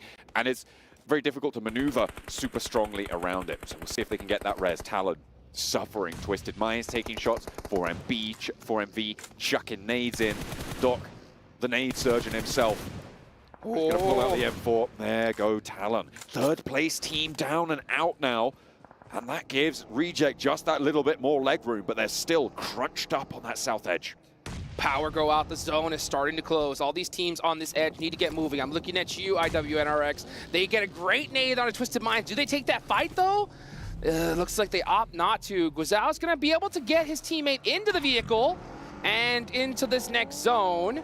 They should be able to just edge their way on in.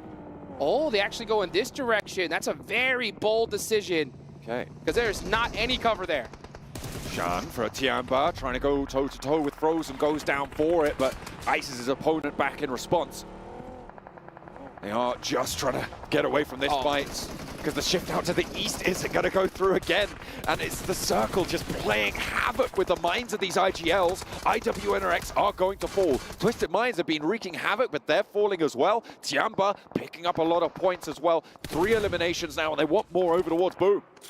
Tiamba need more. They're currently sitting in 6th place. If they went out now, that's $80,000 in the bank. If they're able to move up just a few more positions, Reject. We're talking a big jump. And now here comes Team Reject, looking to clean this up. They heard this action here. That's the door open. They're looking at third party this. They're heading straight towards Tiamba. Alliance don't do a thing about it. They're going straight up the hill. Tiamba trying to sideswipe, try and push off. And there they go, up and into the punch with the challenge. XC trying to cut straight through them. DBS good for 1, for 2. Alliance are chiming in now. Bond goes down in the meantime, but Reject now with 2 players active. The crash comes in. Down the hill is Divine and Duello, but only Divine remains standing, and Reject are down. Alpha 7 breathe a sigh of relief. Whoo! That was a close one. Team Reject taking that big risk. They wanted that third party, and if they did get that position, they would have dominated, but it just didn't work out for them. Just a little slight mistiming.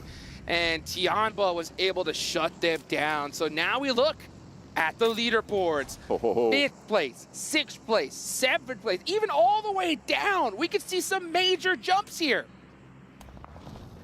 The eliminations not stacking up super high on any team just yet, though. 4MV on 5, Team Liquid on 5. Those are the 2 leaders when it comes to elimination. Sorry, DRX as well on 5 on that northern edge. Vampire's play has still been such a great investment for them, and I will bring this up again. Stone played a blinder. This is so close, folks. Let's be real here. Even a team all the way down. I'm looking at Alliance. I'm looking at IHC. If they get a double-digit elimination chicken dinner here, one more good game, you could see them rocket launch themselves even as close to 3rd place.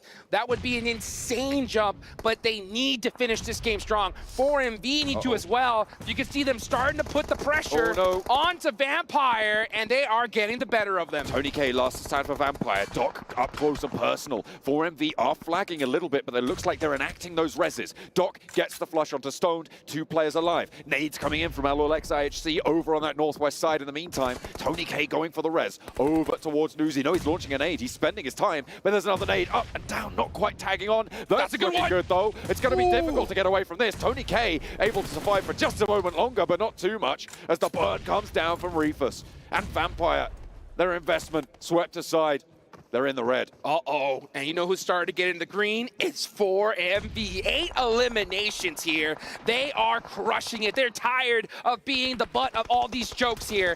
They do not want to be on the bottom of the leaderboards, and they are applying the pressure here. We're going to see them make a massive jump if they're able to finish this game strong. The aggression is at an all-time high. Apex up close and personal. Let's go. They're dropping nades, and Alula IHC is out of there. DRX crucially pick up 2 of those points as well. 7 eliminations from the off angle. They're going to need to leave their compound now, but they've got 4 players and a little bit of momentum. Miracles can happen when stuff like this occurs, and DRX are going to make it their target. Their challenge now, make the next move. Get into the circle, because it is open fields from here on out.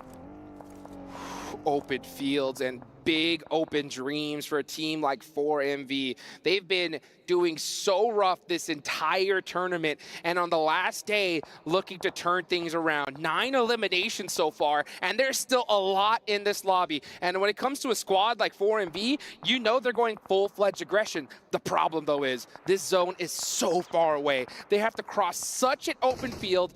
DRX aren't even looking in their direction right now, which is very fortunate for them. You can see the smoke wall starting to come out. Can they make it across? Team Liquid with the hills at their right-hand side, their east, will have decent cover as well to control so much of this. 4MV, they are trying to cross that open ground now. You can see they are just getting torn apart. DX Xavier have got the sight lines down, but the smokes are there to allow them towards the shack. Alliance, they've just been harrying everybody in this lobby who's looking to try and make something different happen. 4MV just trying to make an opening, desperately trying to make something happen. DRX now starting to look in this direction, but Yummy shuts them down really quick. They're going to get an instant thirst there. It's a wide open field finish. Everybody is trying to cling to their shacks for dear life, and we're seeing knocks happen all over the place. Team Liquid and Boom right now, the only teams that are fully safe. DX Xavier under pressure. This is a big rotation coming through from DRX. Hyunbin doesn't quite go down. Chief on the staircase, able to thread the needle. It's Mythic with the backup there. The third angle. Cardo's in, swings out wide, goes low, and goes down. Does get re-knocked, but that is devastating to DRX's push. Only the one player now left. That was a bold play from Cardoso, and it works out well because his teammate's going to be able to pick him up here. You know, there's not anybody close. As long as he doesn't go into an open field, he'll be fine.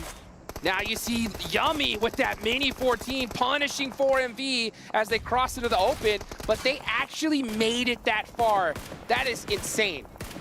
With 9 eliminations as well, 4MV have done bits so far, but it's not going to move them too much further up in this lobby. They will go down. Boom, staying alive. With 1 player alive for DRX, outside of the circle as well. Going to have to crawl his way on his belly.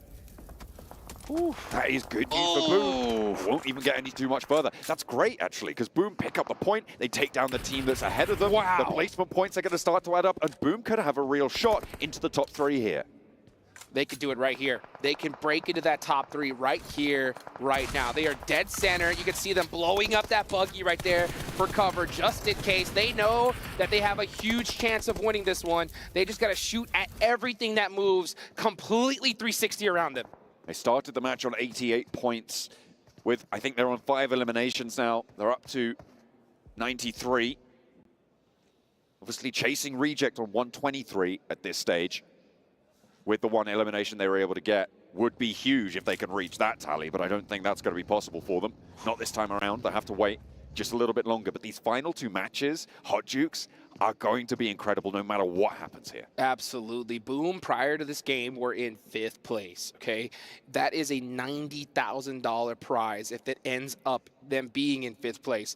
But that jump from 5th to 3rd is a difference of 50 grand. So you want to see them be able to do that. They are looking for any movement that can get up the leaderboards, because there's still 2 more matches left to go after this. If they're able to make that jump here and now, it'll be huge. And you can see they have perfect sight lines onto Xavier, and there's nothing they could do. They got to just hope for the best at this point. If they have smokes, throw them out and start moving. You just got to go for a fast roll here. Cardozin could potentially steal some points away, as Alliance are going to give them a little bit of trouble on the back lines. Jimmy able to find Mythic as Alliance are pushing in from that south edge. They're trying to backfill onto Team Liquid with Mythic down. Chief needs to hold his nerve. Launching a nade forwards to slow the approach now. Not going to invest the time for the res, and the nade is answered. Cardozin cannot help on this fight, but there's a nade over onto Cluck. Another shot onto the forward player, but Jimmy takes down the high ground for Team Liquid. Alliance are low, and it's Xavier rolling forwards in the meantime. Xavier use all this commotion to be able to start inching their way towards Boom. I don't know how those smokes got on Boom. I'm hoping it was Xavier that threw them, because if Boom smoked themselves out right here, that was a huge mistake. Nades now being primed, launched over towards Xavier's approach. Alliance are low, they're going to try and get those reses on, but the nades over to Xavier, landing good. Oh, it's going to hit Paragin. Doesn't quite find the second as well. And that is going to be an excellent pickup there. 6 eliminations now as they add Paragin to the tally. Nades going to try and answer, but it's not really going to find anything. Res is possible for Boom. They have the cover. Yeah, you could see Boom had to start inching their way outside of those smokes to get any vision towards Xavier. That's why I was so critical on those smokes. Xavier are stuck at that rock, and they know for a fact they're not going to be able to move an inch past it. So at this point, it's hope for the best. Try to get some knocks and steal some points on your way in. Jimmy gets the res. Cluck. A bit out of the way. He's next up on the menu. It's all up to Nate. That angle right there, he hasn't been spotted. If he's able to get away with it, it'll be huge. The question is, does he have any nades himself?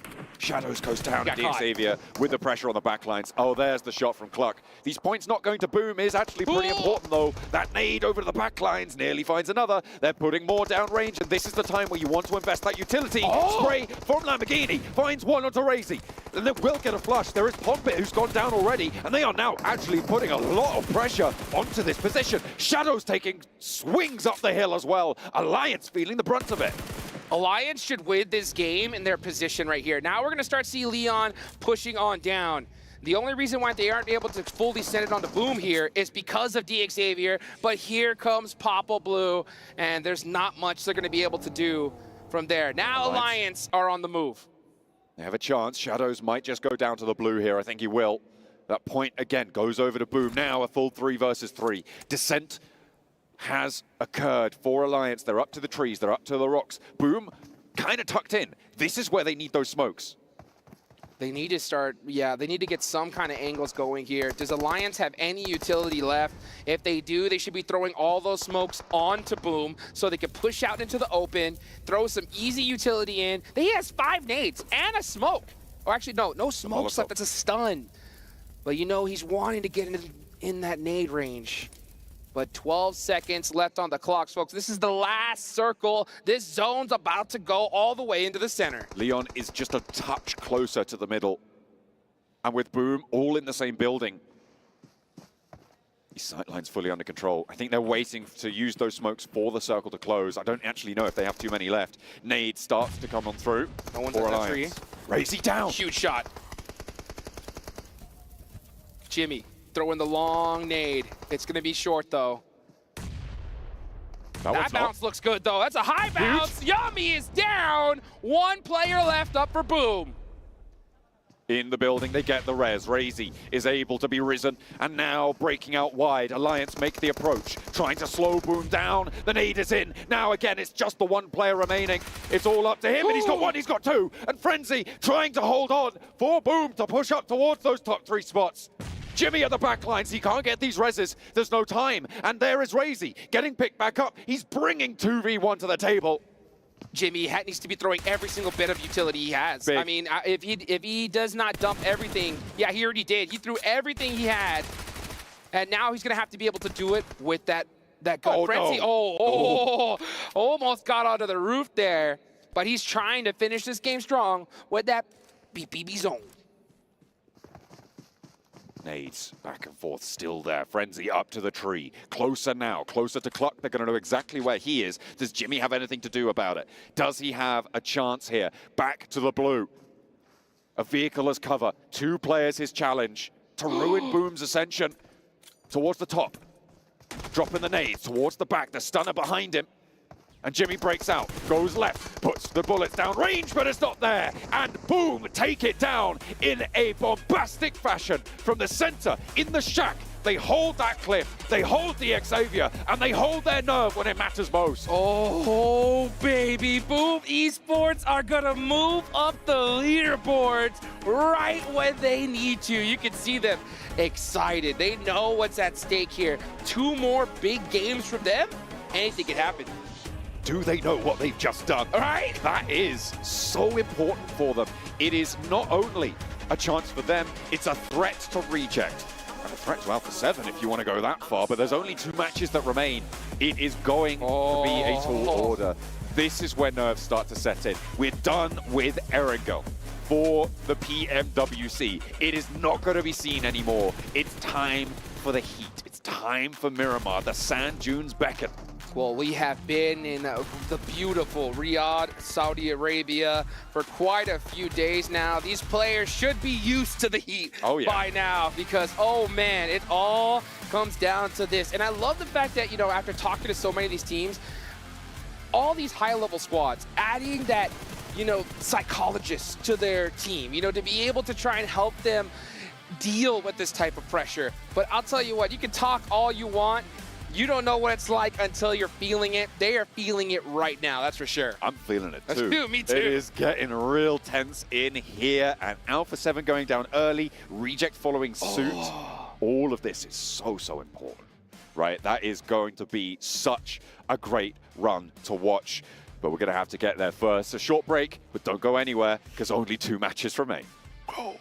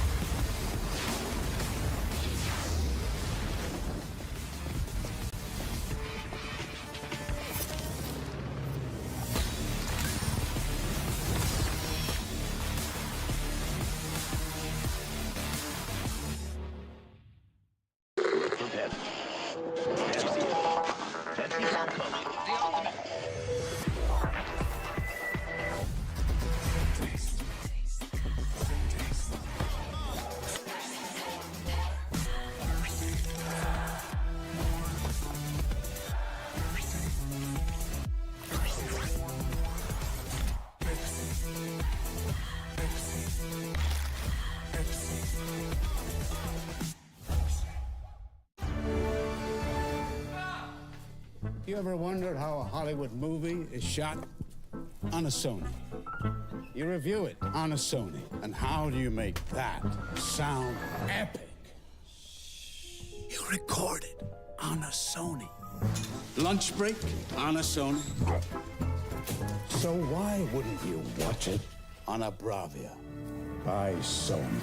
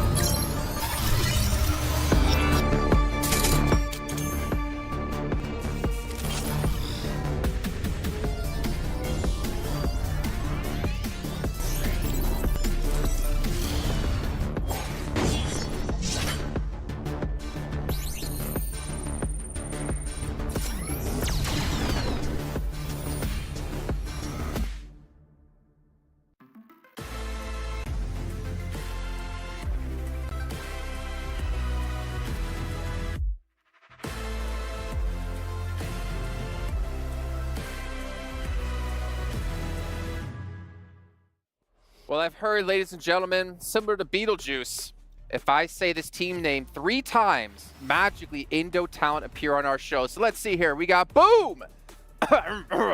Boom! Boom! All right, I guess it didn't work. Oh, no, hey! Boom Esports! Stay hungry? Hungry bees! That was loud. Oh, man. It worked. That lived up to Boom's name. It did. It very well did. And not going to lie, I don't think he curses teams like a certain Alpha 7 has. Wow. Wow. That was a segment. That was a segment indeed. That was the end. On to game number 5. Well, no, not on to game number 5 just yet. We got to talk about the PMWC Violet Thunder set. And that's okay. You guys can pick up at home currently live and help celebrate the PMWC 2024 and, of course, commemorate all the players participating in this historic event. Max has got it. Maybe we should make it white and red instead of black and orange. For Boom's color. For Boom's color. Oh. There's The a lot of Boom black set. in the logo, some gray as well. You need more colors than that, Stop Jason. it. There's only 2 colors. You actually have a record being broken, by the way. Reefus. What? Whoa, wow. Smashing our 420? previous record of longest distance elimination. 420 nice How? meters and 10K for himself. He's blazing it right now. He's having a great time. I'm going to guess who shot someone in a vehicle. I think he shot a car, it exploded, and he got the point. Nice. Yes. Like that. I think that's the longest we've ever seen, by the way. That's very far. Yes. Very far. Yeah. Another Like great a segment. distance from the top of my head down to 7's head. Yeah. Yeah, anyways, move on. Boom! Take the victory here, and honestly, 20 points in themselves. Not quite the 30 points, but I think this almost puts them top 3, if I'm not mistaken, because it's still extremely close between, what, 3rd place? I want to say down to like 10th or 11th place. It is possible to just jump up 5, 6, 7+ placings. Alliance getting themselves 13 points, Liquid getting themselves 11. But one thing we do have to mention here is Alliance, those points could have gone to Reject. The mid-pack's unbelievably close. So as you were saying, with these kinds of potential jumps that are going on there's a lot of money to be won. There's points to be earned as well here as time goes on. And for Boom, I mean, how long were they in this shack for? Like, I think by the end of that game, 10 minutes, maybe 15 if you're really pushing it, but they were there super early. And actually that shed compared to most of the sheds is really good because, I mean, you talked about the hay bales that actually give you a little bit of extra cover. I really like the fact that the door of that shed has got little corners you can hide into that even teams like 4MV or DX are pushing from the western side, you have some coverage to work with to take the shots and actually eliminate those teams. And you see the moment they eliminate those 2 teams, they fan out a little bit, get multiple angles to then make sure they get the win at the end. Did you see Alpha 7 getting caught by IHC early on the split? 0 points for them, allowing teams like Reject to catch up. But unfortunately, it didn't happen in the end, as you guys were mentioning. Reject pushing onto Tiamba, if I remember correctly, getting a little bit overwhelmed. What do you think about that, Max? I didn't like it. No, like you have 2 options. Or you go in a fight onto Alliance because you have to fight. Like all the good spots in this field have been taken. You can go for Alliance. You know that team is there. You know they're a little bit split. They got 1 player, I think it was Jimmy, north of the rest of his team. Good old Jimmy. Or you send it far to the eastern side into a fight where 3 teams are involved and you have literally no information where any of the players are. I feel like there was a big fumble for Reject that could have resulted in all of them getting Alliance's position, and as you saw, get into a top 3 position to catch up to Alpha 7. This was a massive opportunity because Alpha 7, let's not forget, got eliminated first in this game. I don't want to go full evil Loris, but I do want to be a little bit critical. There are some movements and moments where Reject is doing these effectively mad sends with very little information whatsoever. And the thing is that in PUBG Mobile, 30% of the time it looks genius, 70% of the time it falls on its face and it doesn't look any good at all. Like now. Oftentimes, if that 30% works, it offsets the 70% if you're able to get enough points off of the 30%. So, I mean, we saw it yesterday. 7 brought it up whilst we were watching the game. Yesterday, we saw it on that South Pachinki Hill. Matt sent to the top of the hill because they didn't really have anywhere else to go. Falls flat on its face. If they just kind of maybe hit Soez where DRX was, maybe it could have worked. But those minute details are the difference between making it look genius and making it flat on its face. Well, sometimes minute details, all it takes to become either a champion or unfortunately get another second place. You are seeing Alpha 7 a little bit of sadness after that last game, but you know what? I do wonder about their mental because we talked about them at the start of the day, right? A big win at the start of the day had to be such a boost for them considering they seem to always, not always, but in recent times, choke in that final day. Now 2 back-to-back games with 0 points or less. Yeah. Can't have less than 0 points, but Honestly, it almost probably felt like relief to them to start off the day with a win. All things considered, thinking to themselves, "That's it. We've broken it.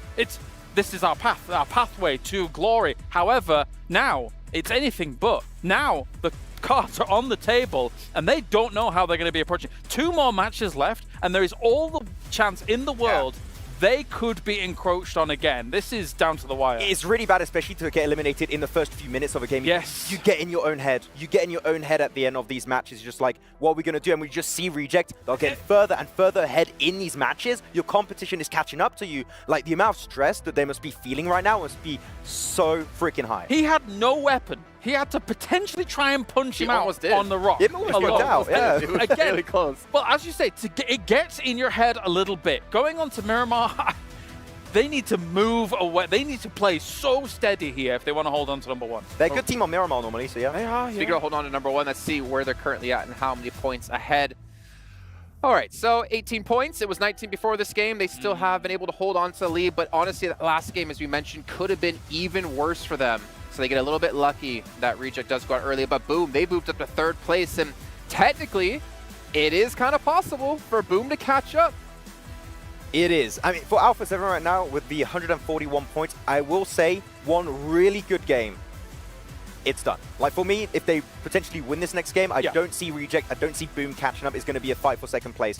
One good game out of these 2 Miramars is all Alpha 7 needs to get. But again, with the amount of pressure they're feeling on their shoulders, can they weather the storm and actually result in a podium finish or even that win that we need to see from Alpha 7? The problem for these teams going into Miramar, 2 last games here for PMWC, is what loadout do you take into the later game circles?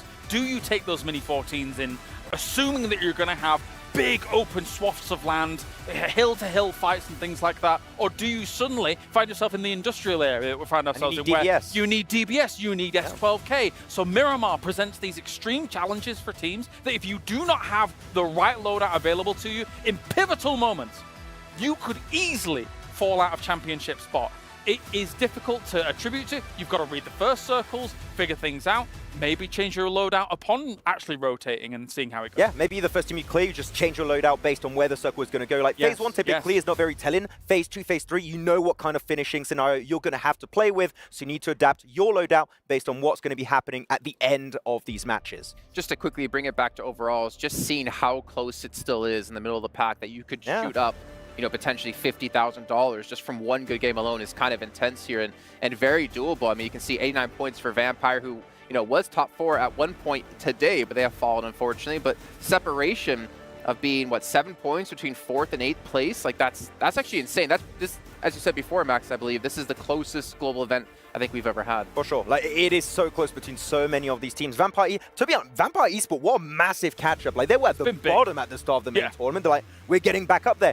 Is it going to result in, like, a ton of Rolexes coming Sertani's way? I don't think so, but it is still an insane comeback they did 2 years ago in PMGC. They are so good at performing on that final day that they might be able to make their way into top 5. And who knows, if they have a great finish, maybe top 3. Really happy to see it, considering that our previous mid-season results from them, obviously amazing stuff. However, they're very different to this one. So here, the competition is fierce. Well, we're seeing Alpha 7 get back on stage, but I am hearing we do have Sandstorm to talk about the team in contention for that trophy. Let's head down to him with Reject. Just a few matches remain, and we are back in the SCC arena with Sarah from Reject, as there's just a few points remaining between them and Alpha 7 and the fight for first place. Sarah, there's 18 points between you and Alpha 7 and the fight for the title of champions of PMWC. The last 2 maps that we are going to have coming up are going to be Miramar. So what's the plan going to be for you and the team going into those games? I think we still have a chance to be a champion so far. So we actually playing good at playing on Miramar these days. So just do as usual. All right, sticking to the plan, and that is going to be their goal for the next few games. And I want to ask you regarding the push that you guys had in the previous game. Full squad push with a couple of buggies on the hillside, on the eastern side when it comes to Zone 4. Can you talk us through the decision-making behind that? I think we thought that there is only one team on the hills before we go into there, but there was 2 teams, unfortunately. But I think it was a nice try for us, so just keep doing that. All right, well, we wish you the very best. There's still a fight. There is still a chance for you to make it all the way to the top and fight Alpha 7 for that trophy. Ladies and gentlemen, we are getting closer and closer to crowning our champion. We're just a few games away. So, boys, take it away.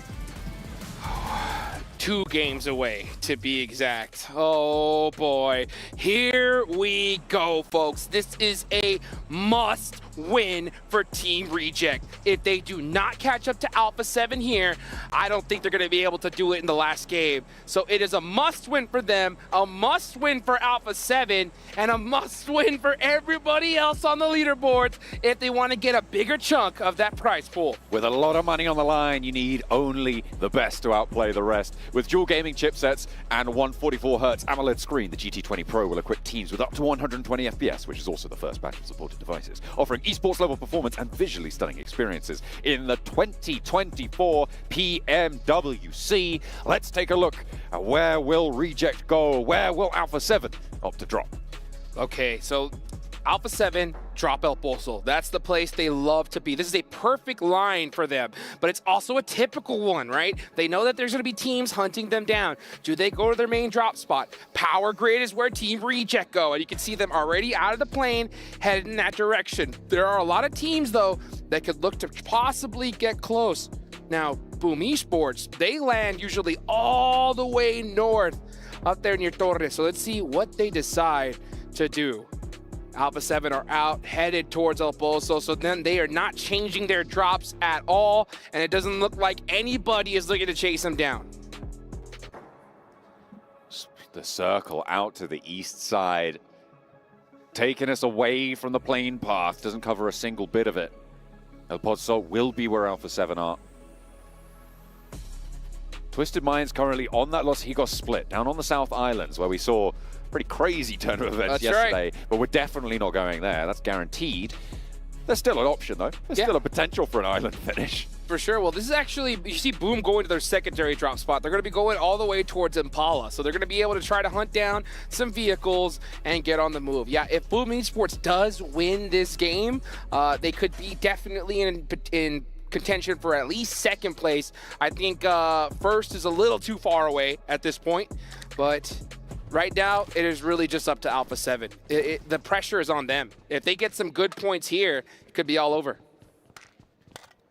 All eyes sent their way. It is so much pressure. And it's something they've crumbled under before as well. It's not like this is their first chance at this. Every single time, Alpha 7 have fallen prey to it. Have they finally conquered their demons? Oh, that's the question. Because, I mean, I talked to their coach, I talked to Kurojax, and he told me specifically the only thing that could stop us is us. That's it. And to be honest with you, that has been the problem with them so many times. They start off so strong. And, you know, for the past, what is it, like 5 events, when they start off the day in first place, they end up coming just short, right? Well, this, it looks like 6 times the charm because they are poised to do it here, but it is on them. They cannot afford a 0-point game here. You take Alpha 7, you sprinkle in a little bit of Magrelin magic, right? Ooh. And maybe the souffle rises, right? That's potential for them in these last 2 matches. With an 18-point lead, it is still a substantial difference, right? They still do have quite a bit of buffer. They were granted most of that, to be fair, by the fact that Reject also didn't do super well in the last match, both of them going down very, very quickly. But it reduces the opportunities for Reject to do that again. They are on the road. They're heading out east now from Power Grid. And it's so crazy to watch these teams, the changes that they make. You know, Alpha 7, they have such excellent resources available to them. They've been putting in so much work. I got to talk to, you know, Kurojax last year during the mid-season tournament, and they didn't perform the way they wanted to. He didn't end up being the coach for a little while afterwards, but they brought him back on, and they seem to be just firing on all cylinders here. You see Alpha 7 going for more central type play styles, which has worked out very, very well from them. Not being overly aggressive, because we see sometimes a lot of teams, when the going gets tough, they revert to their comfort, right? And for some teams, it's aggression. For some teams, it's just pure passiveness and turtling it up. Alpha 7's one of those that's just been aggression, right? They're just like, let's just push everybody. But you see them now a lot more calculated with their pushes. I hope they don't just go too far the other way here, because they need to put some points on the board now. Absolutely. I mean, what we always look for in a first place team, right, is to be around that 10-point average, or at least, knocking on the door of that. At the end of today, they'll have played 18 matches, which would be 180 points, right? They are 40 points behind that, and that shows you just how contested those spots are. If it wasn't as contested, they would have more points. They would be able to balloon that lead just that little bit more, but they're the only ones even thinking about a 10-point average right now. As it stands, it is so closely fought. It's tooth and nail, and it's once you get to that 18th match where you really do get a sense of a fully discrete table, right? Where teams start to really lock in their position relative to everyone else in terms of strength. And that is what we're closing in on with these last two matches. Well, speaking of closing in on, that's the big battle, right? Because we want to see who's going to be the first PUBG Mobile World Cup champions here at the Esports World Cup, right? So that's the big storyline. The second, though, is there is a massive prize pool in this tournament. Let's go down all the way to 12th place. Okay. That's Team Liquid with 82 points, right? Yeah. That's only a 14-point difference from 4th place. Oh. How crazy is that? So, 12th place, what's the prize pool? It's 45K in 12th place for the main tournament, and 4th place would be 110K, which would mean that it would be a 65K pay jump. Oh my goodness. So, I mean, we're in the last two matches here. Every single one of these teams need these points desperately. I mean, 12th place can easily make that jump to 4th. For 14th place, it's still possible. They would need to do well both these next games, right? But, I mean, anybody can easily steal that 4th, maybe even that 3rd place spot away from Boom. Hey, you know what I want? What's I want Power not to finish last. I think they've got it in. Let's go, Power! I've been a big fan of this team. I think that they are definitely a surprise to be here. They qualified through on EMEA, and they were able to jump up as I think the host nation representation. The host country invited the best performing team of Saudi Arabia in the EMEA tournaments. They did have quite a lot of strength in those tournaments. I mean, Blank is Al-Haji's biggest fan, and I can see why. The guy is really strong in these tournaments. He's able to get a lot done. It has been unfortunate that they haven't quite had the same amount of luck. They finished 9th in the group stages, right? This is a team that definitely has got the chops to push further up those tables. But right now, it's not quite there. They're 10 points behind LOLX IHC. I think they can do it in these last two. They definitely can. We just saw a nice little finish there from Stoned on Vampire Esports. We're looking at the crowd. You can see them chuckling a little bit here because they could definitely make that big jump towards the money. We talked to Sertani. He was looking for a top 8 finish.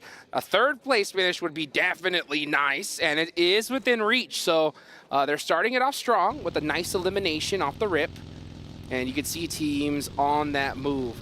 I wish we could look at the map feed right now because Alpha 7 is making the most safe rotation I have ever seen them make. This is crazy right now. They started in El Pozo. Look at it. Look at them. And they're currently near Torrejomara. There is nobody within 3 kilometers of this. They went all the way around, and that's smart. Oh! Are you kidding me? What a shift. It would not be a championship round if we didn't get some circle toxicity, baby. Oh, let's hit the water. Bring your swimming trunks, Jukes. We're going to the coastline. It's Impala. And it is Tianba in there already. They have got a lot of control there. DXavier going to look to push on in, and this is going to get spicy. The northern rotation in, still a little bit more open. Opportunity for Vampire to sneak in on that northern edge, as we're seeing on our screens now. They could potentially find the north point of Impala. Down from the south coast as well, you've got Twisted Minds and IWNRX, both going to be competing for that coastal road. Boom are already in Impala. Vampire are making their way in. DXavier want to be neighbors, and look who's also trying to purchase real estate there. It's Team Liquid. Everybody's looking for the high ground right now. They're trying to hunt down the highest point in the map. You can see the crowds on their feet. Sertani is staring at the screen, excited here to see his team make something happen. Oh, dear. Oh, but Pondbit shuts him down with a nice knock, but the rest of the team is right there to support him. Yummy is already gone as well for Boom. They're playing as 3. Ponbit survives for the time being, but there's the off angle. There's that third party from the high ground. You can see Newsy there on the top left of your screen. Tony K ascending the stairs now, wanting that flush. Frenzy and Razy. They were able to do something as a duo in the end of that final match, but against the Vampires, with the Xavier around the corner, with everybody else crunching their way into Impala, it's getting a little bit scary for Boom.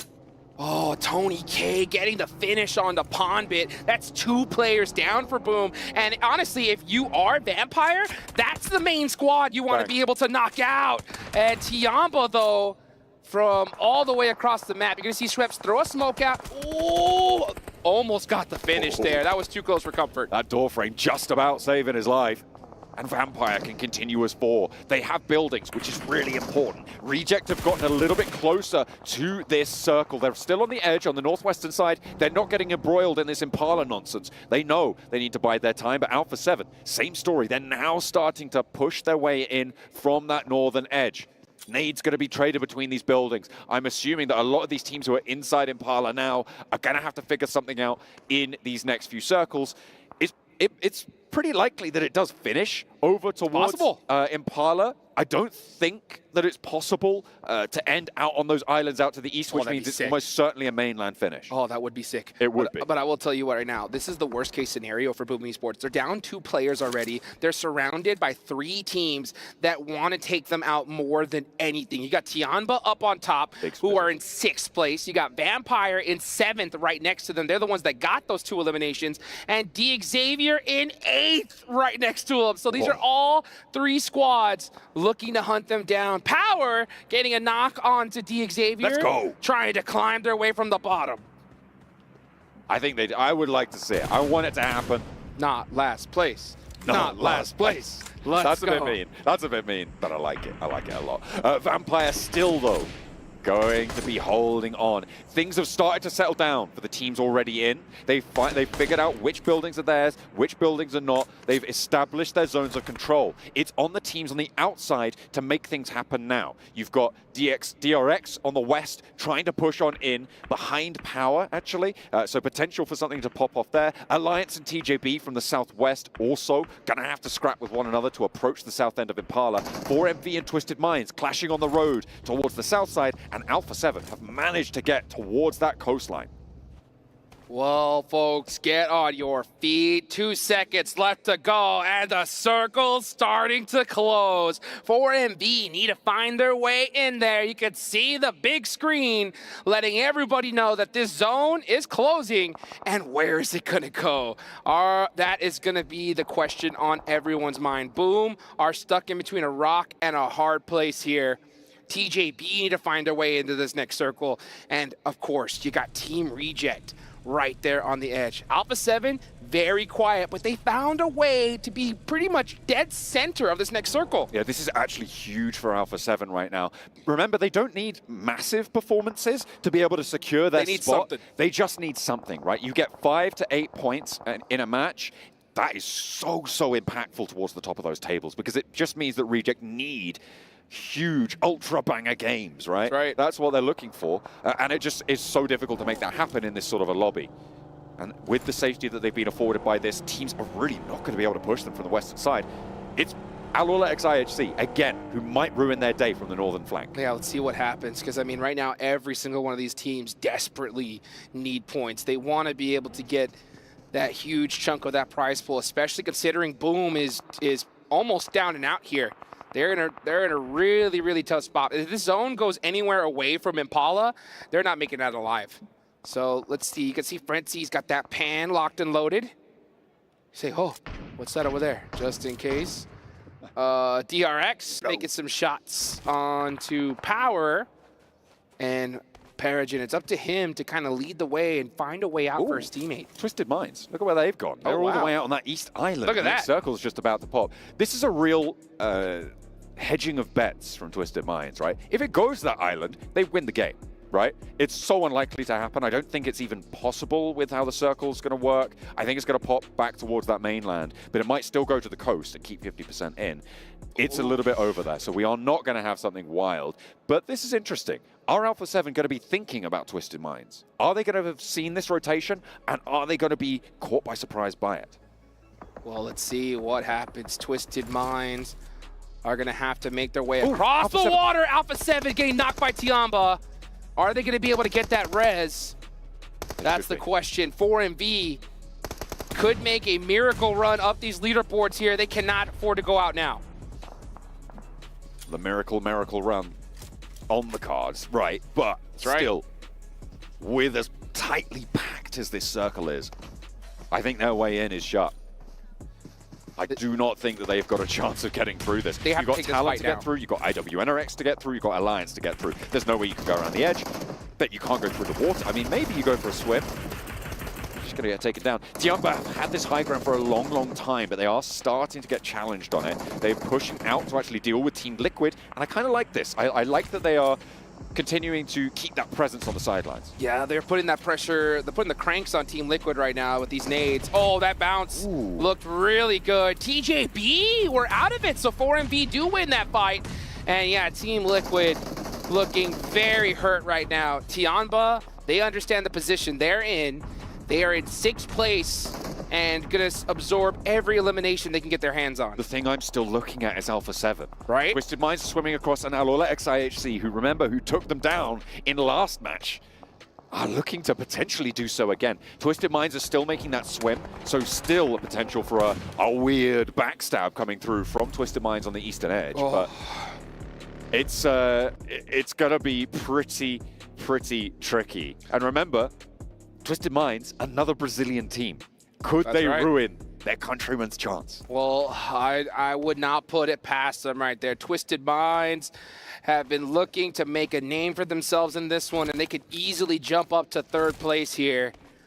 Will they make things that much more difficult for Alpha 7? That's going to be the question. Twisted Minds, coach, big man behind the scenes is none other than Dadino. Oh, so a former teammate of Carrillo from Alpha 7.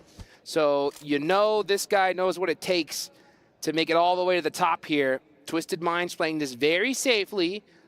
Does Alola IHC even know they're there in the water? I don't think they do, because they were further north than this. Alpha 7 might have been able to scout it, but it's almost certain that Alola IHC have not been able to scout this, which means that Godless is playing for a position to fight uphill, right? The question is, do Twisted Minds want to go for it? Because as soon as they take the shots, even if they take down Godless, immediately it's completely open. They have no cover. They go down, right? So you cannot take that fight with Godless just yet. You need to find a way up, because that cliff is pretty sheer. It is, yeah. So I like the fact that Twisted Minds is playing this very quietly here. They don't want to just let their presence be known just yet, and because they want to see where this next circle goes. If it goes right here, then they could possibly pop out and make some moves. If it doesn't, maybe they have to make a different entryway on into this next zone. Where does it go, though? Does it center up? Do we get another crazy hard shift? Let's see. Come on. Give me something. What do we got? Okay, Alpha 7 in the middle. That hilltop that Tiamba hold, also a major feature of this one. Vampire's position held, but Reject's not. Team Reject on the north side here. They're going to have to push through Vampire. And this fight, Boom is just looking to hold on. They've been very fortunate to be in this now. Oh, next circle, but one more player from Boom gets down. It is not looking good for them. It's looking good for everybody else right below them, though. Satani on the cams. There he is. There he is. Here's a look. Hey, give us a wave. What a smile. Give us a what wave. a guy. We love to see you. Thanks for turning up. Watching your team support. Of course he's watching. What am I saying? Of course he's out there. Repping the Vampire brand. You're up in the top 8, Satani. Do you think you're going to be able to go further? I think so. That's what that point was right there. It's like, hey, top 8. I told you. I told you. Right, let's see if they could get even further up, though. That's going to be the question. Uh-oh, Twisted Minds are now spotted. Alola IHC going to start going fishing here, as it looks like Ratto Boy on the other side. Go on then, Ratto Boy. Get something done for your team. Alola IHC know you're there now. Might as well. Obscure stuck in a really tough spot here. Do they know he's there? Could potentially Get a know little someone's bit further here. around. Zell's looking the wrong way. Oh, this could be dangerous. If Obscure can actually get out Obscure. here. Oh, they got him. Okay. Found him. So that... It's all up to Ratto Boy now. It's all up to him to be able to try to make something happen. Wait, can he get up the hill? I hope he can. If not, that's disastrous for Demo. Look how safe these teams are playing it, though. Alpha 7 are very happy to just stay in the compound. All they know is they just got to put in some points. Team Reject got to get moving, though. If you want to become the next champions, you're not going to be able to do it with just placement alone. You need those eliminations. It's Twisted Minds out of there. Ratto Boy found. Okay. No more fun for him. Alliance, they're trying to make the crossing. Talon, DRX, IWNRX, all of these teams on the south side now starting to get shut out. Tianba with that high ground have great sightlines to do so. They're looking to pick up a whole hefty chunk of points there, but so is Fadan with a 1 versus 2, with a spray down. So it's can't quite give him that quarter though. And Power do fall again. They got 3 limbs, but they'll be drawn short here. Take a look now. Will Alpha 7 start to get busy with it? That's going to be the big question there. You can see Team Reject stalking the rest of this lobby. And look who they got their eyes on. None other than the team that they're hunting down. Oh yeah, Regiocio now has the sightline over towards a little slice of Alpha 7. But it is far from heavenly for them right now. They are in a fairly central position. Tianba have got quite a lot to say about this position as well. The high ground can potentially come in to be quite important at stopping Reject from moving further and closer towards Alpha 7. This is going to be a close one here. This is going to be a close one. The zone is starting to close. Where is it going to go? Will it head towards that central position? Will Alpha 7 get blessed once again here in the end game? We're about to find out, and the zone does center up once again. It keeps Reject in as well on the north, which is crucial. Both of these two teams locked in this eternal struggle will still have a slice of it. The teams from Impala are going to have to leave. Vampire, they are in a difficult position now. I think it's going to be a fight between Vampire and Reject that could change the course of this tournament. This is so close. Talon need to make something happen as well. Talon are in 5th place. They're down to 2 remaining players, though. Every single one of these squads are desperately needing points. Tianba are in the best position, though. They've moved up to 4th place. 7 eliminations. They're hunting down Boom. They have so much sightlines as well. They can take shots to pretty much everybody in this lobby, right? So such a high elimination point scoring potential for this team. They are 8 points behind Boom. They are 23 points behind Reject. 41 points behind Alpha 7. How much of a dent can they put in that? Alpha 7 have been dead silent this game so far. They were able to make that ultra-safe rotation onto that compound, and they're not moving a muscle. You could see Mythic's dad watching as there's only 1 player left up for Team Liquid. They're going to have to make it happen on the last game of the day. Meanwhile, Vampire starting to creep up onto Team Reject. Reject now are going to have to start to get active. They have to hold Vampire out. Vampire don't need to pull the trigger just yet. They can bide their time for a little longer. They have got a little bit of the circle. Out on the west, DXavier, DRX, Team Liquid. Not so lucky. Tianba with that high ground. Man, they are utilizing it perfectly here. 8 eliminations. They are playing their game. They are not changing it up here towards the end, and that's exactly what they needed to do. The thing I'm worried about for Tianba, ammo. Ammo is going to be an issue for them. No teams have been able to push up towards them. They've kept them at arm's distance. How much ammo have they had to expend to do so? You know who hasn't spent any ammo, though? It's Team Reject, right? They have been very, very quiet here. They're ready for this end game battle. DXavier are starting to get mighty close to Tianba. What could Sean do? Sean trying to clear his back out. Boom. Razy, the last player up for his squad, is just trying to snake any points that he could get. This is an unbelievable shrink onto Alpha 7 for the circle. They are so happy about this. It doesn't need to be big. It doesn't need to be special at this stage. It just needs to be there. Tianba racked up to 9 eliminations now. Shan in his own little crevice. Argent, and they not quite able to find their way to a shot towards it, but QZ goes down for Tianba. And they're going to need to go for the res here. Bond is the closest to respond and should be able to pick his teammate up. I will admit, this is the perfect situation for Alpha 7. Alpha 7 are just big chilling in the center of zone. They really are rock stars when it comes to positions like this. When are they going to pop out and start taking some shots? Circle. That's the question. This next zone is going to be critical for them.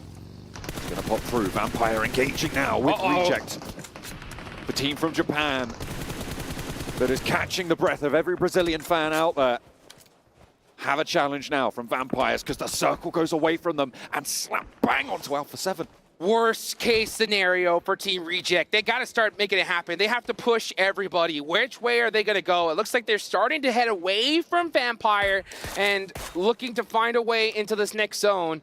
And the easiest path is going to be through Alula IHC, but Vampire are right on their heels. This is dastardly. Vampire are going to need to take the same rotation. There's no way that Reject can avoid this fight. I think they pitch up now, they go for it. This is their time to show what a championship team is made of. Let's see if they could do it. This is actually a perfect scenario for them, to be honest with you. They're playing Edge. They are the best gunners in here. They got to be able to soak up elimination points, even if they want to have a chance at beating Alpha 7. And you're going to have to do it here and now the hard way. Alpha 7 haven't had a single elimination. If you're able to take out Vampire now and push them, it'll work out. But we can see Vampire looking to finish out Boom. They are done for a 0-point game. No. And now Team Reject are getting knocked by Alpha 7. There's shots from across the way. Reject are trying to go through. The attention of Vampire was split for just a moment, but Boom are away now. The res needs to come through. Duello enacting that very quickly onto Sara. The nade over on there. That Molotov is brutal. Sara's still down. Regi's half HP. Divine is there, and it's being lit up by Alpha 7. The ridgeline is being crested, and Reject denies! The door is closed, and Alpha 7 pick it up. Elation for the Brazilian fans. Is it now? Is this the hour? You can see the Alpha 7 folks in the crowd getting so excited. This is that time. We could just crown a champion right here and now, especially if Alpha 7 finish this game strong. They're in the perfect position. They have got so much to play for here. With their history at their heels, they run from time itself and will try and immortalize themselves now. With 2 matches left to play, they've taken away their closest competition. Reject and Boom have both fallen. Tiamba on the high ground have to descend, and they are not looking in good shape. It is such a chance for Alpha 7 to turn their history around.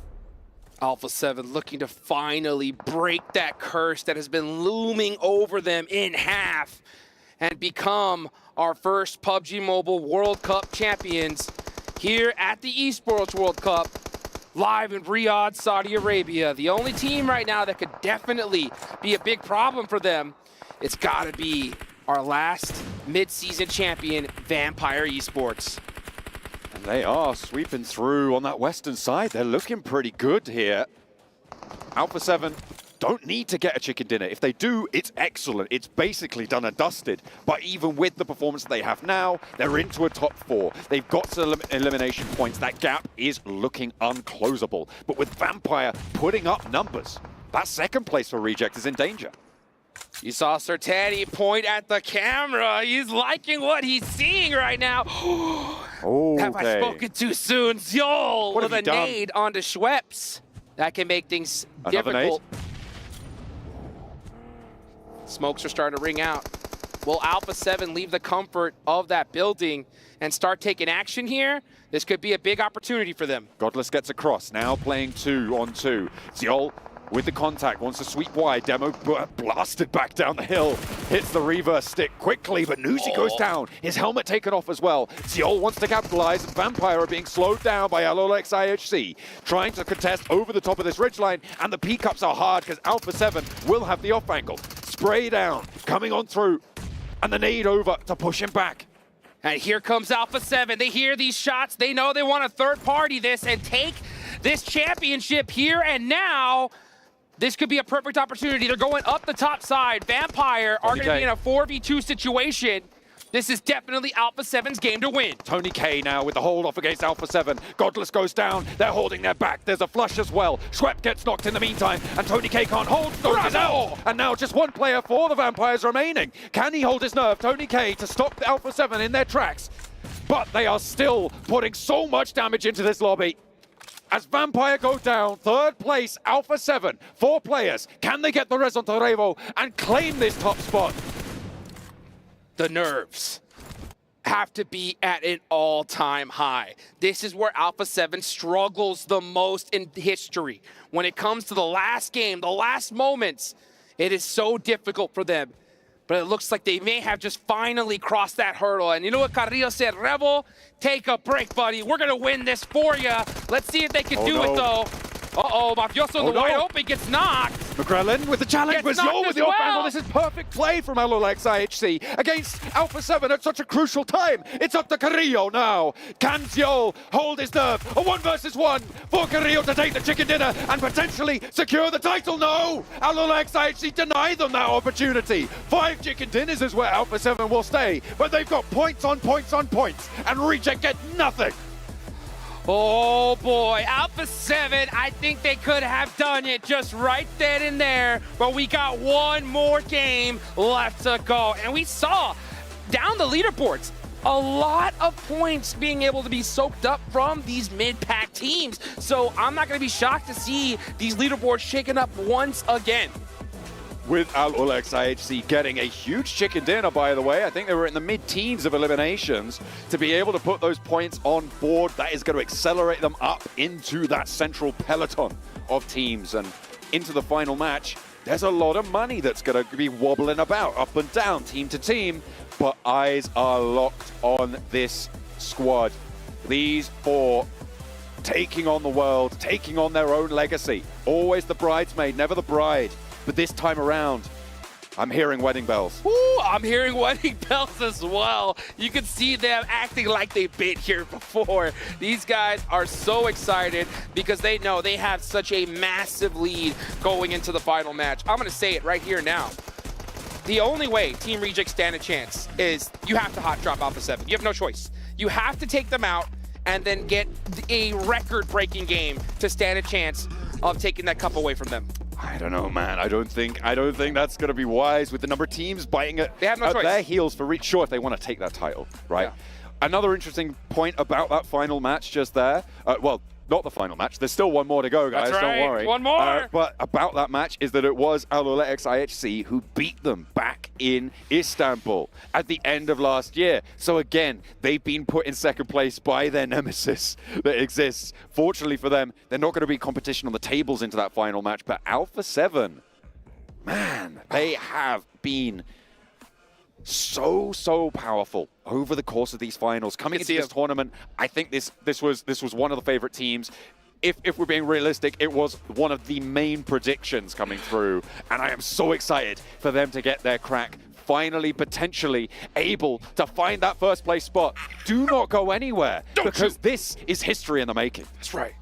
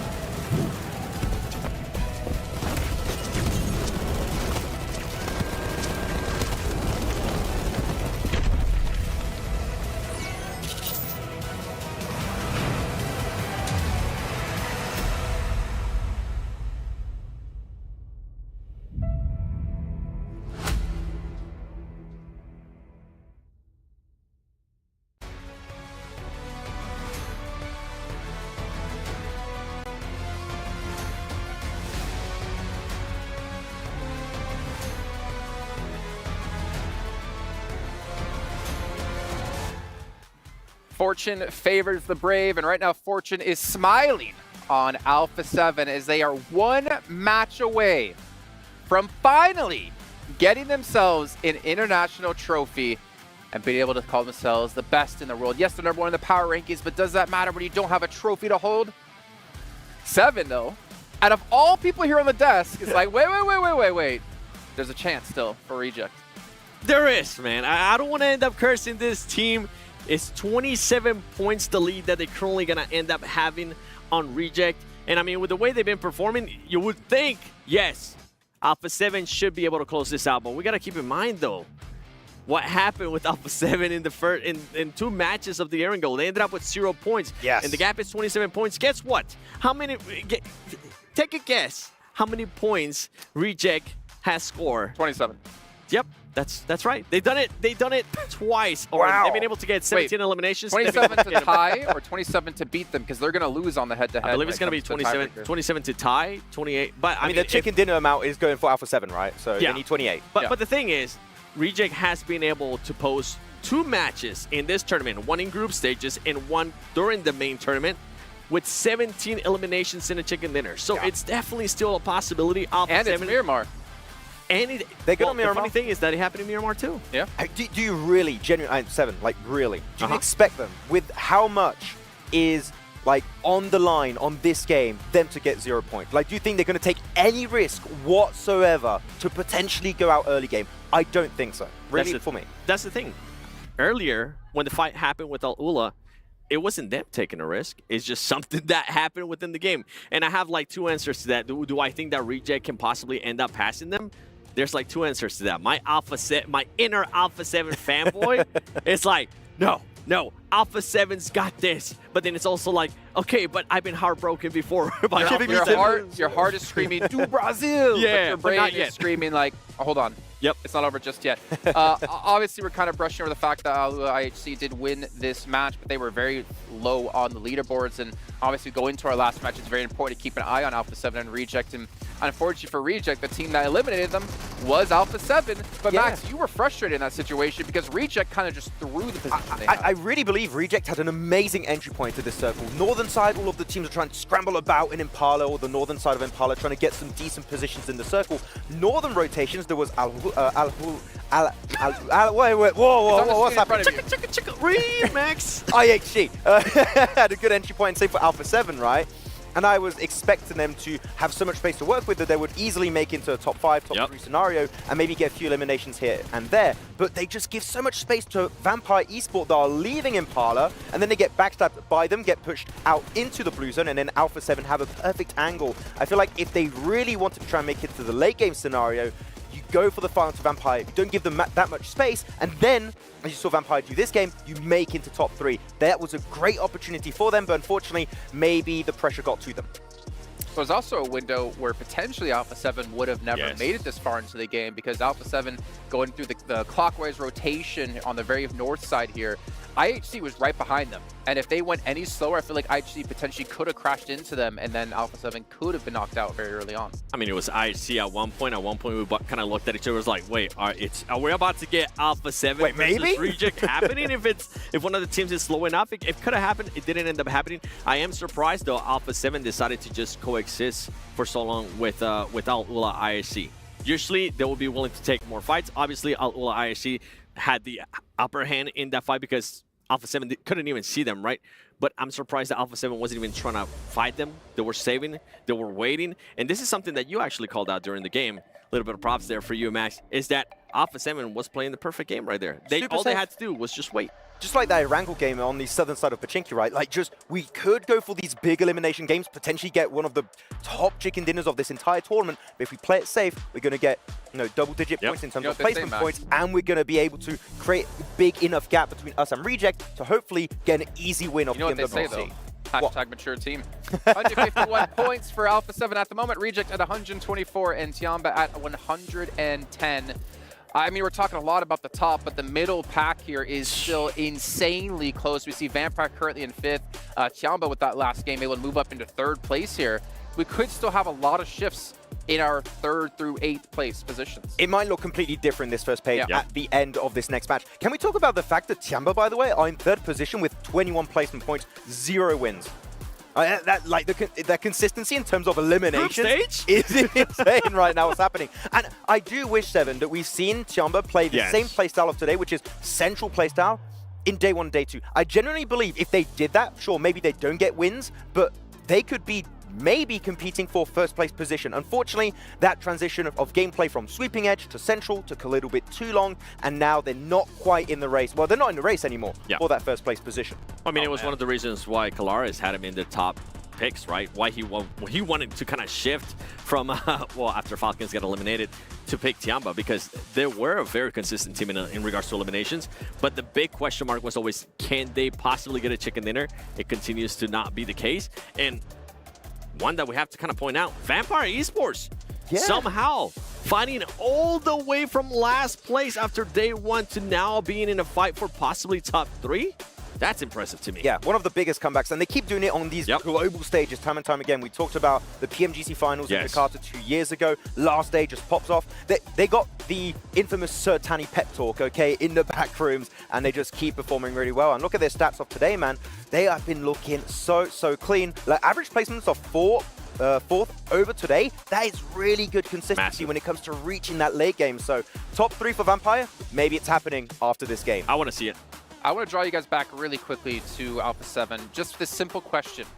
Do Alpha 7 drop their normal location, or do they go for a backup drop here, potentially expecting someone to hot drop them to take them out of the equation early? I mean, El Pozo, you can split it between 2 teams. Yeah. I think you just go to your normal drop. You play your own game. Normal drop. 7 quickly? Yeah. Do your normal thing. Normal thing. All right. Well, you guys at home, do your normal thing. Check out the Esports Center inside PUBG Mobile and go to PMWC and subscribe to this so you're notified about everything PMWC related. Also, while you're there, maybe after this game, maybe during the very early stages, go over and follow PUBG Mobile Esports over on TikTok and create a victory dance, whether it's in-game or out-of-game, of your favorite dance with the hashtag PMWC Victory Dance, and you are entered to win potentially $3,000 in virtual gift cards. But it is time to head into our final match of the PUBG Mobile World Cup. John Allen and Hot Jukes, take it away. The final match of this tournament. The one that will decide who will be our PUBG Mobile World Cup champion is about to get started. So many questions here, John, and we're about to find out the answers. There is only one way to find those answers as well, and it is through battle. 16 teams are going to drop in, and only one will emerge victorious, either in this match or in the tournament as a whole. With dual gaming chipsets and a 144Hz AMOLED screen, the GT20 Pro will equip teams with up to a 120 FPS, which is also the first batch of supported devices, offering esports level performance and visually stunning experiences in the 2024 PMWC. And I've already been visually stunned by what's happened so far today. We've had some nasty circles, cruelty on the plane path here as well. We are going to have something special, I'm sure, in this final rodeo. Let's see what these players are made of. Who will etch their name in stone of PUBG Mobile history? We know that Alpha 7 loves to go to El Pozo. You can already see them stretching on out, hunting down those vehicles and heading towards that big loot area. Where will the zone go? Will it decide to stay near the plane path or go in the opposite direction? That's a big question. Now, I will say this. If Team Reject do not get looted up at Power Grid quickly and try to find a way to hunt down Alpha 7, they don't want this. They don't want this. I'm going to be straight up because they need to do it. Yeah, they need to hit a record-breaking game for them, and Alpha 7 cannot put up a single point. The zone goes up, and it is going to go to both of their drop locations. Oh, let's see what they decide to do. No one out of favor right now with the circle. I say no, neither of the two teams battling for that top spot out of favor with the circle. Potential for a little bit of danger among these hot drops around the vehicles currently, but it looks like teams are extricating themselves from one another nice and sensibly. Boom currently a little bit split over on the eastern side. Take a look at that near Tianba, near Twisted Minds. You've got one of the players from Boom a little bit further away from the others. And I think, yeah, that is going to be just quite nice and safe for now. Closer to Vampire now than actually Twisted Minds, but the rest of Boom might have trouble as well as they are over in Impala. Going to see Tianba going up the East Road and getting away from this one. Other teams close by to one another. I'm not really seeing too much. I think we're going to have some quiet for just a moment. Oh, I can't believe it. I can't believe it. Tianba are going to be heading towards that drop spot near Impala, near where Boom likes to drop. It looks like they found some vehicles. They're heading up north. We can see teams all going to their normal drop location. So nobody looking to get a little too spicy here. The big question is, right, the hunt for second place is still there. There is a 14-point difference from Tianba. So Team Reject, they have a tough decision here, right? Do we hunt down Alpha 7? Oh, no. Twisted Minds getting a knock onto Vampire, and they're going to get that thirst 100%. There's nothing that really can stop them. There are 4 players in this vehicle, though, so if someone pops up, sprays down the vehicle, it goes boom. Twisted Minds goes boom with it too. 2 knives in the back. That's going to take anyone down there. Stoned goes out. Duello for Reject, close by to 3 players posted up for TJB. Is he going to be able to get through this? There's open ground. He cannot tumble this car. Needs to stay safe. And GK first? They're not going for it. They're not going for the spray. They haven't managed to tag on. Wow. Duello is out of there. They had everybody posted up and they didn't go for it. All right, TJB letting Team Reject go to their loot area. Duello able to make it away from this. He is going to pick up his teammate Sara, and they're going to try to head towards Power Grid here. So Team Reject, like I said, they have a decision to make. They hunt down Alpha 7, take them out, and go and try to become the World Cup champions here, right? If they don't do that, then that means that they are scared of Tianba, Boom, and a couple teams below them, and are just trying to hold on to second. That is my opinion. I'd be pretty scared. I would be pretty scared of this. There's a big prize pool drop, I will say, right, from second to third on down. That's for sure. Second place is $200,000. That's good money. Third place at $140,000. It's not a small amount, but neither is 60K, and that is the difference between third and second place. So you drop down 1 place, that's pretty rubbish, right? That's got to be a pretty rubbish feeling coming on in. But I'll tell you what's even worse is if you drop down to 4th place, that's a 90K pay drop to 110K. That is a devastating fall. So if Reject allow 2 teams to surpass them, that would be their fate.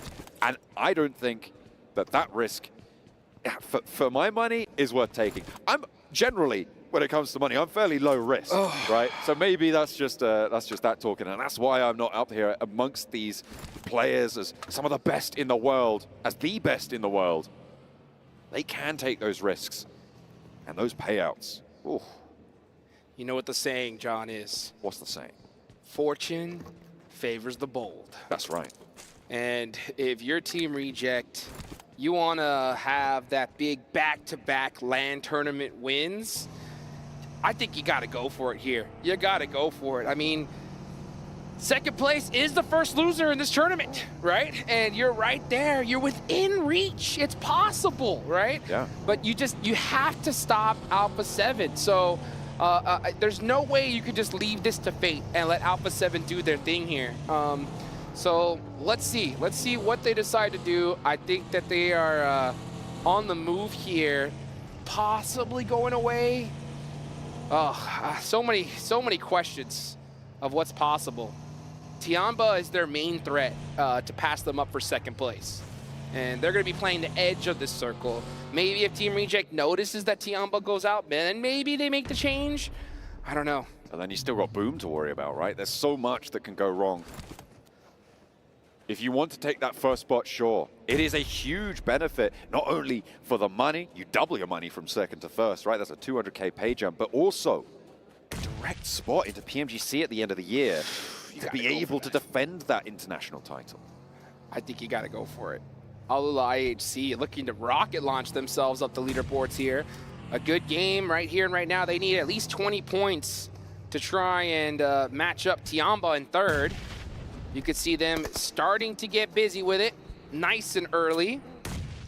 They are starting to get an engagement with 4MV, which is a team right below them. Yo, with a beautiful nade, gets the double tap. Step up to him. Find out why they just won the last Miramar. Zol, though, punished by Doc as he gets a little bit too bold. Just run. He's trying to pick up those points, and there's another knock over to Godless. Okay, they might have won the last Miramar, but there's still a challenge for them. And it is coming in the form of 4MV, Doc and Baron. Both putting up a defense here. Rogue looking to pick Godless back up, but Baron's encroaching now. Nade over the top. If he finds the mark, this is devastation. Demo's up and into it as well. And Nade goes high, goes long. Oh, nearly takes down Rogue. There it is. There's the knock as well. Coming through from Doc on the 1-2 punch. Demo now last to stand. What a push from 4MV, turning their favor around very quickly here. And the last player from Alula IHC, I believe, is getting pressured on the side there from TJP. You can see Baron. Yeah, he's got to go for the pickup here. They need every single point they can get. Oh, but TJP is in the mix. That's going to make things so much more difficult for all these squads. GK first, picking up nades. The second circle just about to pop Jukes as well. Remember, that is going to be a brutal shift. I think no matter what, we'll see where it ends up going. But the nades pour in from TJB. As 4MV try to keep things together. Apex is down. I think maybe they're going to be getting on their bike as well. And TJB looks to disengage just a little bit. It centers up, and it centers up to Montenuevo. TJB got to just full send this. They need every elimination they can get. They want to rocket launch themselves up these leaderboards, and they're giving these teams way too much room to breathe. Here goes Flower on the rotation, gets caught by Apex. GK first is now in the mix. Doc and 4MV are just trying to keep their tournament alive here. This is the final match, folks. What can 4MV do? Let's see, Doc has that nade up close and personal. He's a surgeon with those things. Uh-oh. That nade was too close for comfort. But let's see what they could do. Only S, he's just barely trying to get it over, but the off angle takes down Doc. Apex now with Baron as an off angle on this high ground. Doc back behind some crates. I don't think that GK First can peek out for this elimination to confirm it, to get the flush. I take that back, actually. He's sending all the way around the edge, and Baron doesn't have the angle to stop it. But he is behind the crates, and will be able to dash back as well. Let's see what happens. Nade coming really close to GK First. Oh, that would hurt bad. Yeah, and he runs right back into the building. 4MV, last two players up. Do they stick? Do they stay here or try to leave? And it looks like they are going to just try to disengage. Let's look at the circle just a little bit. Let's take a step back from that fight. Alpha 7 have moved down west on the west side from El Pozo, and now they sit in that western quadrant. The majority of the buildings sit there in Montenuevo, and Reject are pushing in from that north side. Yeah, I think Team Reject are looking to just hold on to second place at this point. I don't see anything that indicates them trying to take that championship away. They're leaving it to fate. And right now, Alpha 7 seem to have fate on their side. They have the high ground. They're a little bit far away from the center of this circle, but they'll take it. They just need to survive. Putting 3 points is basically a confirmation of the title. If they get 3 points here. They get 1 point, to be honest. I mean, that's how much of a gap they have, and especially the way Team Reject is playing. Like, they are just big chilling here. They're not, you don't see them kind of hunting down those third-party opportunities on the edges. We'll have to see. We'll have to see. It's still very early in the game, but if I'm a team that knows that I need to have a record-breaking game in eliminations to try to get this championship, I would definitely want to see Submergency.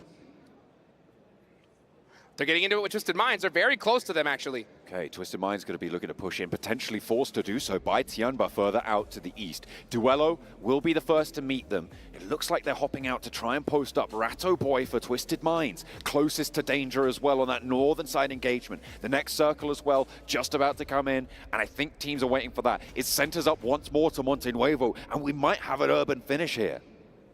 We just might. Let's see how this all turns out, folks.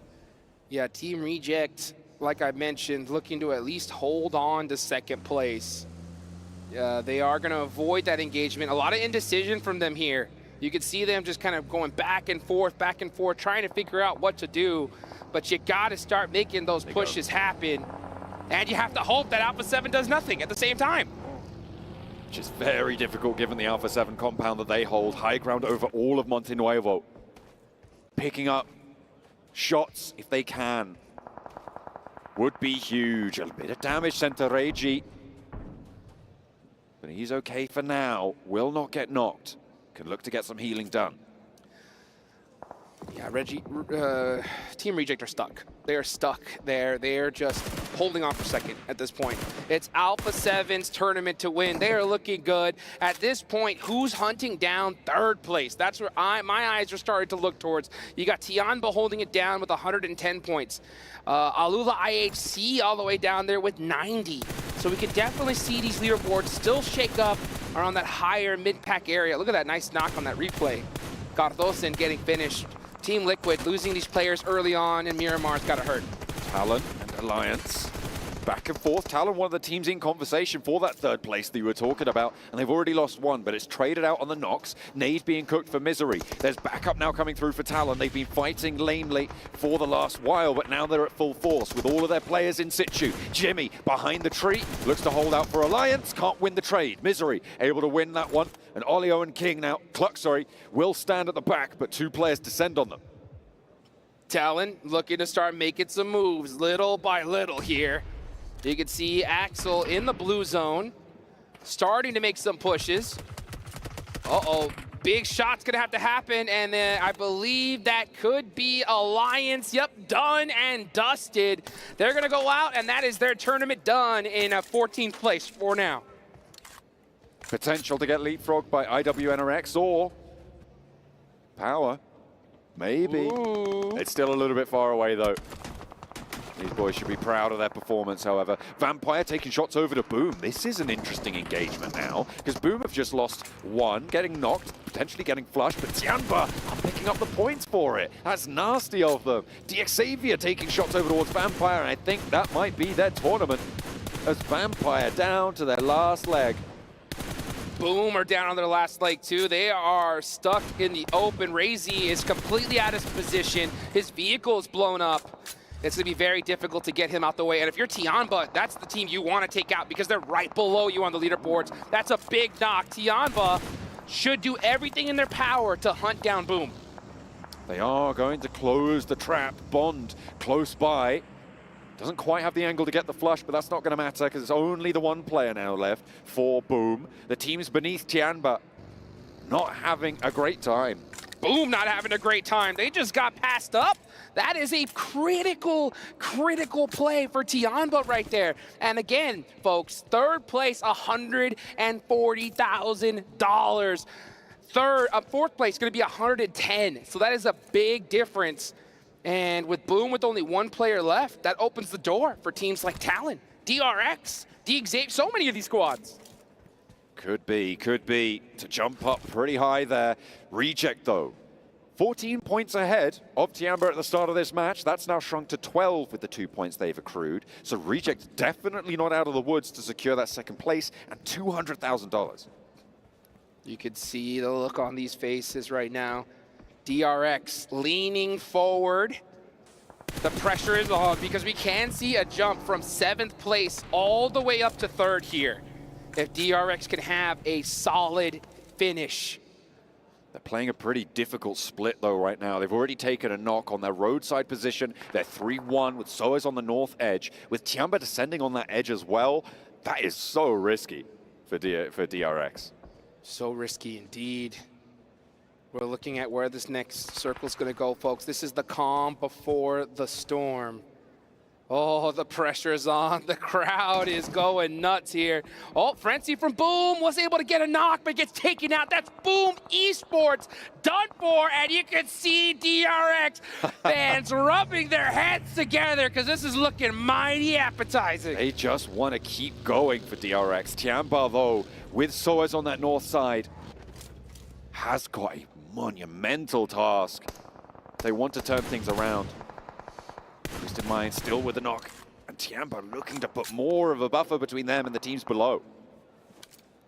Yeah, all these teams below. I'm looking at pretty much Gig Xavier on down. Need to have a monster win here if we want to see them put themselves in the big money. Twisted Mind starting to go down this hill. They are able to make it across, and Guizal with a nice knock there onto Tiamba helps slow him down a little bit. Uh-oh. Guizal's got that pop shot. Peeks right back on down.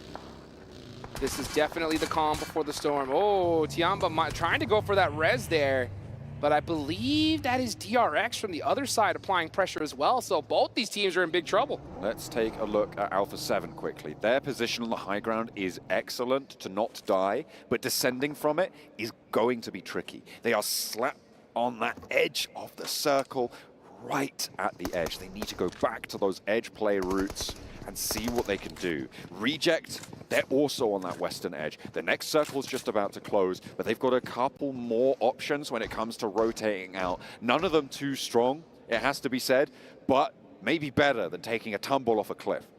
Speaking of a cliff, Alpha 7, right? The team that is looking to be our first PUBG Mobile World Cup champions are now outside of the circle. They're going to have to leave the cover for that hill, but they get a critical knock onto Team Reject. That's Duello knocked, and that could force them in a bad position.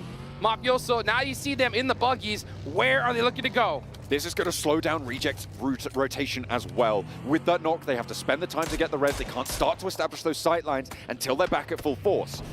But IWNRX out here on the off angle. Mafioso goes down to Swain, and they've already sent Carrillo down. That's going to slow it out. McGrellin as well, looking to try and challenge. They're getting across the road, but Carrillo's going to roll straight up to IWNRX. This is a chance for IWNRX to stop Alpha 7 and lock in the 151 top spot.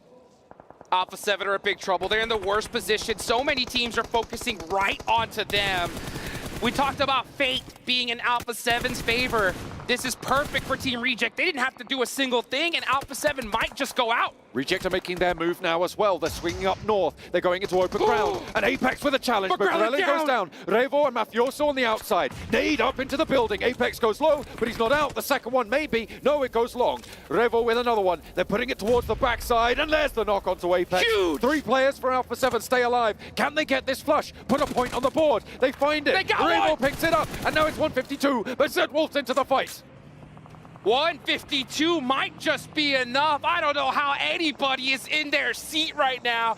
Get on your feet. This is the final moments of this tournament. IWNRX got their eyes locked onto Alpha 7. There it is. They are focused on the end. Let's go down.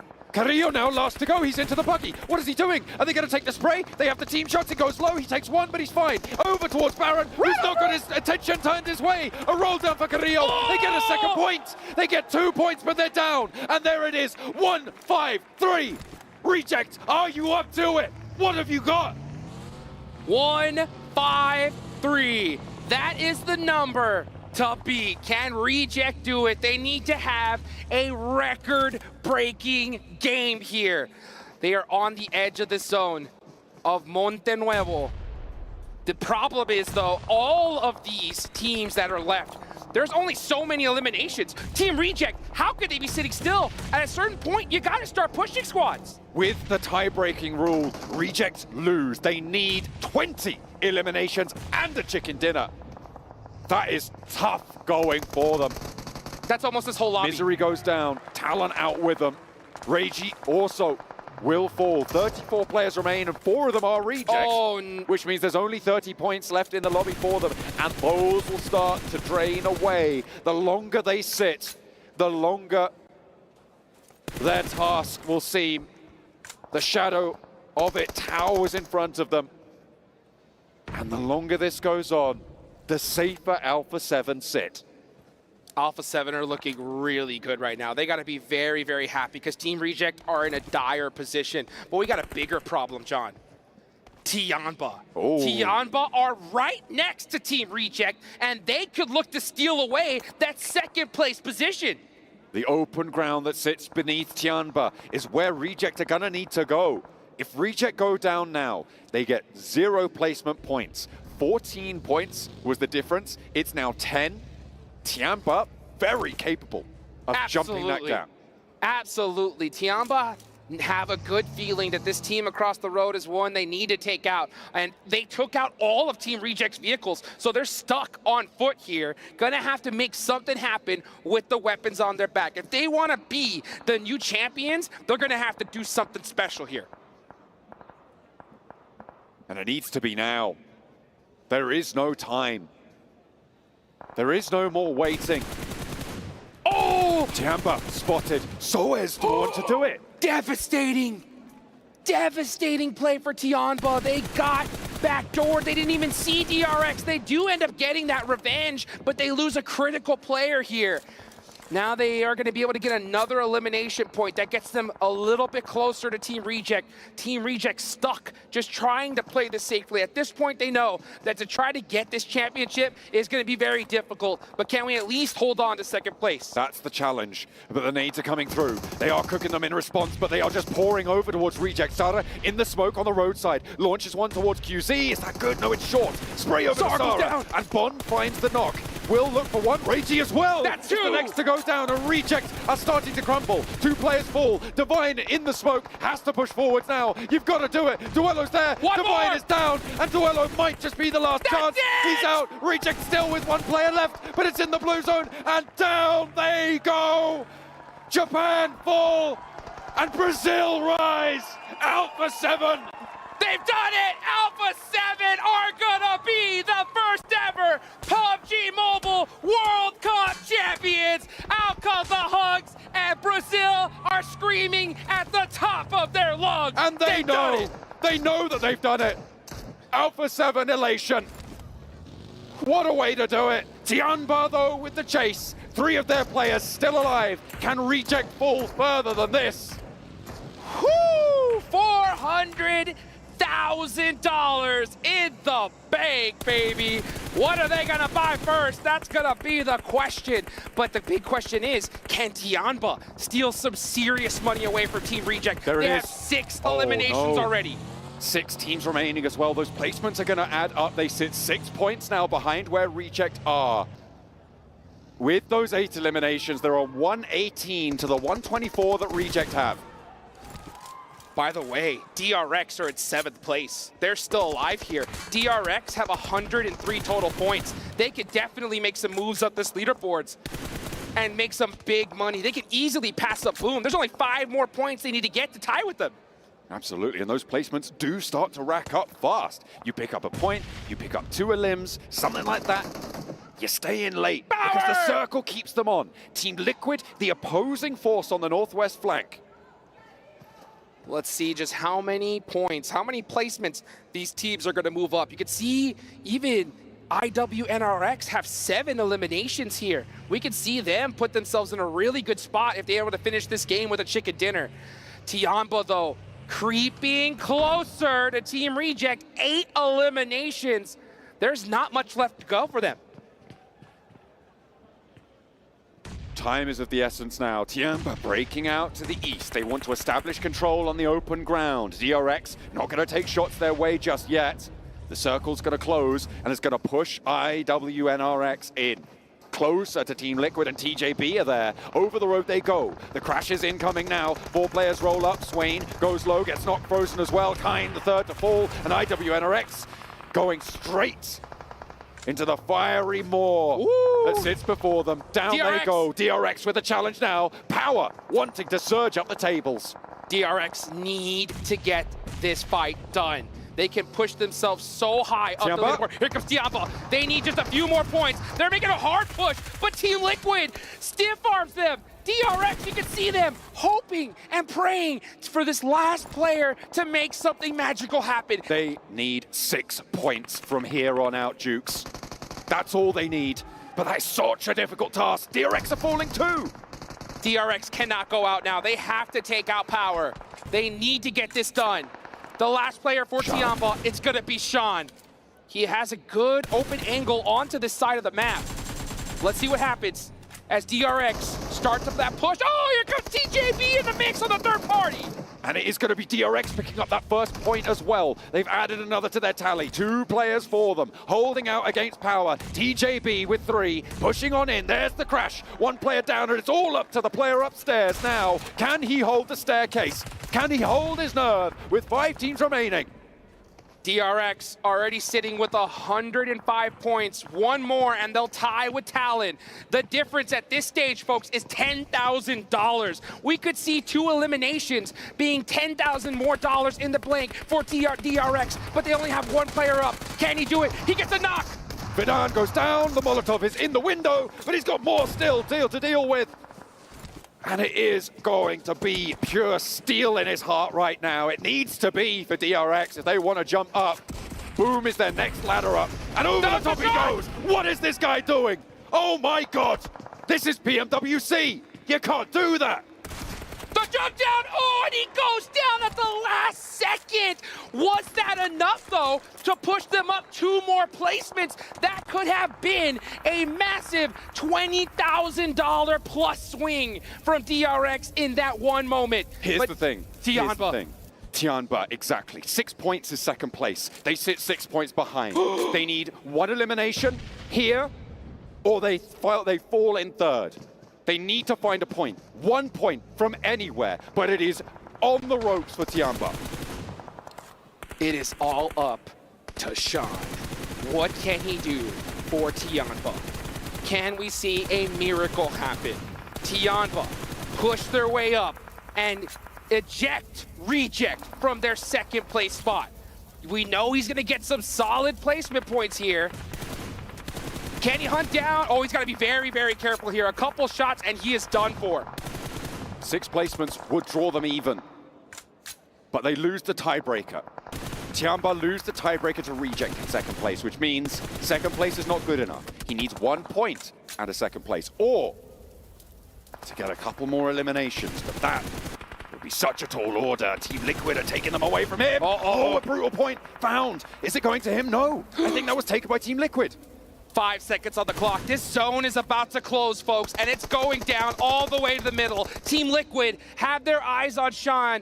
How many smokes does he have left? That is the question. Team Liquid are going to be looking to take this chicken dinner. They're going to push themselves up the leaderboards. That's right. How far? We're about to find out as TJB are playing on the edge. Can Sean outlast TJB to get a few more of those critical placement points? He is now in the blue zone. And this is gonna hurt. The nades bring on out, and that is Sean. Godmore, did he do it? TJB went down first. I think they might have gone down. I'm not entirely sure. It might be a dead heat. We'll have to go to the leaderboards, but the big story is the old legacy laid in the dust for Alpha 7. They have broken the curse. The shackles are broken. An international title has been claimed. Put the belt.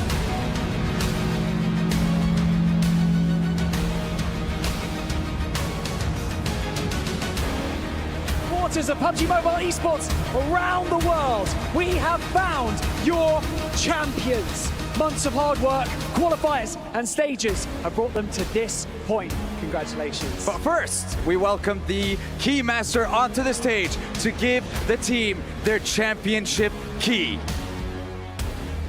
Gentlemen, Carrillo, put your key onto your trophy. The crownless are finally kings and rest on their throne. Ladies and gentlemen, PMWC champions, Alpha 7 Esports!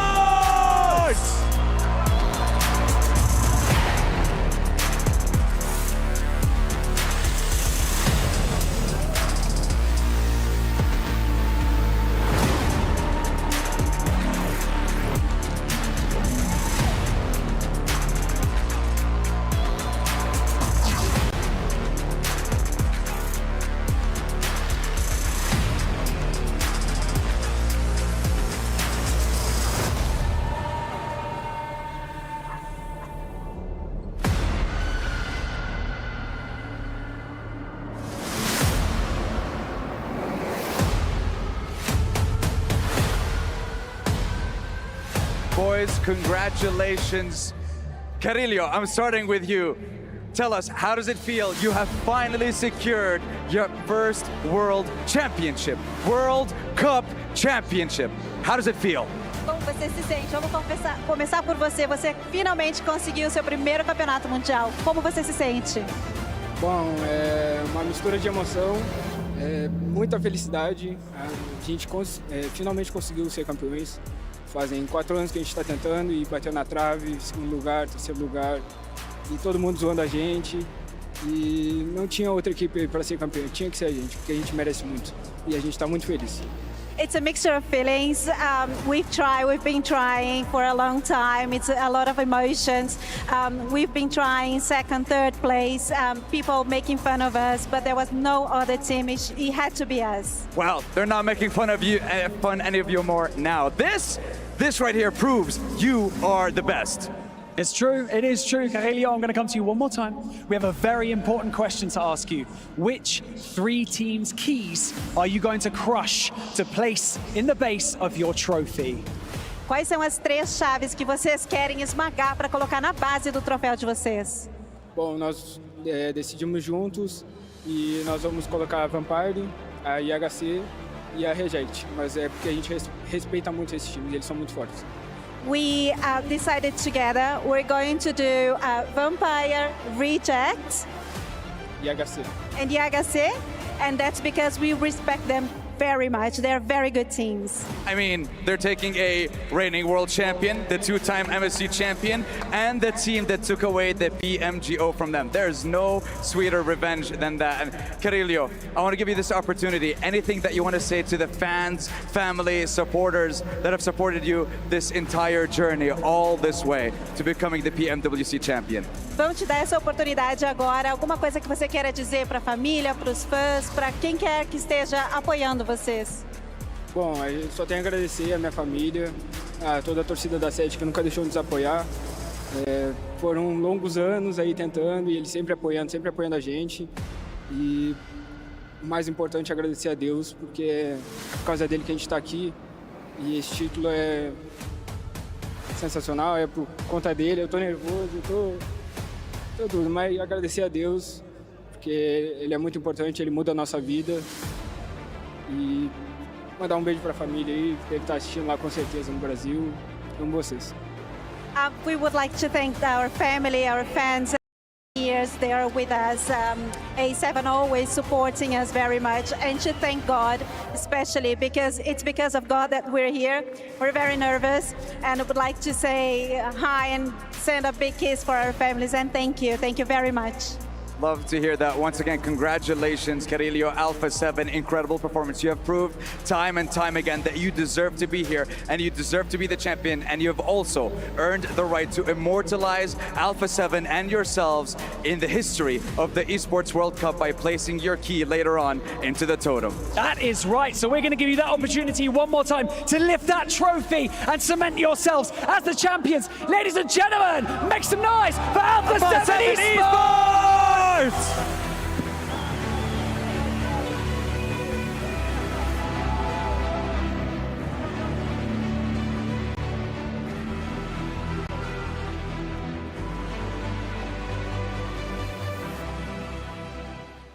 Well, the tears are flowing, and the question is, can the wins keep going here for Alpha 7 as they finally break their curse and can officially make their stand not only in the official power ranking as #1 team in the world, but now are PUBG Mobile World Cup champions, their first massive international title ever. And you heard in that interview, Kriya saying, we finally get to prove all those people talk about us wrong, man. They finally get the victory, and you can see what it means to them.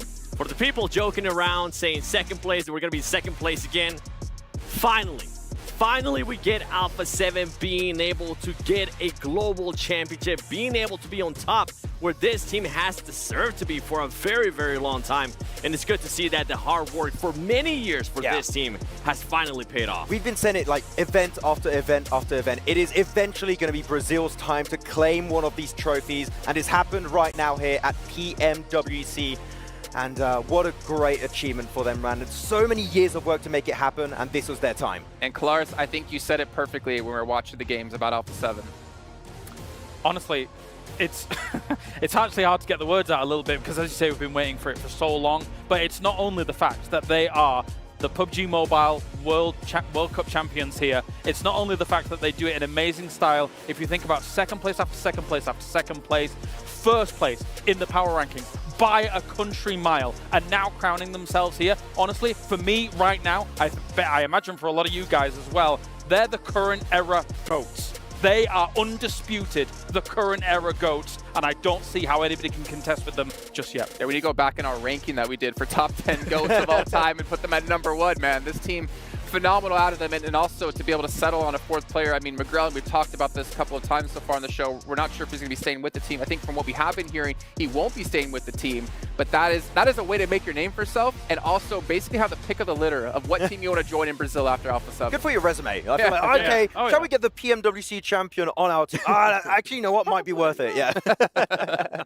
This has been honestly amazing, and maybe we should also give some credit to some other teams out here. Reject, Yes. a lot of questions around them after PMGO. Like, can they replicate this kind of performance? Finishing second, but just barely clawing at the end. And actually, that really came down to the wire, wasn't it? Tiamba, if Tiamba had gotten one more elimination, they would have been able to get themselves into second place. I think right now it's on a tiebreaker based on the winner-winner chicken dinner. So that is insane, all things considered, but here it is. You know what, Tiamba, looking at it, right, they've had an amazing third day. And this is going to give them a lot of really great experience for their next global event. I feel like Tiamba, the next time we see them at a PMGC, a PMGO, or PMWC next year, this team can really compete for the very top because they have that experience under their belt. I'm really, really excited to see them play more.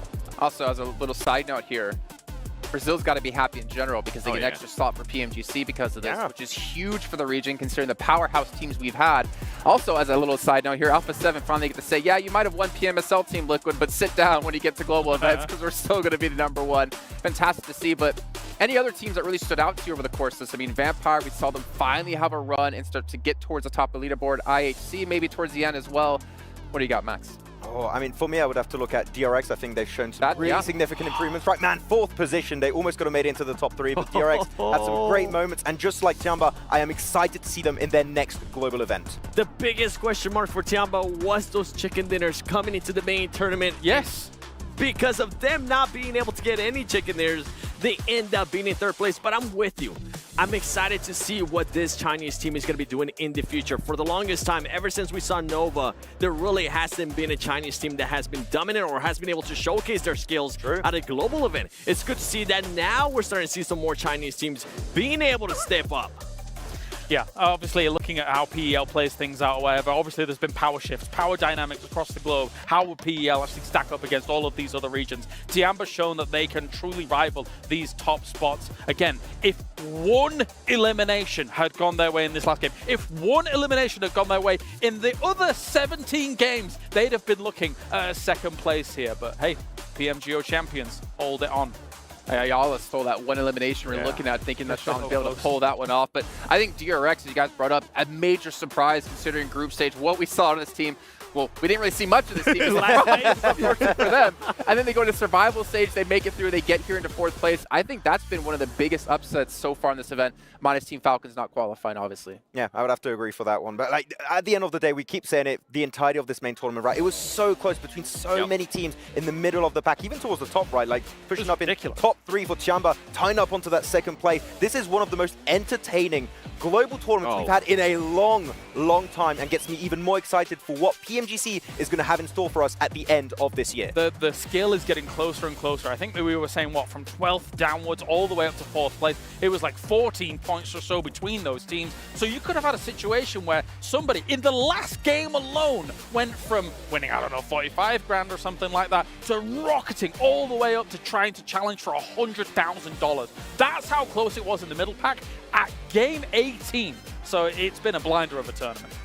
It really has. You saw there the 2nd page how close it really was indeed. Only Power, unfortunately, kind of falling. Couldn't replicate that 4-game performance they had in the group stage.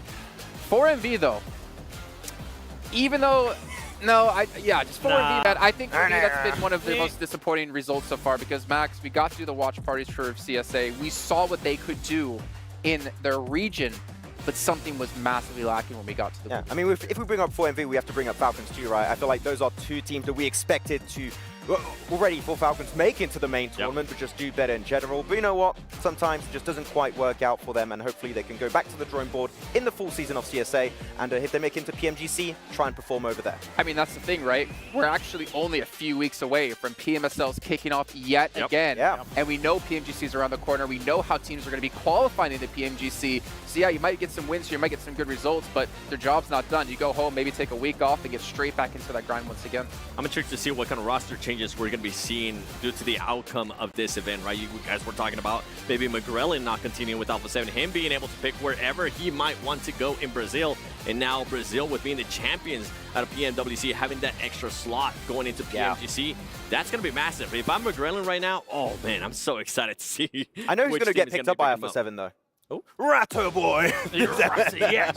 Oh, I'd be so happy. Well, let's move on here. We're talking about the greatest team we have here so far this event, taking home the championship. It's time to take a look at our MVP. I'm not going to give you predictions because we actually kind of already know who it is. Max is looking at his phone. He's like, all right, this guy's the MVP. Let's actually show it for you guys. He didn't want to curse it. Yeah, he didn't want to curse it, but not to mention a lot of extra money. I think it's $50K for being the MVP of the event, and it will go Reject's way with Regiocio. Back-to-back global event MVP from PMGO at the start of the year in Brazil, now over here in Saudi Arabia, Riyadh.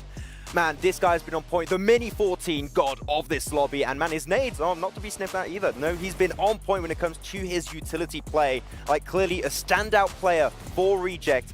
And I'm excited to see how his career is going to continue for the rest of 2024. One of the main reasons why Reject was even challenging to become the champion here at PMWC. And I'm with you. For him to be able to now get back-to-back MVPs at global tournaments, I'm trying to think back if that has not been done in the past.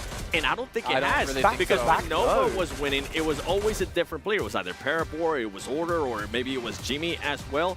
You never knew who was going to win. But for him to be able to put up this performance back-to-back in global tournaments is so impressive. So technically, Reiji can do the Grand Slam of PUBG Mobile Esports for 2024. If he does in PMGC, oh man, best player out there. I mean, and he might have the chops to be able to do it. I mean, looking at a lot of the fights that they were able to take here, not only was the utility game strong from them as well, but even just the entry frags that they were actually being able to utilize, as well as defensive frags. If you think back to the island finish on Erangel, they were holding that compound down for a long time and held it strong against people in the compound to then transition over water situations. So yeah, the world's his oyster. I think the craziest thing about them actually as well is that the fact is they got in from this event because they won PMGO, not because they qualified from their own region. They placed, I think, 9th in their own region. It was bad. We almost didn't even get to see them play, and then they come into the event and they get 2nd place. It's really interesting that they're able to play so high in global, but so low in the region. But this is what people have to, these teams have to truly understand and realize about PUBG Mobile.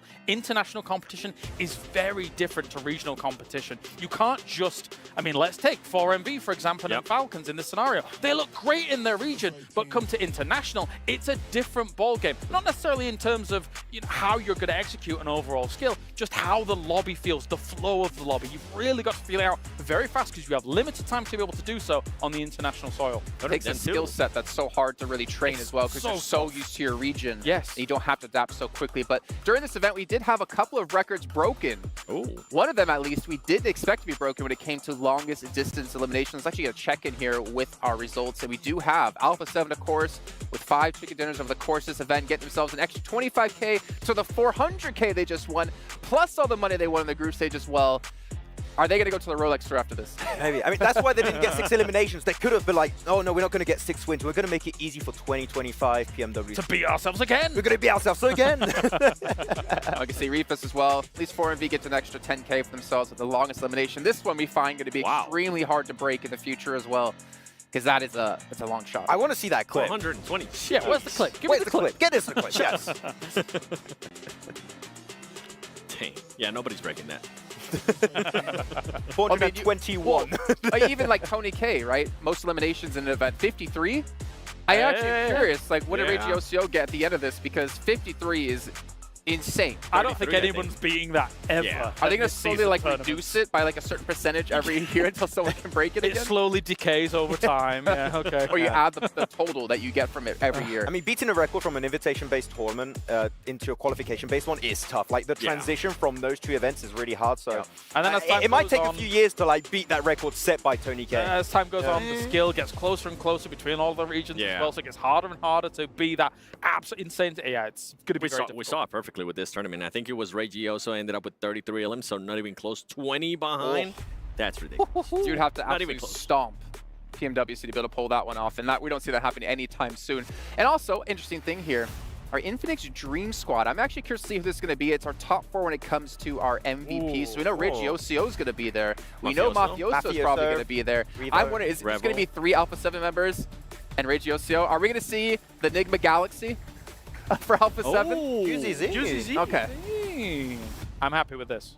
Me too. Of course you're happy with that. Of course he Well, is. QCC performed so well for them during group stage. I feel like he didn't perform to the point that we kind of expected him to here in the main tournament, but for him to be able to kind of put up these performances, I am not surprised. Yeah, I mean, we're looking at this list, of course. You're like, sure, you have Mafioso and Revo. I do know as a fact, looking at the stats, that the other players, McGrellin, Carrillo, are not far behind. So could have been a full. It could have just been Alpha 7 team, almost.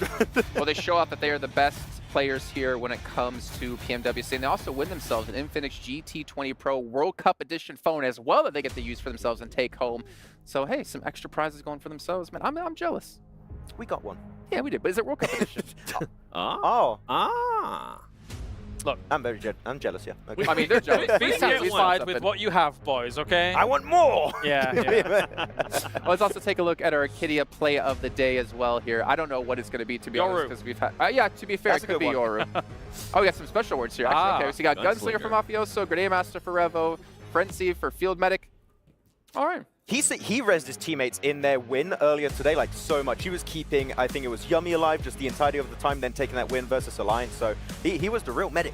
Not gonna lie, for Grenade Master, after what happened in group stages and after you got me so hyped on it, Man. I was expecting 4MV Doc to end up being the leader in that. And by the way, Alpha 7 overrated, Doc? I don't know about that. That's gonna chase That's him a for lot. years. We are never letting that go. Oh, that's a bad take. We're queuing that clip up for PMGC already, actually. Yes. Let me just get that clipped out for That's a later good on in the year. B-roll. Well, now we can take a look here at Arcadia play of the day.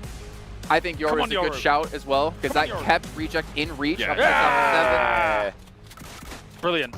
It was such a good hold, and these plays don't happen too often. Also, if you're going up against players with S12Ks compared to the DBS, you've got that slight reload time between the 2 shots. So you've got to be so on point with the DBS to make that happen. And actually, even after the clutch, right, he was using so much utility and smokes that he made it look like there were 3 players in that compound. Oh, it held them and off. it slowed down power significantly, so he kept the hopes of talent alive quite a bit longer in that Erangel game. This Of play course, right Yo here. coming in. Oh, yeah. This game was so important for Alpha 7. Yeah. I mean, as much as we're watching the Alula IHC POV from this one, the fact that Alpha 7 was able to solidify themselves in the top spots in that second last game meant there was almost no wiggle room for rejects towards the end. The Very patterns, important. right? The patterns ended up showing for Alpha 7. Alpha 7 being able to be passive, control the game, slow it down if they needed to, and then for Reject fully sending it, making the wrong decision, it ended up costing in the tournament. Hashtag mature team. Yeah. That's what it is. And actually, Not to for be Reject. fair, I mean, we Ironically. kind of meme about it a little bit. But Alpha 7 really have matured as a team over time and have definitely showed they've come willing to play a different style, a slower style. Hey, that's you, Coloris. Hey, and willing to adjust, because what was going on in the past wasn't allowing them to win titles, and finally they're able to do it here. Yeah. I want to take that trophy. I know, Actually, it that looks so trophy It is looks sick. great. At least they found their key again. Yeah, they found it again. They dropped on the floor when they tried to lift it again. But Where are they going? Are they coming to? Are they coming to us? I want to say, because I know this area. Yeah. And they're walking towards the They're going to give it studio. to you, Seven. Seven, as our #1 supporter. I Here's the can't touch trophy. it. No. I'm good. I'm good. People are already saying that I was going to curse them. I saw all those Instagram posts. Let's be real, though. I'm not Max. This image here, it feels like this should have happened 3 years, 2 years, 1 year ago. Them carrying the major trophy through the halls, escorted by security. This is Wait, they are coming in here. for them. No. They're going. Oh, they they're go gonna one go to early? the club championship. Okay, cool. That makes more sense, yeah. The totem. By the way, as we heard them say and Sandstorm say, I love the teams they chose. Yes. The keys they add to their trophy. That is hilarious. to have the team who won PMGC over them, the team that won PMG over them, and the team that always wins these mid-season events. Honestly, I'm so happy that it chose those 3 teams. I mean, we're thinking maybe they were going to end up picking Team Liquid, but... That's a mean pick. Team Liquid, keep beating them in Brazil. It doesn't matter. You're still falling short when we get to global events. I'd love to know your guys' opinions. Is there any dispute that they are the current era GOATs? Oh, no, for sure. No. Like, they are. I think even before this event they were, but now they just solidified themselves. We won. This is the only thing they were missing, is winning a trophy at one of these global events, and it's finally happened. There was so much memeing. We heard the players say it. We've been made fun of for being second place, but that it's crazy when you lose track of that, for a team to be able to be so consistent, to be able to get second place so many times over and over again. Yes, it's unlucky. Yes, they haven't matured enough. Guess what? They are now mature enough. Now they are able to put their key in that tone. Of course, join all the other champions here at the Esports World Cup. You can see on the board at the moment, the likes of T1. That organization has a legacy behind them. Alpha 7 have a legacy behind them that's continuing to grow and continuing to improve as we continue through the growth and development of PUBG Mobile Esports. And man, they're almost crying. It's almost making me to tears, and I don't cry easily. To be honest, I'm in shock that this is the first global trophy for Carrillo too. With how well he has been for so many years, I would put him up there as one of the GOATs now for PUBG Mobile 2. We're talking about how this team is one of the GOATs right now of our current era. Carrillo, with the way he's been able to play, with so many ups and downs that he has had, with the switching of teams as well, going from Loops now to being in Alpha 7 for such a long time, and being able to perform over and over again, pretty much silencing the doubters. If this team doesn't get complacent, roll on next year, roll on the next PMWC. We're here once again in Riyadh. You're seeing this tone. This is going to stand place in Riyadh from now until then. And then I don't know if anybody can contend with them. The people that are going to try and contend with them have to work extremely hard to try and catch up to where Alpha 7 currently is. Like it's not a meme. They have matured. They have leveled up significantly over the years, and like they're going to go into PMGC. Like for me, there's no doubt in my mind they're going to qualify for that tournament. And I'm telling you, they could do the back-to-back global event here. PMWC into PMGC. It could be happening, and we could finally maybe call them the actual world champions of PUBG Mobile Esports. I would call them the actual true all-time GOATs if that happened, considering. Better than hands Nova. down. I think it beats Nova's legacy. Because the skill progresses from year to year to year. If you match up teams now compared to 4 years ago, 3 years ago, that's why I'm selling it. I agree. Well, that is the question, right? Will they get complacent? Will they fall off? We've seen teams do this in the past. Bigatron's going to be one team that comes to mind. Nova's going to be the other team that comes to mind. Can they maintain this level of play? And I think the fact that they finally got that taste of victory, that taste of the being a champion, I want to say it's going to make them work even harder. And obviously you talked a lot about Carrillo, but what about Revo and Mafioso, man? These two have been with Alpha 7 for as long as time's existed. And they've never given up on the team. They've never given up on the organization. They've never given up on each other, bringing in different people in the roster. I think that's a story all in itself. We've seen the growth, right? Especially with Revo, when he started off, and then he started becoming the MVP of Americas, and now he was able to put up great performances in global events. But the biggest highlight for me, especially in the past year, in the past 24 months, has to be Mafioso. The way that player alone has been able to stand up for that team, it was always either Carrillo or Revo. Now for them to also kind of put their backs, be able to be carried by Mafioso, it's even more impressive. He's been able to put up performances. Now he has adjusted to a role that's currently working out wonders for them. And I can't wait to see what this team's going to be doing. And I really hope that this team does end up finding a fourth and they stay together for at least a year. Please, do it for us. That's the question. How strong can they become if they're already this dominant with only a core of 3 players? For all of you at home, remember PMWC will be coming to an end shortly, which means the Violet Thunder set is going to be disappearing as well. So make sure you guys pick this one up as quick as possible. Obviously, it celebrates the PUBG Mobile World Cup. And also, why after you're done doing this, go fill out a survey about the show. Likes, dislikes, what you've been happy with, what you weren't happy with. But of course, you all should be extremely happy with how this event's turned out, especially if you're a Brazilian fan.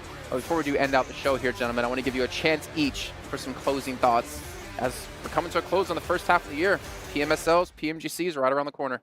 Yeah, I mean, looking at this entire year has been fantastic so far. PMJ was great. PMWC, man, again, I feel like this is one of the most entertaining global tournaments we've had in a long time for PUBG Mobile Esports, and is getting me just even more excited for the rest of the year. The full season, PMGC.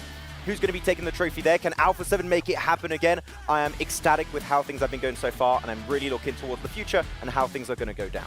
That's the main thing for me too. How competitive this tournament has been. For Alpha 7 to finally be able to break that curse makes me happy as an Alpha 7 fan, makes me happy as a fan of PUBG Mobile Esports to show that hard work finally has paid off. And I'm with you. I can't wait to see what's going to be happening in the PMSLs coming up. I can't wait to see what's going to happen in PMGC.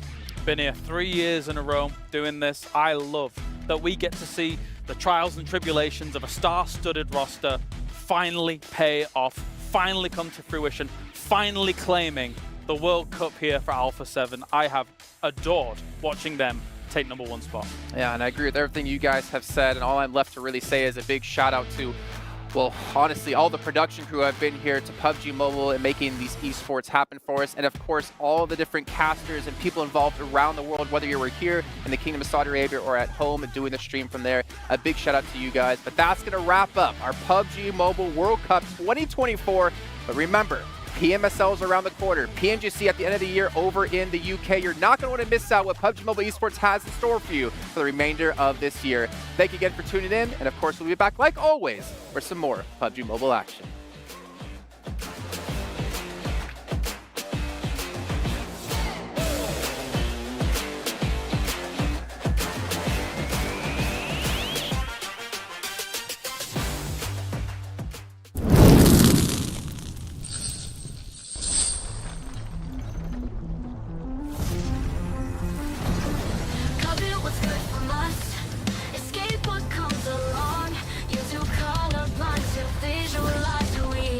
What they want to live for.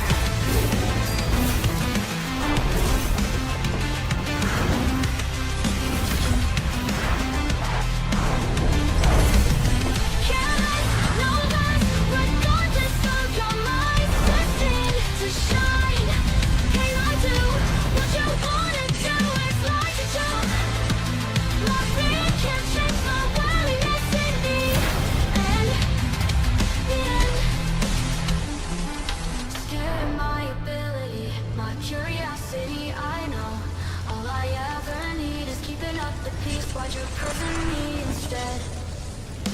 Cut it, what's good from us?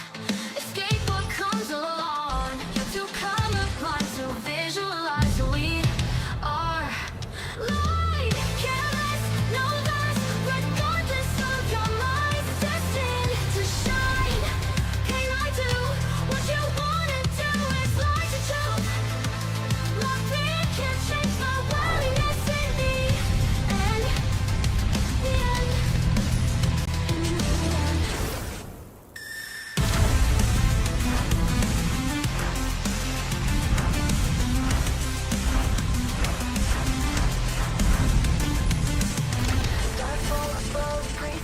Wonder what they wish for, what they want to live for.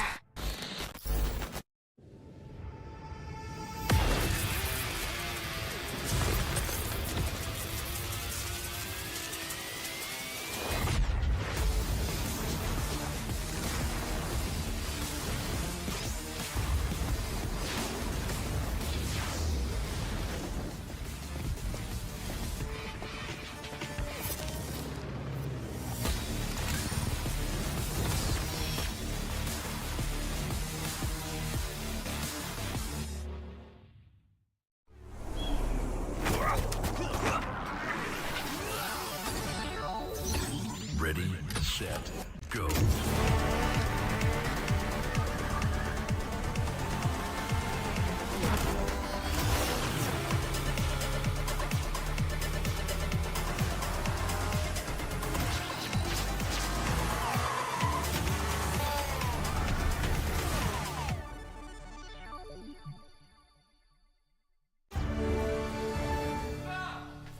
You ever wondered how a Hollywood movie is shot? On a Sony. You review it on a Sony. And how do you make that sound epic? You record it on a Sony. Lunch break on a Sony.